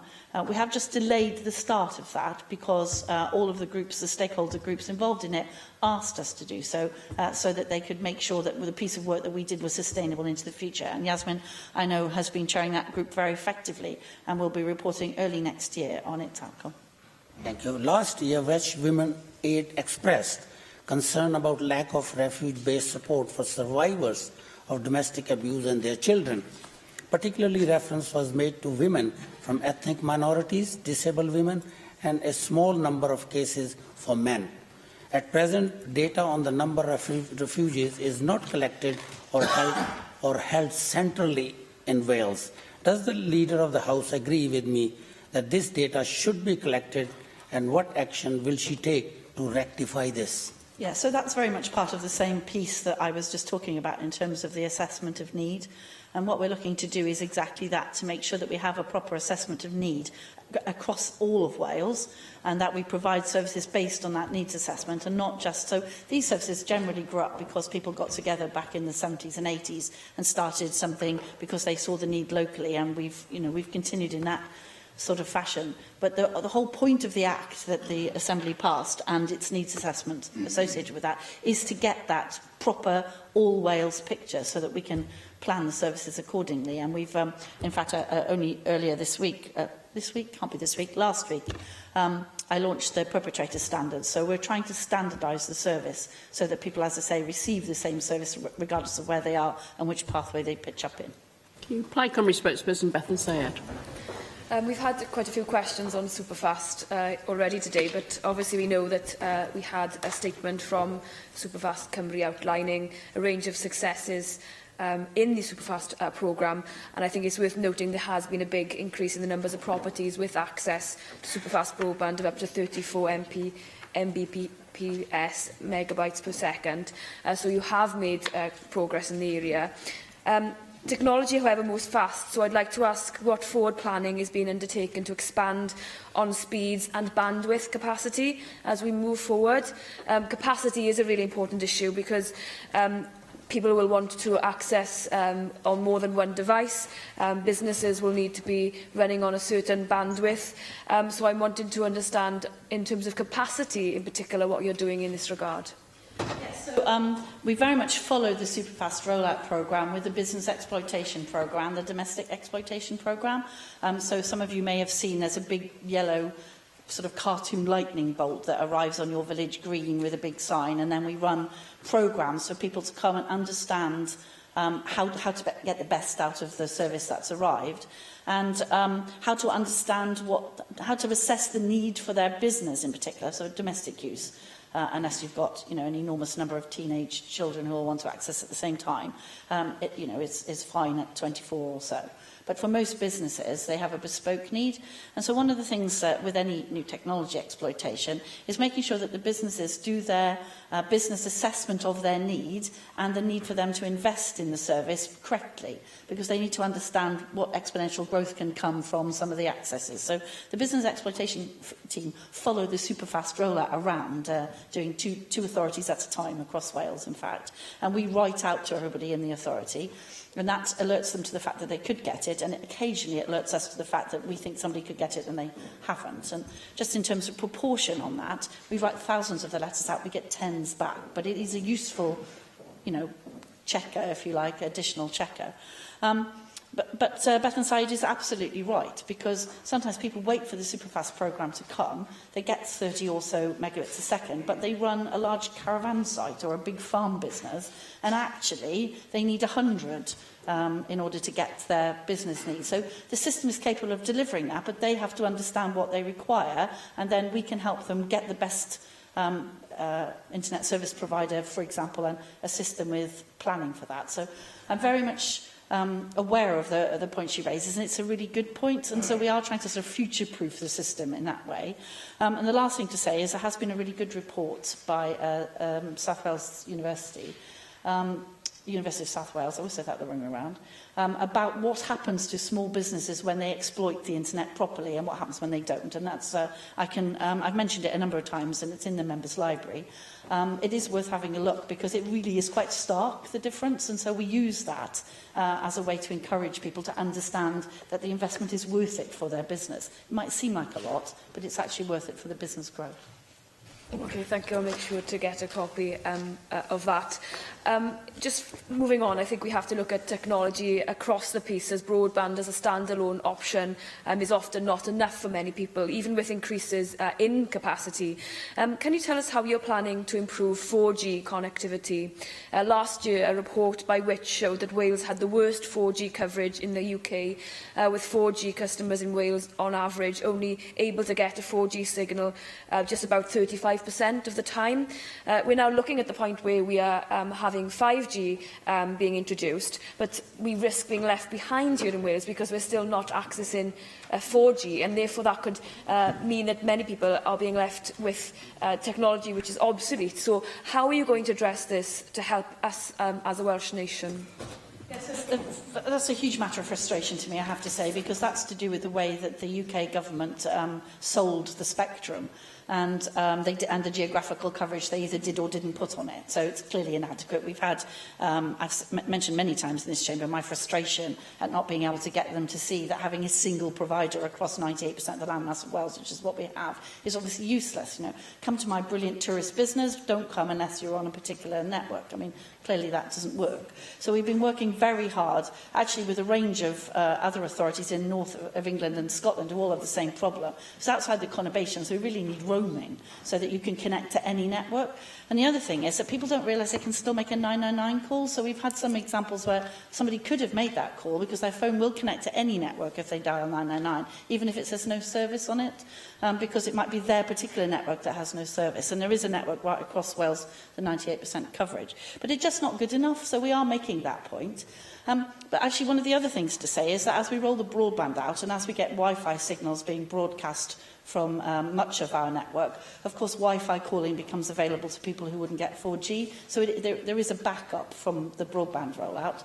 And one of the reasons that we've structured the second lot of Superfast the way we have is we were targeting people who didn't have broadband or 4G so that they couldn't get on the network in any way. And that's very specifically where those lots have been slated to go.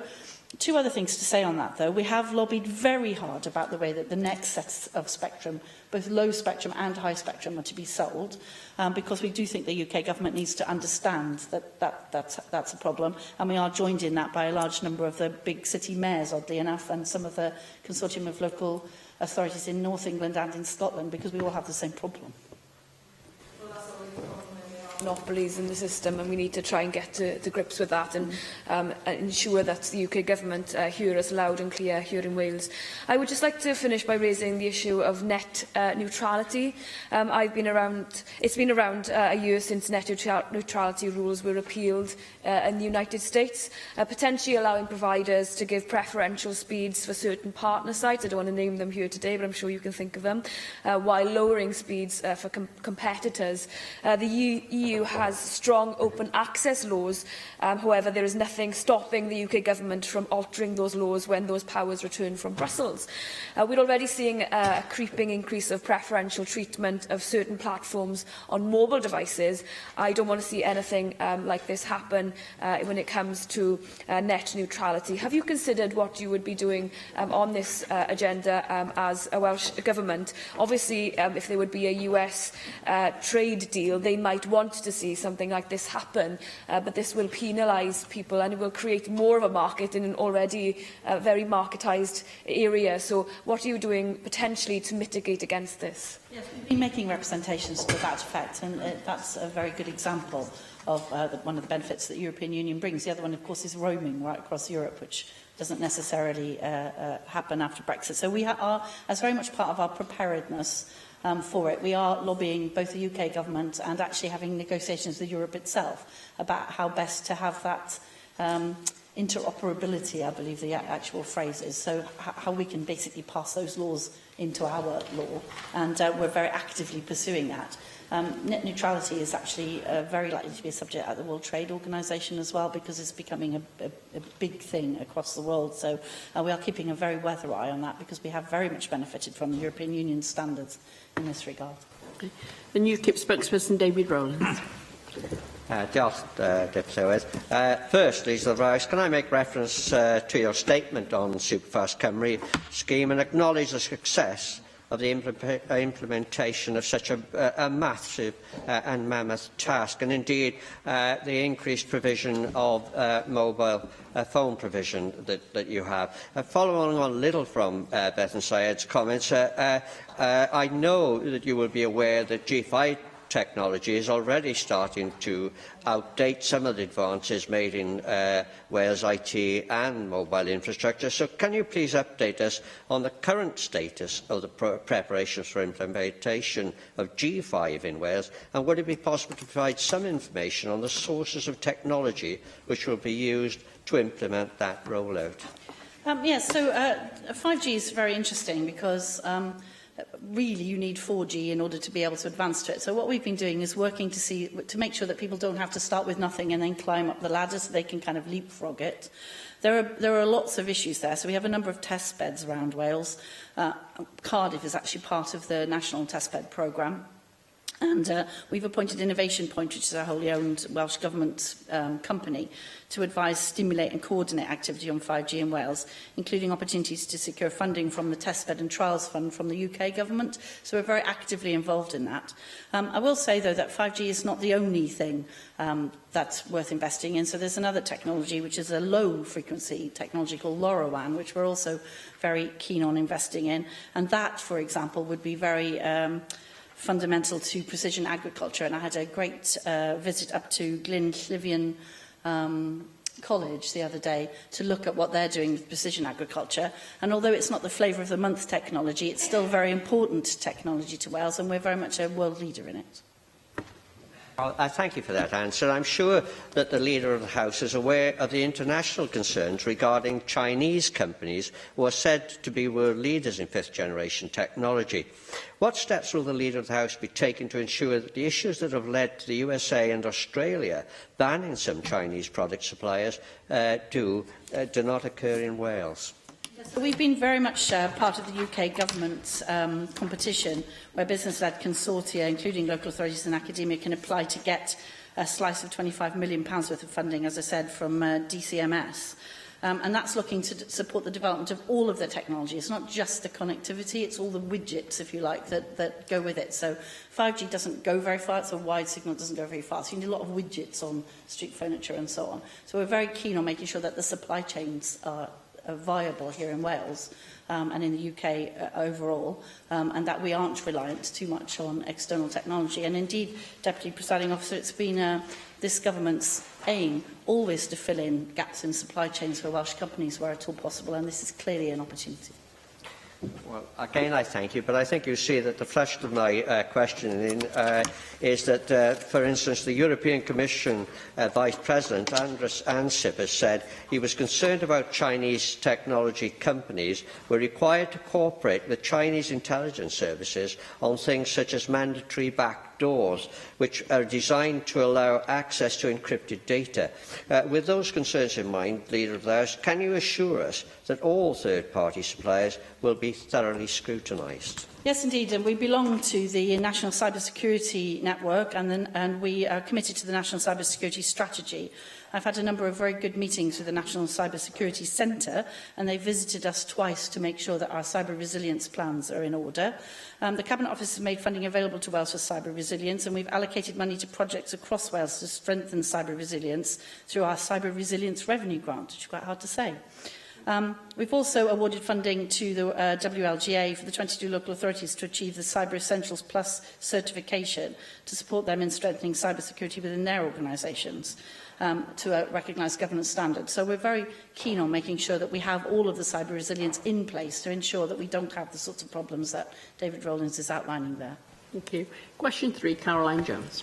How does the Welsh Government ensure that disabled people in Wales receive equal treatment and opportunities? Yes, our new framework action on disability, the right to independent living, currently out for consultation, sets out priority actions underway across Welsh Government to tackle key barriers to equality of opportunity identified by disabled people themselves. This includes transport, employment, education, health, housing and accessibility. Leader of the House, I have received representations from constituents expressing dismay about their inability to travel on public transport with friends because they all need wheelchair spaces. And if you are lucky, most public transport has 1 or 2 spots for wheelchairs. Most of us take for granted the ability to travel together, yet disabled people in Wales are being denied that right. Leader of the House, what steps is the Welsh Government taking to ensure that disabled people can enjoy the same rights, travel together, that the rest of us take for granted? Yes, I'm very aware of that as an issue. It's been raised with me by a number of constituents as well. We are having ongoing discussions with various public service travel operators to see what can be done about that. Often on a bus, for example, there's 1 wheelchair space, not 2. And if you are travelling with 2 people together, they often have to catch subsequent buses and so on. So I'm very much aware of that. It is part of our consultation, and it is something that the current Economy Secretary and I have talked about a great deal. I will certainly be recommending in the new government that we take forward action with our public services to ensure that people do have equal access. Often people have more than 1 disabled person in their family and more than 1 disabled child, and it is a big issue for them. It can be very expensive otherwise, so it's certainly something on our radar. Susie Davis. Deirdre Brylowydd, and thank you for that answer to Caroline. That was the most helpful. Almost a year ago, I held a short debate based on Bridgend Coalition of Disabled People's suggestion for a scores on the door system, which would help businesses and public services display details about the type of accessibility that they have for disabled people. Groups and organisations, including yourself, Leader of the House, have been supportive of the Disability Confident campaign. Julian John, as you know, who's a mutual constituent, has been a real poster boy for this. Well, we share him. He's fantastic. We share him out. Yes. Could you tell me whether Welsh Government has made any progress on the suggestion on the scores and the doors idea, and also what steps Welsh Government is taking so that it itself can become a disability confident employer? Yes, so on the second one, I'm very keen on doing that. I've had several conversations with the Permanent Secretary around the civil service, and I know that the Commission has also had a couple of conversations about it in terms of becoming disability confident. We're very keen to do that. We're very So the difficulty with this is that you need to get a standard in place. So you can declare that you're a disability-confident employer, but you need to be able to demonstrate a standard. And the scores on the doors thing has the same problem. So the issue is that we have to develop the standard against which you score the property. So we are very interested in doing it. We're working very hard with Disability Wales and others to work out what those standards would be in order to have some system of judging yourself against them. So I'm very keen on doing it, but I don't think the standards are in place for us to be able to basically do it. So we need to just put the work in. It will be part of the consultation, and it's part of a piece of work that we need to do to make sure that everybody is happy as to what the standard against which you're scoring people is, so that we can all go forward on the same, basically off a level playing field. I mixed about 4 different analogies there, but you understood what I was saying. So it's a great idea, but we have to develop the standards against which we judge people in order to give them the score in the first place. So we're in the process of doing that. It's a simpler way of putting it. Good. Diolch.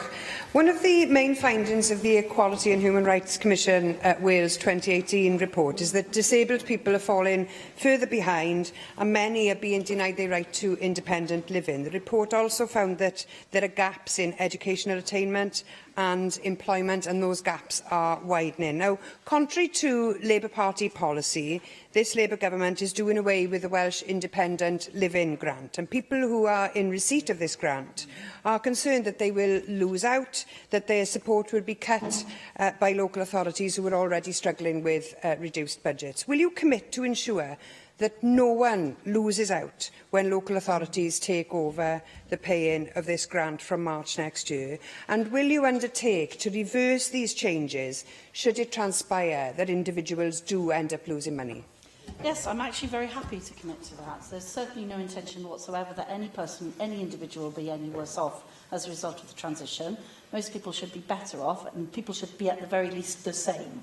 So I'm very happy to undertake that. I know that we're in our final budget proposals, we are looking to guarantee that. And my experience in my constituency has been that people are reluctant to engage in case they suffer a detriment from it. So we're very keen to ensure that people feel confident in engaging, because we are very keen to ensure that that's a guarantee, or whatever you want to call it, warranty, I don't know what the right word for it is, but no person would be worse off. People would be at the very least the same, and actually we think that the majority of people would be better off. So I'm very happy to give that guarantee. Thank you. Question 4, Jenny Rathbone. Thank you. How will the Welsh Government's review of gender equality help to improve outcomes for Welsh women found guilty of criminal offences? Yes, we've been very consistent in the communications regarding the importance of gender equality, and I'm pleased to note that the draft blueprints for youth justice and female offending that have been developed will contribute to ensuring greater equality for those within or at risk of entering the criminal justice system in Wales. This is particularly the case for the draft female offending blueprint, which the Cabinet Secretary for Local Government and Public Services will be speaking about just later this afternoon. Thank you. I look forward to that statement. Leader of the House, I'm sure you'll be aware that women are currently discriminated against at every level of the criminal justice system. They're more likely to be arrested for offences that would warrant a warning if they were men, more likely to be refused bail simply because they can't find anybody who's prepared to stand bail for them. They're more likely to be imprisoned for non-violent offences, and they're more likely to lose their home. As a result of women going to prison, over 17,000 children lose their home and are taken into care, because it's women who look after the children, even if their men go to prison. All this, of course, was captured in the Corson report, which was published nearly 12 years ago. And there are very compelling arguments as to why we need to do something different. So I hope that the statement we're about to hear is going to address the urgent need for women's centres, where women can get the services they need to address their offences. Often they are both victims as well as offenders. At least half have been abused as a child, and it's a vicious circle, because it's the children of offenders who are more likely to become offenders. So I hope that we will have, I look forward to the Cabinet Secretary's statement, and I hope that we can take a progressive way forward and address this issue. Indeed, and the Cabinet Secretary and I have had a very good working relationship over this, and we've been working very hard on it over the last couple of years, actually, haven't we? And I think that the statement is very reflective of that. We're very keen that women are deflected from prison or the criminal justice system where at all possible, that we work hard with the criminal with the judiciary, including the magistrates, to ensure that they aren't given there's no unconscious bias in the sentencing. There clearly is at the moment. The statistics show clearly that women go to prison at a much lower level of crime than men. And the Cabinet Secretary and I have had many discussions about the issue around losing family and children and what happens in the vicious cycle you describe. And I'm sure he'll be covering off all of those issues in his statement later on today. Mohammed Asghar. Thank you, Deputy Presiding Officer. Leader of the House, in February, a former Chief Inspector of Prisons called for a women prison to be opened in Cardiff to allow a female prisoner to serve their sentences in Wales. Lord Ramsbottom said it was deplorable that there was no provision in Wales that female prisoners have to be sent to England away from their families and friends. I think it's not agreeable in this century anyway. Do you agree with Lord Ramsbottom that what discussion have been taken place between the Welsh Government and the Ministry of Justice on providing a women prison for Wales, please? So the Cabinet Secretary will be covering this, but I will just say briefly I do not agree that we should have a women's prison in Wales, because having men's prisons in Wales does not stop Welsh men being sent all over the UK. What we want is for women to be deflected from the criminal justice system, except in the most extreme cases of violence. So we do not need a bigger prison that will allow us to house more women in secure accommodation. What we need is the right provision in Wales. So where somebody does need to be in secure accommodation, they are in a women's centre where their children can also be. So I agree with the sentiment behind what you're saying, that people should be locally housed and disrupted as little as possible, but I am actually vehemently opposed to the building of a prison, which I think would only lead to more women being imprisoned rather than deflected from the system. But my Cabinet Secretary and I have had many robust discussions on this point, and I'm sure he'll cover it off in his statement this afternoon. Spirited discussion. Liam Wood. Justice is yet to be devolved. That responsibility can't come to Wales soon enough, as far as I'm concerned. When it comes to the imprisonment of women, I very much agree with the Howard League for Penal Reform, who found that far too many women in Wales are being sent to prison, and there is no facility here in this country. They say, and I quote, there is considerable scope to improve services and outcomes by developing a small network of women's centres in Wales and radically reducing the number of women sent to prison.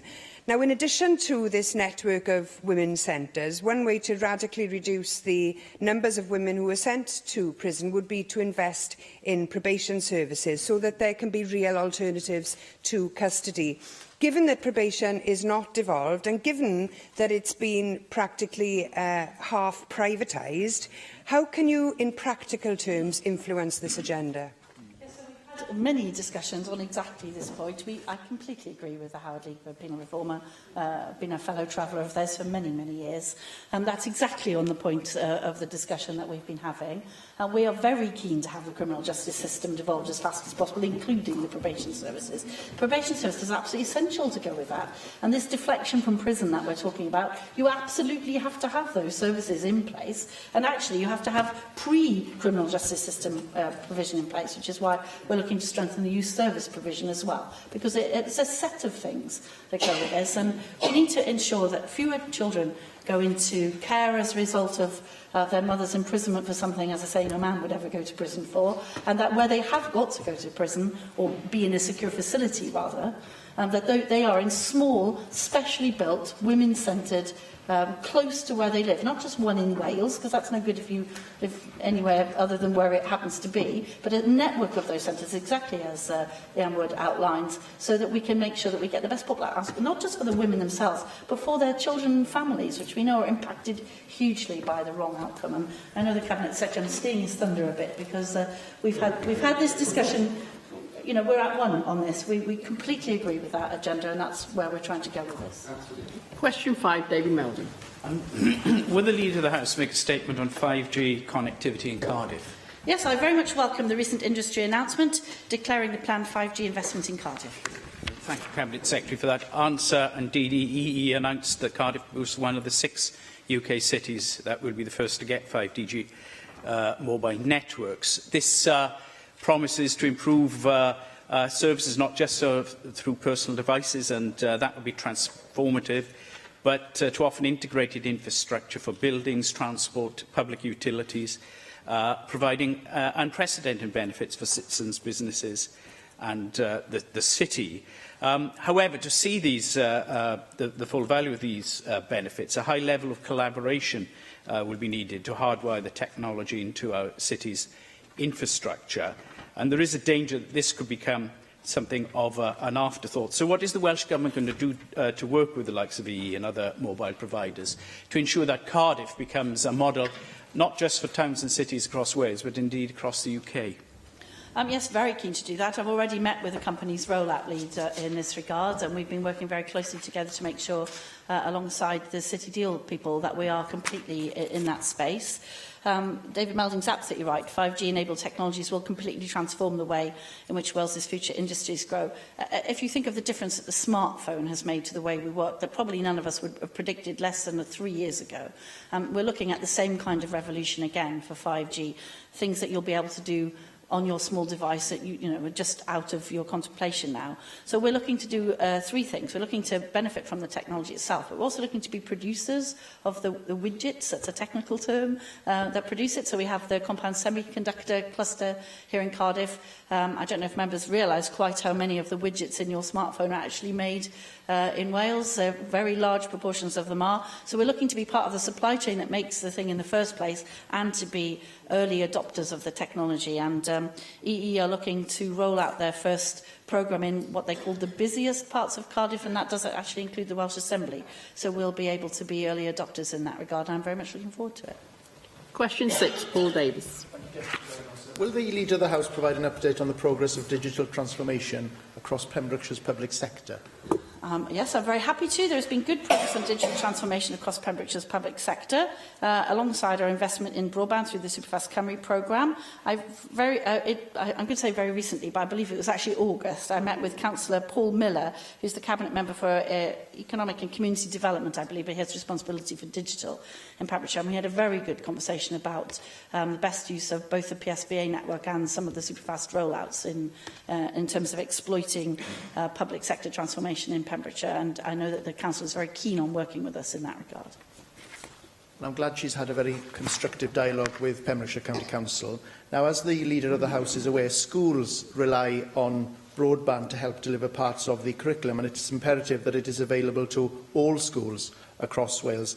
I understand that Ysgol Llanach Llwydog in Pembrokeshire is the only school in the area which is not able to receive broadband, and I'm advised that it is due to logistical challenges which are primarily due to the school's location within the boundaries of the Pembrokeshire National Park. Given the circumstances, will the Leader of the House, in conjunction with her colleague, the Cabinet Secretary for Education, look at this particular case to investigate what scope is there to look at alternative provision for the school to ensure that the pupils are not disadvantaged by these logistical challenges? Yes, I'm very, very well aware of the school. It's in a very beautiful part of Pembrokeshire and has a very interesting little pub with a bar in its front room just round the corner.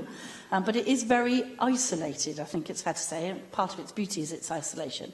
We are very well aware of it. We are working very closely with the school to see what can be developed in order to get them online. But I have to say, if you know the Gwaun Valley, it's logistically very problematic, because not only is it very beautiful, it's steep and wooded and isolated. So it's about the most beautiful but the most difficult topography you could possibly imagine. The school is quite little. So in terms of the economic possibilities, it's proving a difficult nut to crack, but we are very aware of it, and we are working very closely with the school and with the council to see what we can do to get the school online as fast as possible. It is the last school in Wales that we've got a problem with, so, which is great, but we do need to crack it for them. Finally, question 7, Jack Sargent.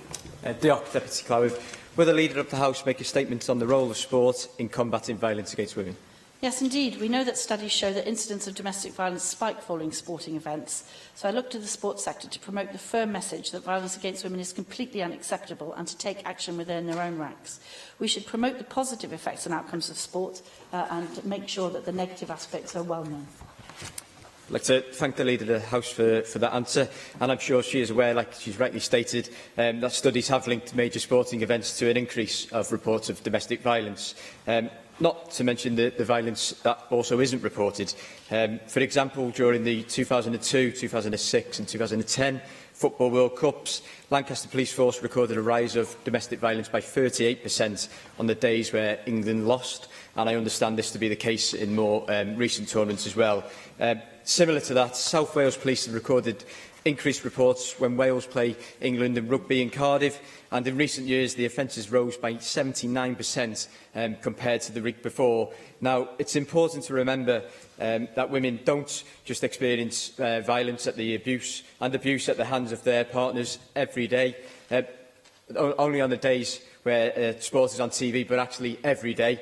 I apologise for that. Deputy Clowith, the wide appeal of sport, however, can be exploited to engage males to come together and support them in confrontation about these issues and the underpinning of domestic violence in conjunction with female empowerment and the pursuit of gender equality.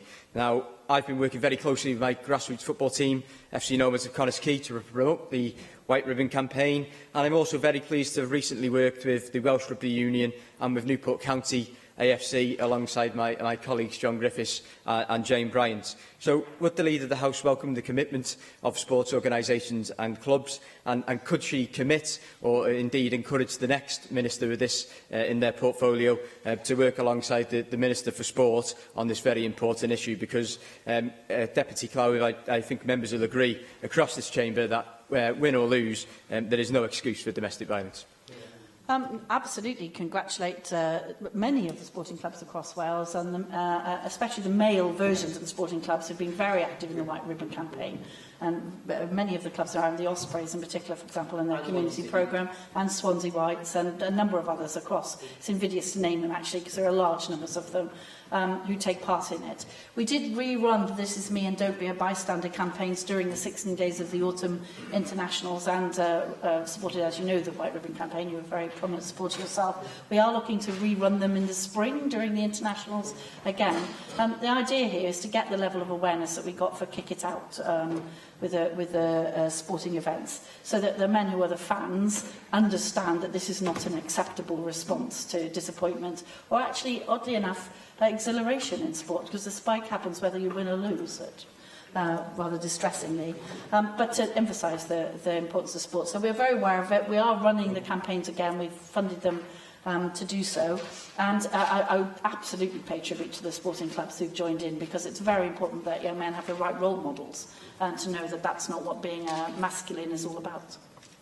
Thank you very much, Leader of the House. Now move to item 5, which is the business statement and announcement, and I call on the Leader of the House, Julie James. Thank you, Deputy Presiding Officer. There were several changes to this week's business. The planned oral statements on update on care for the critically ill and reforming dental services will issue as written statements. The Cabinet Secretary for Local Government and Public Services will make an oral statement on towards a distinct approach to the penal system in Wales, as we've discussed earlier. Draft business for the first 3 weeks of the new term is set out on the business statement and announcement, which can be found amongst the meeting papers available to members electronically. Susie Davis. In December last year, the Children, Young People and Education Committee recommended that the Education Workforce Council be given legislative powers to impose an interim suspension order, or more than one. 3 months later, the Education Secretary asked the EWC if they would do a consultation, and the consultation deadline for that is in 10 days' time. Now, I don't know why the delay has happened here, but we are talking about a year down the line. In view of that, I wonder whether it would be possible for a Welsh Government to consider expediting its response to the consultation report when that's finally published in January. And then secondly, the Public Health Minimum Price for Alcohol Wales Act, where the Stage 4 proceedings were in June earlier this year and royal assent was given in August. I wonder, early in the new term, whether the new Health Secretary could give us an update on progress on sort of filling in the gaps in that bill. Members may remember I was very unhappy with the quality of that particular bill, and I think some intelligence on how those regulations are now looking and the research being done would be very welcome. Thank you. Yes, on the consultation, I'm not aware of what the delay was, I'm afraid. I'm certainly happy to look to see, to recommend that the new government expedites its response. I don't know how practical that is, but I'm happy to make that recommendation.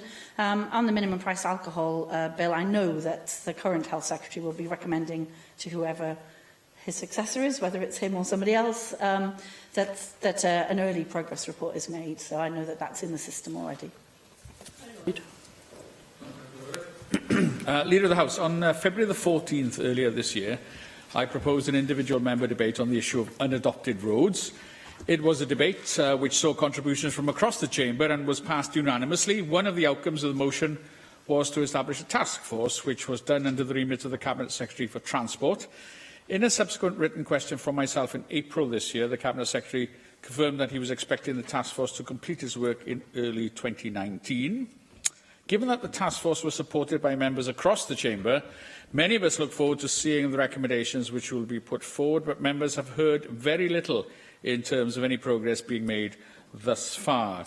I wonder, therefore, whether the Cabinet Secretary would be prepared to provide a written statement to all members to outline the projected completion date, and also detailing any consultation undertaken by the task force and an interim summary of where the task force has got with its work. Thank you. I think that the Cabinet Secretary intends to keep the Senedd informed, Deputy Presiding Officer, once the task force has completed its work, which Dialogue's actually slightly ahead of me, so I think it is early 2019. I believe that the programme has an update at that point in it. Mohamed Asker. Thank you, Deputy Presiding Officer. Leader of the House, may I ask for a statement from the Welsh Government on the decision of Newport City Council to withdraw its funding for Gwent, sensory and communication? This is a service for children who have vision, hearing and communication problems, which is currently funded by 5 councils in South East Wales. The decision of Newport City Council to withdraw its funding has caused considerable concern among parents and the guardian of children who benefit from these services and could undermine the whole operation. Could we have a statement on what action the Welsh Government intend to take to protect services for these vulnerable children in South East Wales, please? Yeah, I know the Cabinet Secretary is in discussion with Newport Council about the rationale for their withdrawal from the service, and I'm sure that she will report back to the Senedd once those discussions are complete. Leanne Wood. I'd like to raise the issue of medicinal cannabis. The relaxation of the laws regarding the prescription of medicinal cannabis as a result of the changes to the misuse of drugs legislation this year has brought about little change. This is more than likely due to the restrictive interim guidance that has been published as a result of this legislation change. The Multiple Sclerosis Society say that nothing will change in the short term for the 10,000 people in the UK living with MS who could get relief from pain and muscle spasms by using medicinal cannabis. This was brought into sharp relief during the last week with a case of 16-year-old Bailey Williams, who has severe epilepsy, which can cause him to suffer hundreds of seizures in quick succession. His family say that the condition is deteriorating rapidly. They say that medicinal cannabis would greatly improve his symptoms. Now, Sativex may be available on the NHS in Wales, but this is only licensed for the treatment of spasticity and then only available to a small group of people living with MS who meet the criteria. This is of no use for people like Bailey with severe epilepsy or any other condition that might fall outside that narrow scope. I'd like to see this government work towards ensuring that interim guidance on prescribing medicinal cannabis is reviewed and then relaxed so that access to treatment is not so heavily restricted. We have an opportunity in Wales to take a progressive approach to the prescription of medicinal cannabis, and we should not let that opportunity fall. I've already written to the new Leader of Labour, so will you ensure as a matter of urgency that the new First Minister takes action on this without delay, as the family cannot wait until Christmas? I'd also like to raise the matter of an Assembly member sharing a platform with a well-known Islamophobic far-right bully in London over the weekend. Yaxley Lennon is known to have made up news stories which have helped to spread hate against Muslims. He's regularly incited hatred and has no place in mainstream politics. The Assembly member in question has no shame, but his sharing of a platform with such a reprehensible and dangerous character brings shame on this Senedd and it brings shame on Wales. I suspect there will be no contrition from the Assembly member in question. That's the kind of person that he is. But I would hope that action is taken to sanction him in some way for pandering to a far-right thug and his followers. Can we have a statement from the government condemning this action and explaining to everyone why associations of this kind are harmless? And also, can that statement also outline the Welsh Government's strategy for tackling the rise of the far-right in Wales? Yes, I share the members' outrage and concern about the sharing of the platform over the weekend of an Assembly member. It's appalling to think that somebody amongst our midst thinks that sharing a platform with effectively a far-right extremist is a perfectly reasonable thing to do. I think most of us in this chamber share the outrage that somebody could be seen on a platform of that sort, and I will certainly be talking to the Llywydd and Deputy Presiding Officer about what action is appropriate to take. But I certainly share the members' outrage. I think all of us share it. There is a statement scheduled for whoever has the portfolio that I currently hold on far-right extremism early in the new year, and I'm sure that that will take into account any action that comes out of this. But I'm happy to express my extreme opprobrium of his behaviour in this regard. I thought it was shameful. In terms of medical cannabis, the member said that she's already written to new leader of Welsh Labour. I'll bring it to his attention as well. I know that the current Health Secretary has had a number of conversations in this regard, and she's done a good job, as always, of publicising it, but I'm very happy to bring it up with him as well. Ellen Mary Jones. Thank you, Deputy Llywydd. I wonder, Leader of the House, will you ask the next Cabinet Secretary for the Environment to consider making a statement to this House on the potential of licensing systems for commercial shooting businesses in Wales? Now, I'm not an opponent of field sports, but my colleague Councillor Bryn Davies in Penal Mihangell in North Montgomeryshire is facing a situation where, in a particular business, where for decades they've shot for a couple of days a week in a way that's perfectly acceptable to the local community, and now shooting 4 to 5 days a week for protracted lengths of time, and it seems that the powers available to the local authority are not sufficient for them to restrict this. This is obviously bringing the business itself into disrepute. It's making things very, very difficult for the neighbours, and it's actually having an impact on neighbouring farming businesses. So I'd be very grateful if whoever is the new Cabinet Secretary for the Environment could take a look at the current system for regulating these businesses. And I should stress this is a commercial business. This is not somebody who's doing a limited amount of shooting on their own land, obviously, or they wouldn't be shooting 5 days a week. And I really feel that this is an area where we should be able to regulate effectively. Yes, I'm not aware of the circumstances surrounding that. I wonder if Helen Mary Jones would be good enough to write a letter in, and then it'd be sure to be on the top of the inbox of whoever the incoming member is that has environment in their portfolio. Rhyn ap Iorwerth. Diolch, Dir Prwy Lywydd, mi hoff. Thank you, Deputy Presiding Officer. I would like to ask for 2 statements, if I may.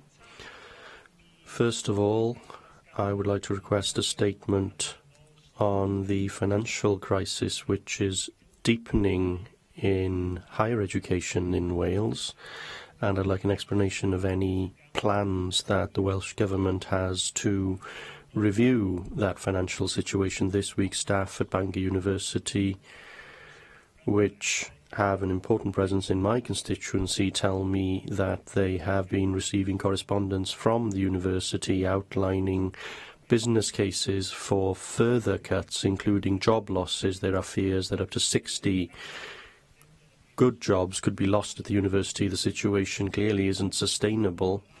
The quality of education and research is sure to suffer across our university's sector ultimately, and I would like to hear from the Cabinet Secretary for Education how she intends to respond to that.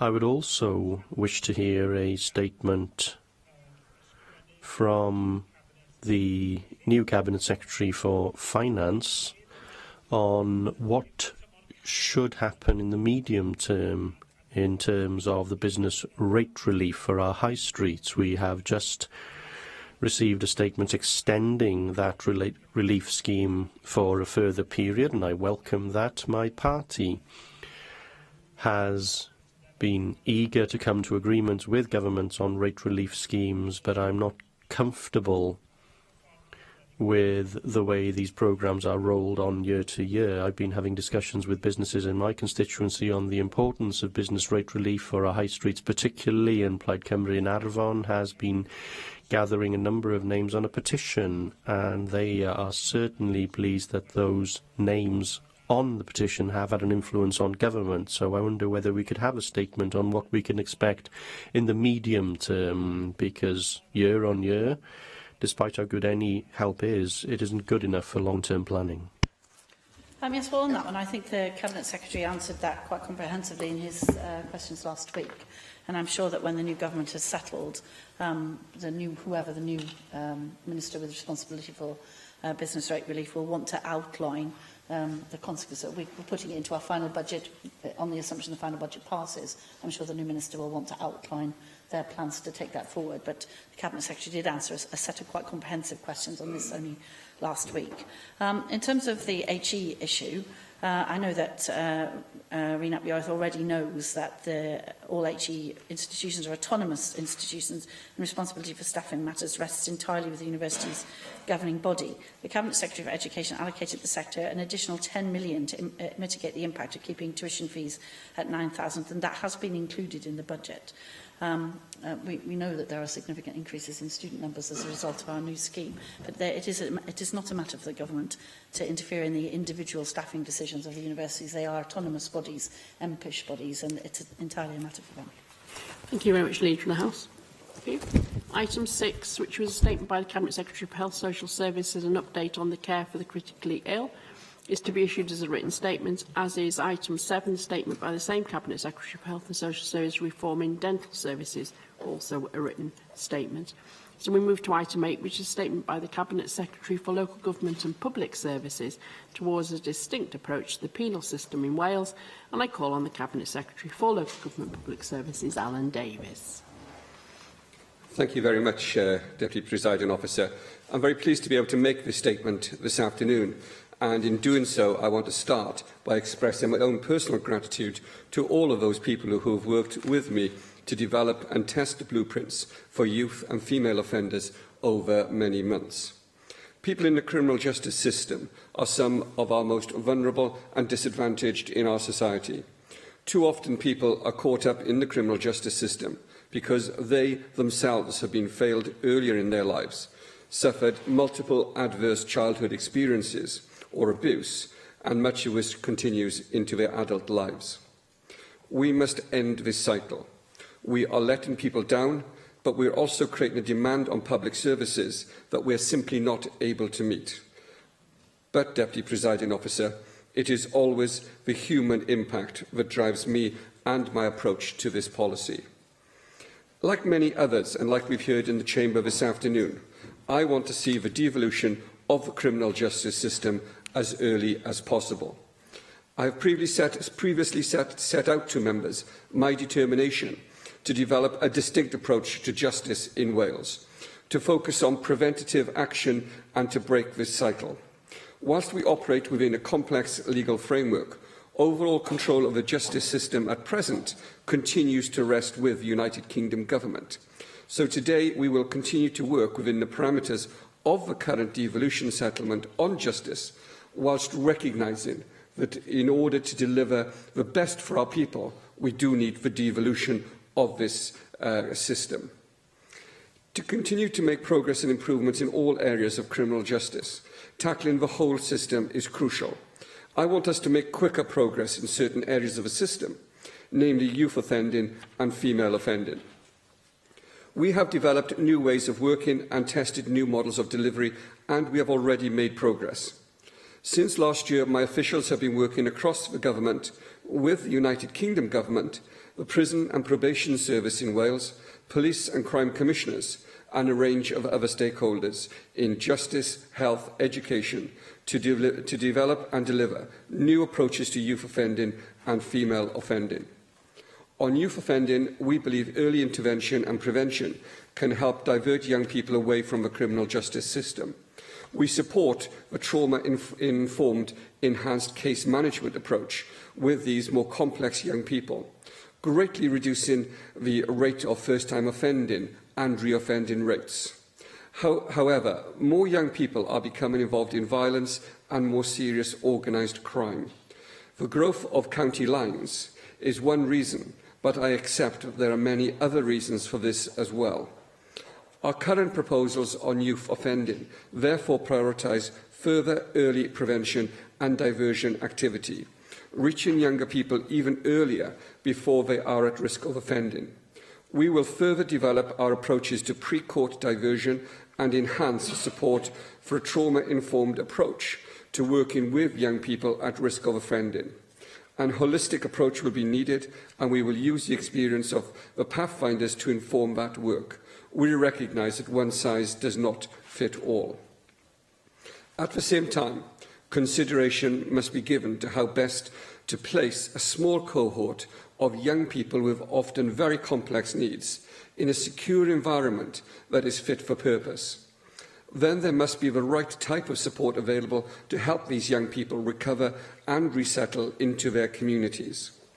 All of our work with young people will be underpinned by a rights-based approach, considering them as a child or young person first, not as an offender or potential offender.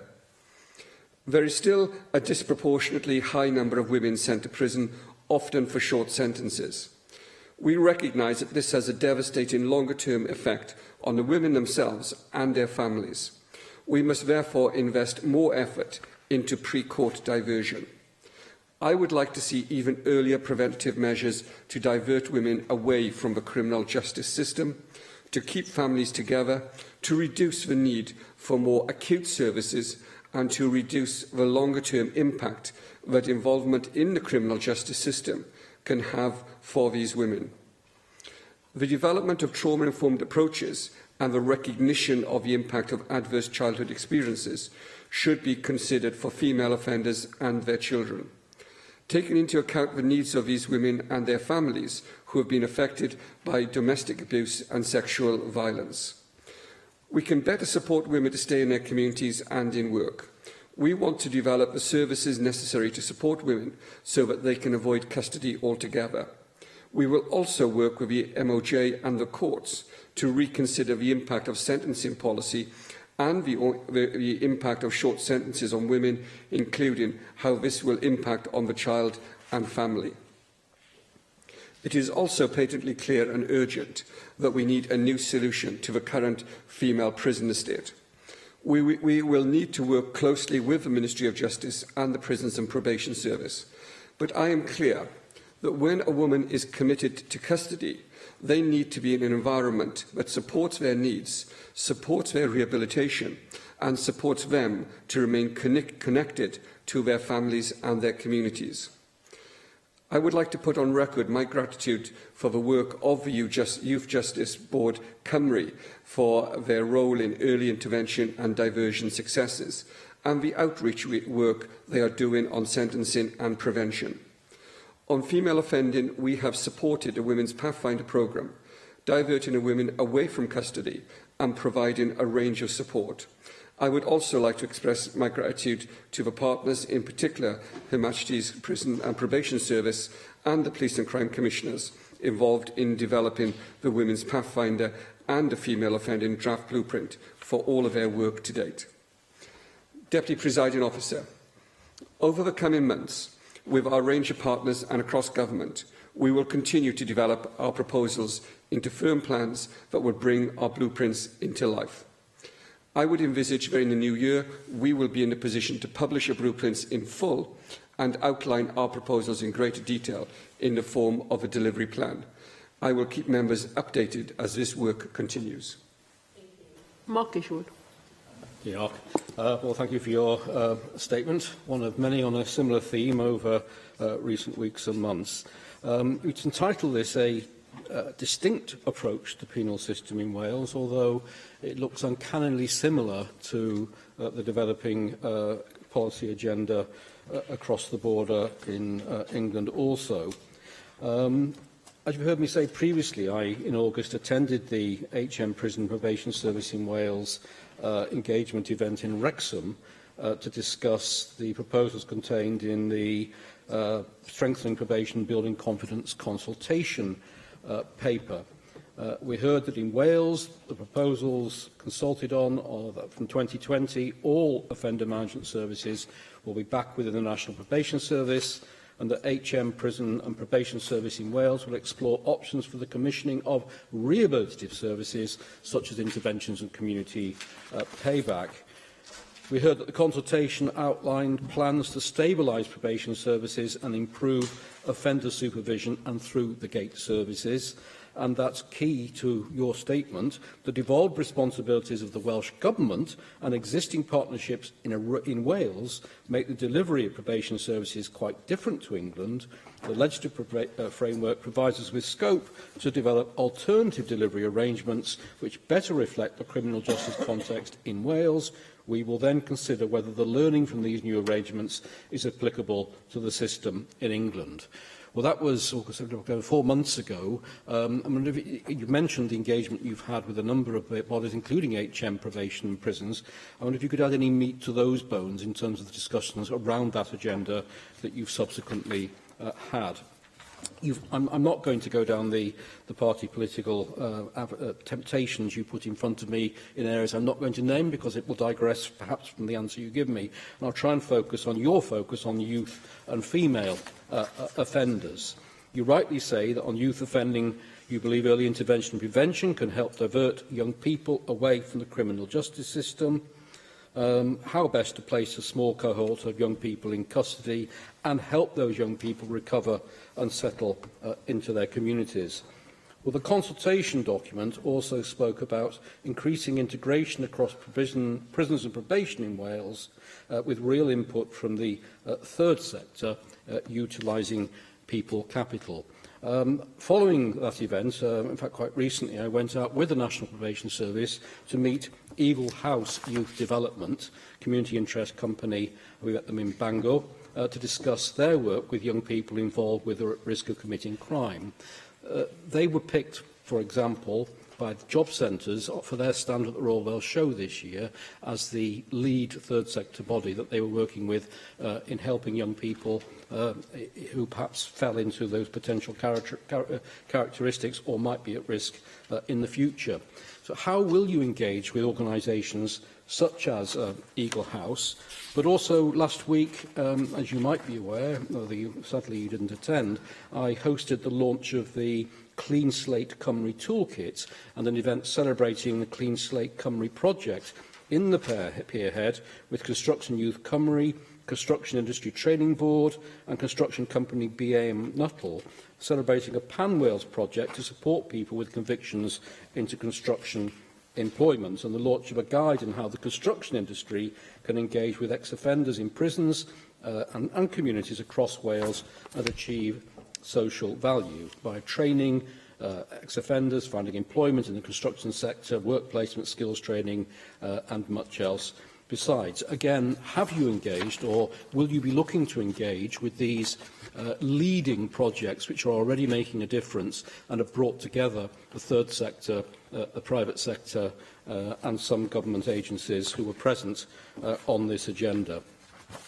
I will conclude by referring to your reference quite rightly to women sent to prison and often for short sentences and the need to develop services to support women to avoid custody, and also prioritise short sentences being outside a prison environment, but also what happens when people are placed in the current female prisoner state in Wales.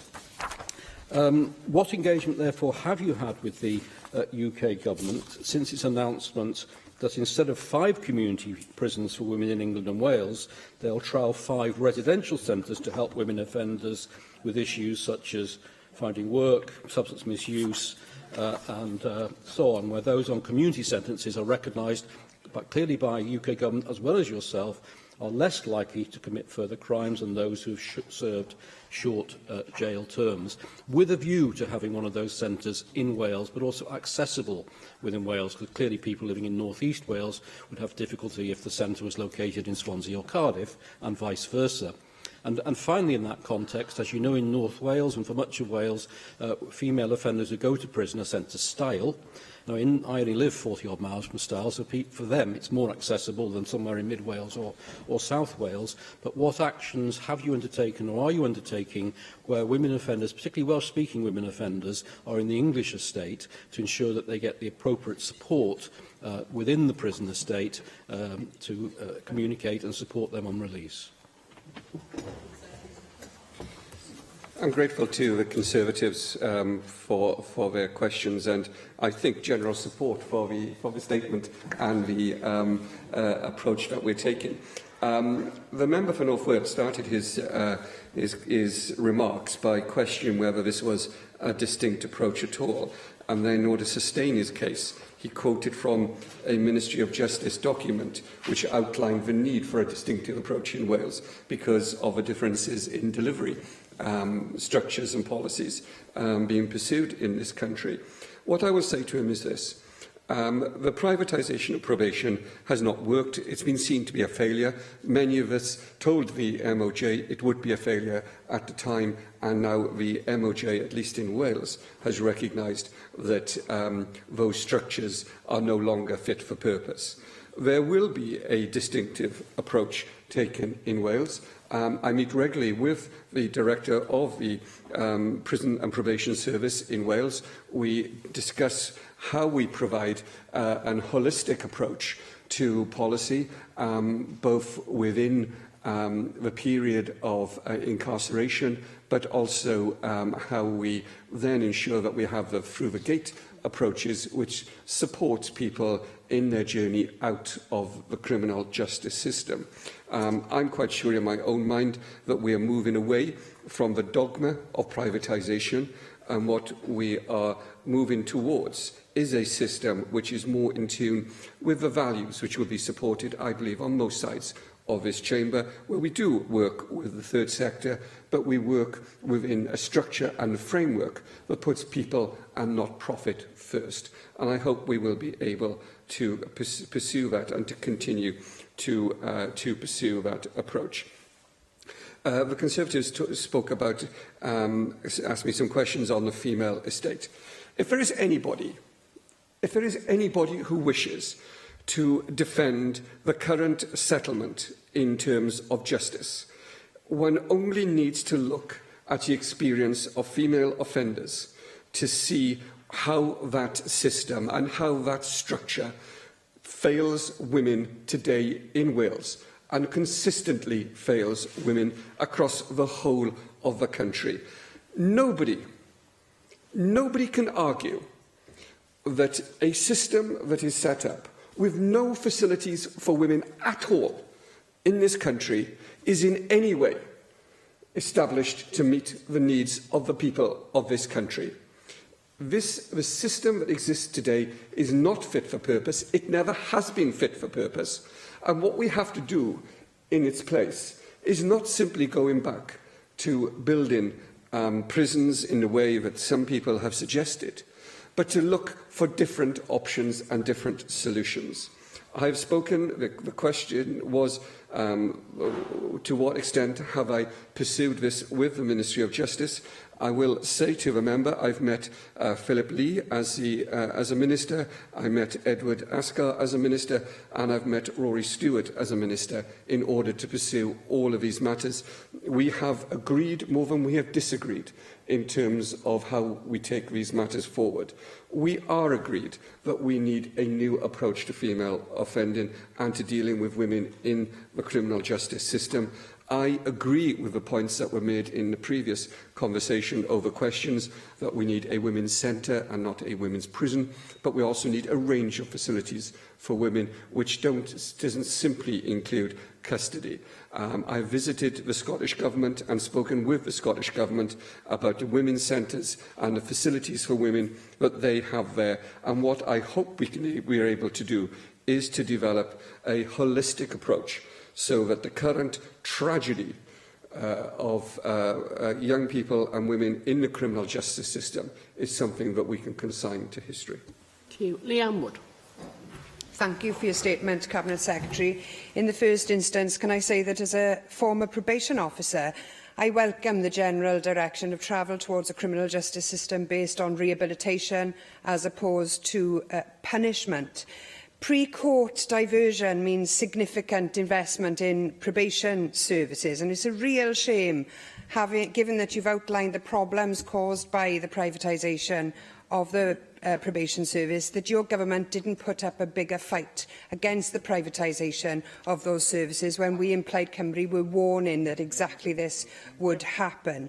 Now, Plaid Cymru has long advocated for more rehabilitation, and without seeing the detail of any specific proposals, I am of course limited to the contribution that I can make at this point. So I look forward to seeing specific proposals published in the new year. I will say, though, that it's apparent for all of us in the Chamber that your statement today comes at a time when there is growing concern about the state of the criminal justice system in Wales, and that there is a consensus forming that things cannot continue as they are.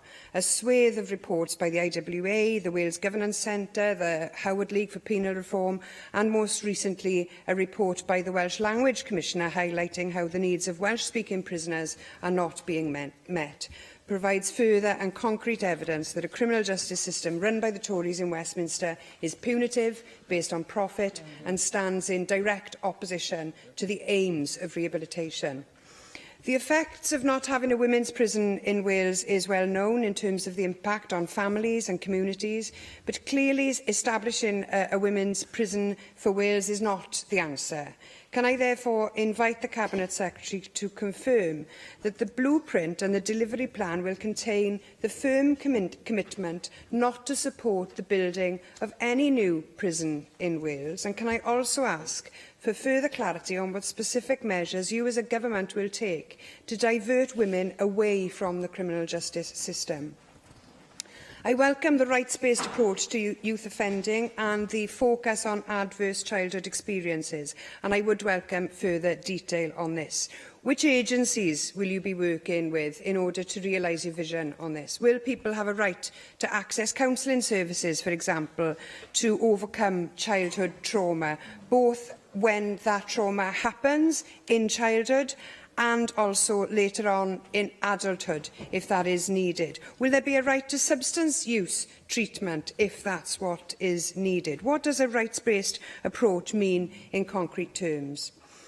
Plaid Cymru has long argued that it is ultimately only through the devolution of responsibility for the criminal justice system that will allow us to design a comprehensive system that is fairer and that includes having rehabilitation at its heart. We await the Thomas Commission's recommendations in this respect, but in the interim, can I ask you to confirm how these proposals for a distinct Welsh approach for youth and women offenders is being developed under the current insufficient constitutional frameworks, and how that will align with future developments occurring in the light of the Thomas Commission? And finally, can I ask you to put on the record that you are in favour of the full devolution of all aspects of the criminal justice system to address the underlying issues highlighted in your statement and to give effect to these principles of rehabilitation? Deputy Presiding Officer, let me answer a final question first. The answer is yes. The answer is yes. You know, I would invite the member for the Rhondda to seek a consensus and to seek opportunities to work together and to look for divisions between us. I believe that we have a real opportunity here. The member outlined very well a number of critical reports about the prison service and conditions in prisons in Wales, and I recognise the points that she makes. But I would say to her as well that we are more powerful where we seek agreement than where we seek disagreement. And I would say to her that the evidence that I've given to the Thomas Commission, I'm very happy for it to be made public in due course, was very much about how we deliver a devolved justice system in Wales, but also how we deliver a different system of justice in Wales. She's asked me to confirm that we do not support the development of any new prison in Wales. Let me say this. We do not support, and we will not support, the building of a creation of a development of a prison for women in Wales. So I've already outlined that we want to see different centres and different facilities for women in the criminal justice system.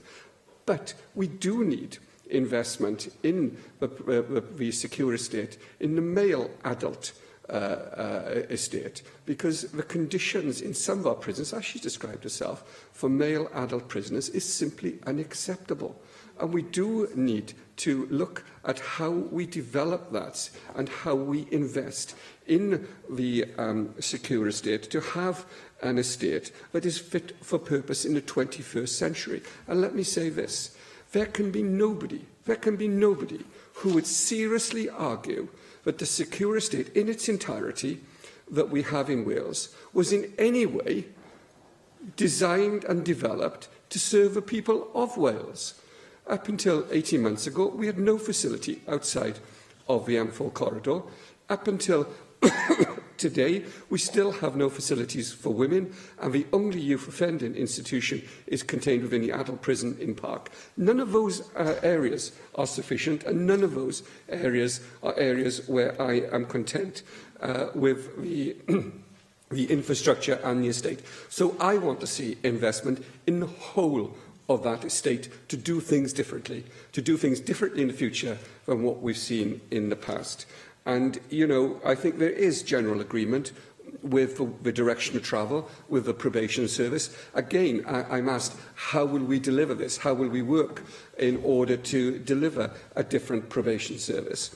We will work with the Ministry of Justice and we will work with the Home Office in order to ensure that we have the approach from both policing and within the secure estate to deliver our objectives. It isn't sufficient simply to deliver a lecture on the Constitution whilst people in the system are suffering. And I won't do that. I won't simply say that the current system of structures the Constitution is inadequate and leave it at that. I will roll up my sleeves and do everything I can to invest in the future of the people who are currently within the criminal justice system. And that, I believe, is what the people of Wales will want us to do. But the questions you ask go further than that. And I accept that we do need a different and a more holistic approach. We do need to look at how we deal with substance misuse within the criminal justice system. I would go further than the members suggested, in fact, because I believe we also need to look at how we deal with wider mental health issues within the criminal justice system. I believe that we do need to deliver targeted support for people. We need to look at how we deliver housing for people who are leaving the criminal justice system, who are leaving the secure estate. We need to look harder at how we deliver training, how we deliver education. We need to look harder at how we deliver a pathway out of criminal justice, out of offending for people. And what these blueprints do is to start that journey and to establish the framework, the principles which will guide us on that journey. Thank you. Julie Morgan.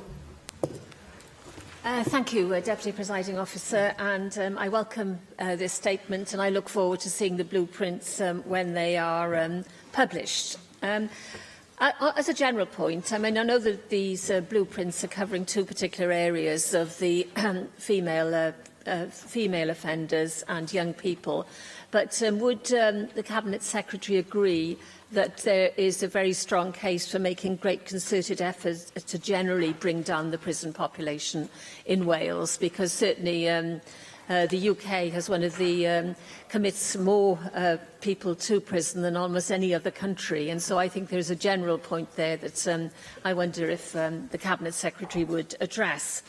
And I also welcome the proposal to have a distinct penal strategy, and I also welcome the fact that the Cabinet Secretary does want to have the criminal justice system devolved, because as it is at the moment, we're stuck in a halfway house where we have to work within the parameters of the current devolution settlement, which is very unsatisfactory, because obviously aspects of the justice system which affect prisoners are devolved, but major aspects are not. So I know that the Cabinet Secretary has already said his views on that. I absolutely agree with him that the last thing we want in Wales is a women's prison. I've campaigned about this for many years, and the problems that women and their families encounter through imprisonment, I think, have been well catalogued and have been discussed here quite extensively this afternoon, so I won't go into that. But I'd like to press the Cabinet Secretary just a bit more about these 5 women's centres and whether he actually does think one of them will be in Wales. Obviously, we would need certainly access to more than one in Wales, and one maybe not enough. But what stage are those discussions at? Because I think we really need to be sure that Wales does have the opportunity to have access to that money that's coming from the Ministry for Justice. But I was concerned to hear that on November the 9th, the Ministry of Justice announced funding of £3.3 million for 12 community organisations to support women offenders. And none of these appear to be in Wales. So I wondered if the Cabinet Secretary had any information about that, because I understand that a further £1.7 million is still to be awarded. So could he tell us what discussions he's had with the Ministry of Justice about this funding, and whether he has any indication of whether organisations based in Wales will benefit from them? I mean, I did look at the list of organisations that had had this money in England, and it did seem that there were some very good projects that were receiving funding, and I hope that there'll be the opportunity to look at this in Wales again. I think we've had this argument about women in prisoners in Wales and women offenders in Wales has been long running, and I'm really pleased that we seem to have reached the stage where we do now acknowledge that we do need a different approach to women prisoners. So I hope that the Cabinet Secretary will press ahead to make sure we get a residential centre in Wales and that we get some access to this money from the Ministry for Justice. I'm grateful to a member of Cardiff North for her support, and I know she's been a campaigner on these matters for many years and has driven the debate on many of these issues over a significant period of time. And I want to start by agreeing with the general point that she makes about the prison population. In the 13 months I've been in this post, I've visited every single prison in Wales, and I've taken time to talk, not simply to the staff, although I have done so, and the management of these institutions. But I've also sat in cells talking to the people who are being held there. And I've had a number of conversations with people who have described their lives to me in sometimes deeply upsetting detail. And what I've learned is that we have failed those people as a society. What I have learned is that as a government, we've made too many speeches and not taken enough actions. And we need, I'm thinking of somebody I spoke to in Cardiff last summer who described to me how he had ended up back in Cardiff prison and what his expectations were for his life this autumn that we've spent here. And I have to say, I think of him very regularly when I think about the approach that we take to these policies. I think of the conversations I've had with people who have been taken away from their families, and where any opportunity they may have to turn their lives around have been made more difficult by public institutions and by public authorities who do not and are not providing the services in the way that the people we serve require and need. The conversations I've had with these people being held on the secure estate in our name have convinced me that we require far greater and far deeper reform to the penal system than is possible within the current circumstances and within the current settlement. And when we consider these matters, it is the issue of women and the way in which we fail women that comes back, and I believe will provide the test for all of us, wherever we sit in this chamber. The issues around the Women's Centre I have discussed both with the Minister for Female Offenders and with the Prisons Minister. I last met the Prisons Minister about a month ago, and I discussed this matter with him. I believe that we do need at least one women's centre in Wales, and I do take on board the points made by the Conservative spokesperson about location. But also, I do not believe that it is right and proper that it is run exclusively by the prison service. I believe that it would be best if it were managed by the Welsh Government to ensure that the focus is on the delivery of services and the focus is on rehabilitation and not just a punitive experience. So I believe that we do need to look urgently at not simply the bricks and mortar, but the services that are delivered in that facility and also the management of that facility. I will also say this, that we have focused on a women's centre as opposed to a women's prison, and that's right and proper that we do so. But we also need to ensure that we have far greater and more diverse facilities available for women, which aren't simply about custody, but are about the delivery of services, so that magistrates and others do have the opportunity to pass sentences which are not always custodial, and do provide the opportunity to bring services together to ensure that women and their families are not separated, divided and broken by a system that should be there to support, to nourish and to sustain those families.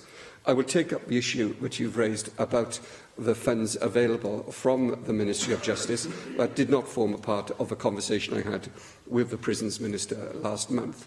But I will say this to the member for Cardiff North, that the values that have driven you over many years to campaign on these matters are the values that drive this government in seeking to address these issues as well. Jenny Rathbone. Thank you for your statement. As you say, we need more action and less words. Penal policy has been dominated by the Daily Mail for too many years, not just under the Conservative government, but under previous Labour governments as well. So we know that the current system doesn't work, because if we send people to prison and they are simply learning new skills as a criminal and then being taken back to prison, we're simply wasting our time. So rehabilitation has to be the key driver here, and I welcome your intent, but obviously concerned that we still don't have anything concrete in the way of a women's centre in Wales. In particular, in relation to your comments about young people and the increasing pulling into crime that's happening with young people being pulled into the drugs trade through these county lines, and related issues around carrying knives, which is extremely worrying. Now, you're absolutely right, it seems to me, to talk about the need for trauma-informed work with young people who've had very troubled lives. But I'm just wondering how we are going to deliver these services when youth work has been so hollowed out by years and years of austerity and cuts to local government. And because they're not statutory services, often they are some of the first to go. So I would commend absolutely the fantastic work that has been done in my constituency by youth workers to protect young people who are in danger of being sucked into the drugs trade, and who are the people that young people are prepared to go to. They won't go to the police because they'll think they'll then be regarded as somebody who's informing on other people. But youth workers are a neutral body of people who know how to talk to young people and who they can rely on to protect them and to advise them. So this seems to me one of the major problems, really, is that you highlight the importance of trauma-informed youth services, but we have a shrinking number of that public service.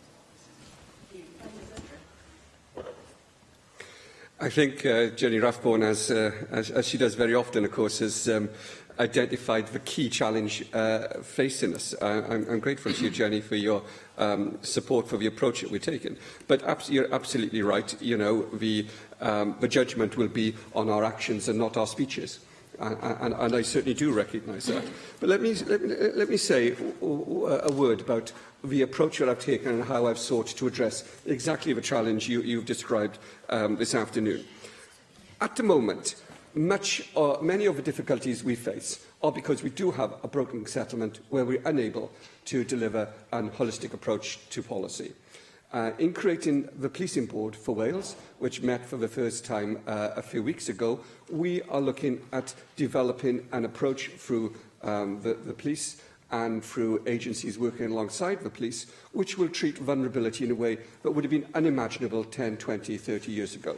So we're changing the way that we police many of our communities. And a conversation I had yesterday with the Chief Constable and Police and Crime Commissioner in Dyfed-Powys reflected many of the sorts of conversations that we've been having. And I believe that the Policing Board will enable us to begin the job of bringing together, if you like, different arms of policy, different agents of policy and different authorities to work in a more coherent way and to treat vulnerability in a way we simply couldn't do before. We then need to bring the penal system into that and the wider criminal justice system into that as well. And I believe that we can do that. I believe that what I've seen from people working within the system is an absolute commitment to the debate that we've had this afternoon and to the values that have driven the debate that we've had this afternoon. So I believe that we can do that as well. What I've sought to do at every occasion has been to seek agreement with the Ministry of Justice and with the Home Office to enable us to move forward. As I said in answer to an earlier question, these people are suffering today and are being failed today. Providing a speech on the future constitution of the United Kingdom is not a sufficient answer to the issues they face in their daily lives. So we've sought to deliver an approach which may not deliver everything that we would like to see, but it is beginning to deliver an approach to preventative measures which will have an impact in the future. But let me say this in closing. I believe that there are examples around the world of governments who have succeeded in delivering real preventative actions which have addressed vulnerable people and vulnerable families and vulnerable communities. I believe we have a lot to learn from those governments and those approaches. I believe that the approaches that we've been taking in terms of some of the initiatives we've taken in local government and elsewhere are beginning to find a way towards addressing those issues. But what I will say is this, that the principles of justice should run through all of our work as a government, because what I've been seeing is people who are, as you say, in the county lines environment, are not there because they want to offend. We're not there because they want to take and deal in drugs. But they're there because they've been failed and because they see no alternative to doing so. It is creating those alternatives that it is our challenge and what we have to do. And I believe as a government here in Wales, we can do that. Thank you very much, Cabinet Secretary.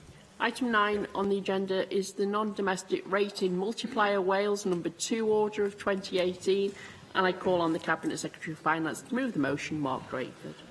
Diolch yn fawr. Very much, Deputy Presiding Officer. I propose the order to the non-domestic rating multiplier Wales number 2 order 2008. This sets the multiplier for non-domestic rates for 2019-20. Last year, the Welsh Government outlined its intention to change the inflation measure used to calculate the multiplier in Wales from the retail price index, RPI, to the consumer price index, CPI, from the 1st of April 2018. For 2018-19, this was done by order approved by this Assembly in January. This order sets the multiplier for 2019-20 on the same basis. The order needs to be approved before a vote can be held on the local government financial reports and the local government and police settlements for 2019-20. The impact of the order is to limit a reduction in all non-domestic rating bills for 2019-20. Businesses and payers of other rates in Wales have already benefited from savings of around £9 million through our use of CPI for 2018-19, and they will benefit by an additional £22 billion in 2019-20. We intend to continue to use the same methods in ensuing years. I am grateful to the Constitutional Legislative Affairs Committee for considering the multiplier order and to make it possible for us to discuss it today. The committee raised a merits point on the figure for B, which is noted in the order and in the explanatory note, but not in the explanatory memorandum.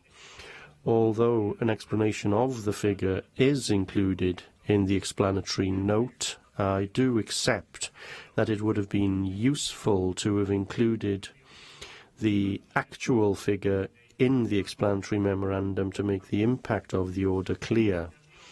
We will deal with this merit point in further orders. This change will assist businesses and others who pay rates in Wales and will provide a sustainable and stable method for local services. The change has been funded in full by the Welsh Government, and there will be no impact on the funding provided for local services. I therefore seek members' approval for this order today. Russell George. Thank you, Deputy Presiding Officer. And can I extend my congratulations to the Cabinet Secretary on his election as the leader of his party. It is, I think, to be welcomed that the Welsh Government has decided to use the £26 million budget consequential from increased spending by the UK Conservative Government to extend their High Street Rates Relief Scheme for a further year. But this only, of course, represents a temporary fix to the pressure facing small and medium-sized businesses in Wales. Sadly, what we do have before us today is the most expensive rate multiplier in Great Britain. This will increase, I think, the burden on SMEs, and no doubt no amount of temporary rate relief can counter that fact, coupled with a very low permanent business rate relief of 100% for rateable values under £6,000. Welsh businesses will face a poorer deal than their counterparts in Scotland and England. And I hope the Cabinet Secretary can therefore explain why he is reluctant to adopt what I and colleagues on these benches have been calling for, the wholesale reform of business rates system in Wales, and 100% rate relief for those with a rateable value of up to £15,000. And the point I would make is that the UK Government has set out a business tax roadmap in March 2016 to give businesses clarity of its plans for business rates up to and beyond 2020. And this includes more frequent business rates revaluations within at least a 3-year interval. And I wonder if you do acknowledge that without taking these steps, your government will be presiding over a country which is fast becoming the least competitive country in the UK. What Wales needs now more than ever before is a fresh approach by first understanding that businesses and investing in businesses leads to opportunities for jobs, regeneration and ultimately a higher tax return for the government. The First Minister said today that one of the greatest challenges of the Welsh economy would be to ensure that small businesses want to and are able to grow into major companies. And I agree with him. But higher business rates and a higher rate multiplier is going to prevent those small and medium-sized businesses from expanding further. So we are unable to support the government today, as the order leaves business owners strangled by the Welsh Government's outdated business rates regime. Call on the Cabinet Secretary of Finance to reply. Well, thank Russell George for what he said in opening. I struggled to follow Diprile with how most of the rest of what he had to say related to the non-domestic rating multiplier order in front of the Assembly, which has the effect of lowering bills that businesses would otherwise be facing in Wales, because it uprates business rates in line with CPI rather than RPI, and that will put £22 million back into the pockets of businesses next year than if this order were not passed. In fact, I disagree with almost everything the member said from there on in. We are ourselves committed to more frequent revaluations. I would very much like to be able to give greater certainty on the £26 million I announced at the end of last week to Welsh businesses, but his government only provides a budget for Wales for next year and next year alone. Had we the same certainty as the Chancellor was able to offer in England, then I would have been able to have extended the same certainty to businesses in Wales. The nature of our business community is different. The nature of our rating revaluations are different. We provide a system in which the real terms contribution from non-domestic rates in Wales has not risen for a decade. The only thing that has risen is the amount of help going from the taxpayer to those businesses to help sustain them here in Wales. The order in front of the Assembly this afternoon is a relatively small but important contribution to that, and I hope that members will indeed support it. The proposal is to agree the motion. Does any member object? Object. Therefore, we defer voting on this item until voting time. Item 10 on our agenda this afternoon is the Humane Trapping Standards Regulations 2019, and I call on the Minister for Environment to move the motion. Hannah Blythen. Thank you, Deputy Presiding Officer. I move this motion. The Humane Trapping Standards Regulations 2019 implement the requirements of the Agreement on International Humane Trapping Standards concluded between the European Community, the Government of Canada and the Government of the Russian Federation. The agreement seeks to improve animal welfare standards by prohibiting the use of traps that do not comply with humane trapping standards. It requires compliant traps to be certified and identified by manufacturers and requires trapping to be carried out in accordance with its standards. The EU is a party to the agreement. However, there isn't any implementing legislation at EU level, so these regulations are required to meet obligations under EU law. The regulations will have an impact on 5 species: badger, beaver, otter, pine marten and stoat. Of these, only the stoat is regularly and widely trapped in the UK and is the only species for which lethal traps are commonly used. Therefore, the effects of these regulations will mainly impact on those who trap the stoat. Delays in bringing forward the regulations arose primarily from the lack of suitable AIHTS-compliant traps for stoat. This issue has now been resolved and AIHTS-compliant traps are available. However, in order to give manufacturers time to produce compliant traps and for trap users to replace their existing traps, we have included a transitional provision which delays implementation for stoat until the 1st of April 2020. With this provision, we are giving manufacturers and trap users a clear signal that they must transition to compliant traps whilst recognising that they need time to do so. These regulations will enable the Welsh Ministers to certify traps and improve the design of traps, as well as improve the standards with which traps must comply before they can be used, creating an internationally recognised benchmark for animal welfare. The implementation of these regulations will result in improvements in the welfare of trapped animals by removing traps from use that you have a lower standard of animal welfare. I commend them to members. Thank you very much. There are no speakers in the debate, therefore the proposal is to agree the motion. Does any member object? No, therefore the motion is agreed in accordance with Standing Order 12.36. We now move to voting time. Unless 3 members wish for the bell to be rung, I am going to go to voting. No? Right. And therefore, I need 3 members to show. Ring the bell.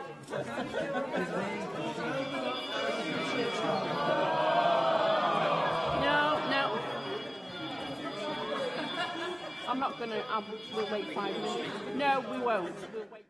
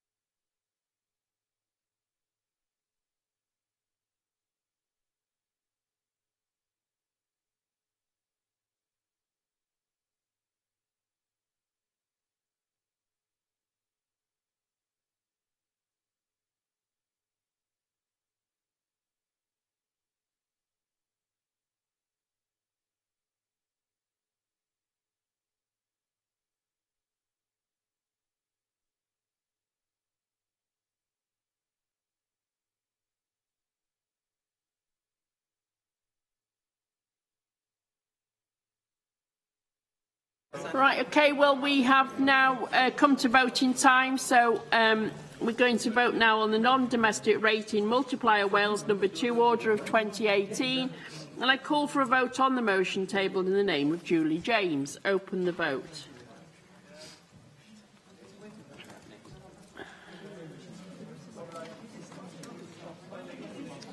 I don't trust it. Close the vote. For the motion, 36, 2 abstentions, 11 against. Therefore, the motion is agreed, and that concludes today's business. Thank you. You can have that as well.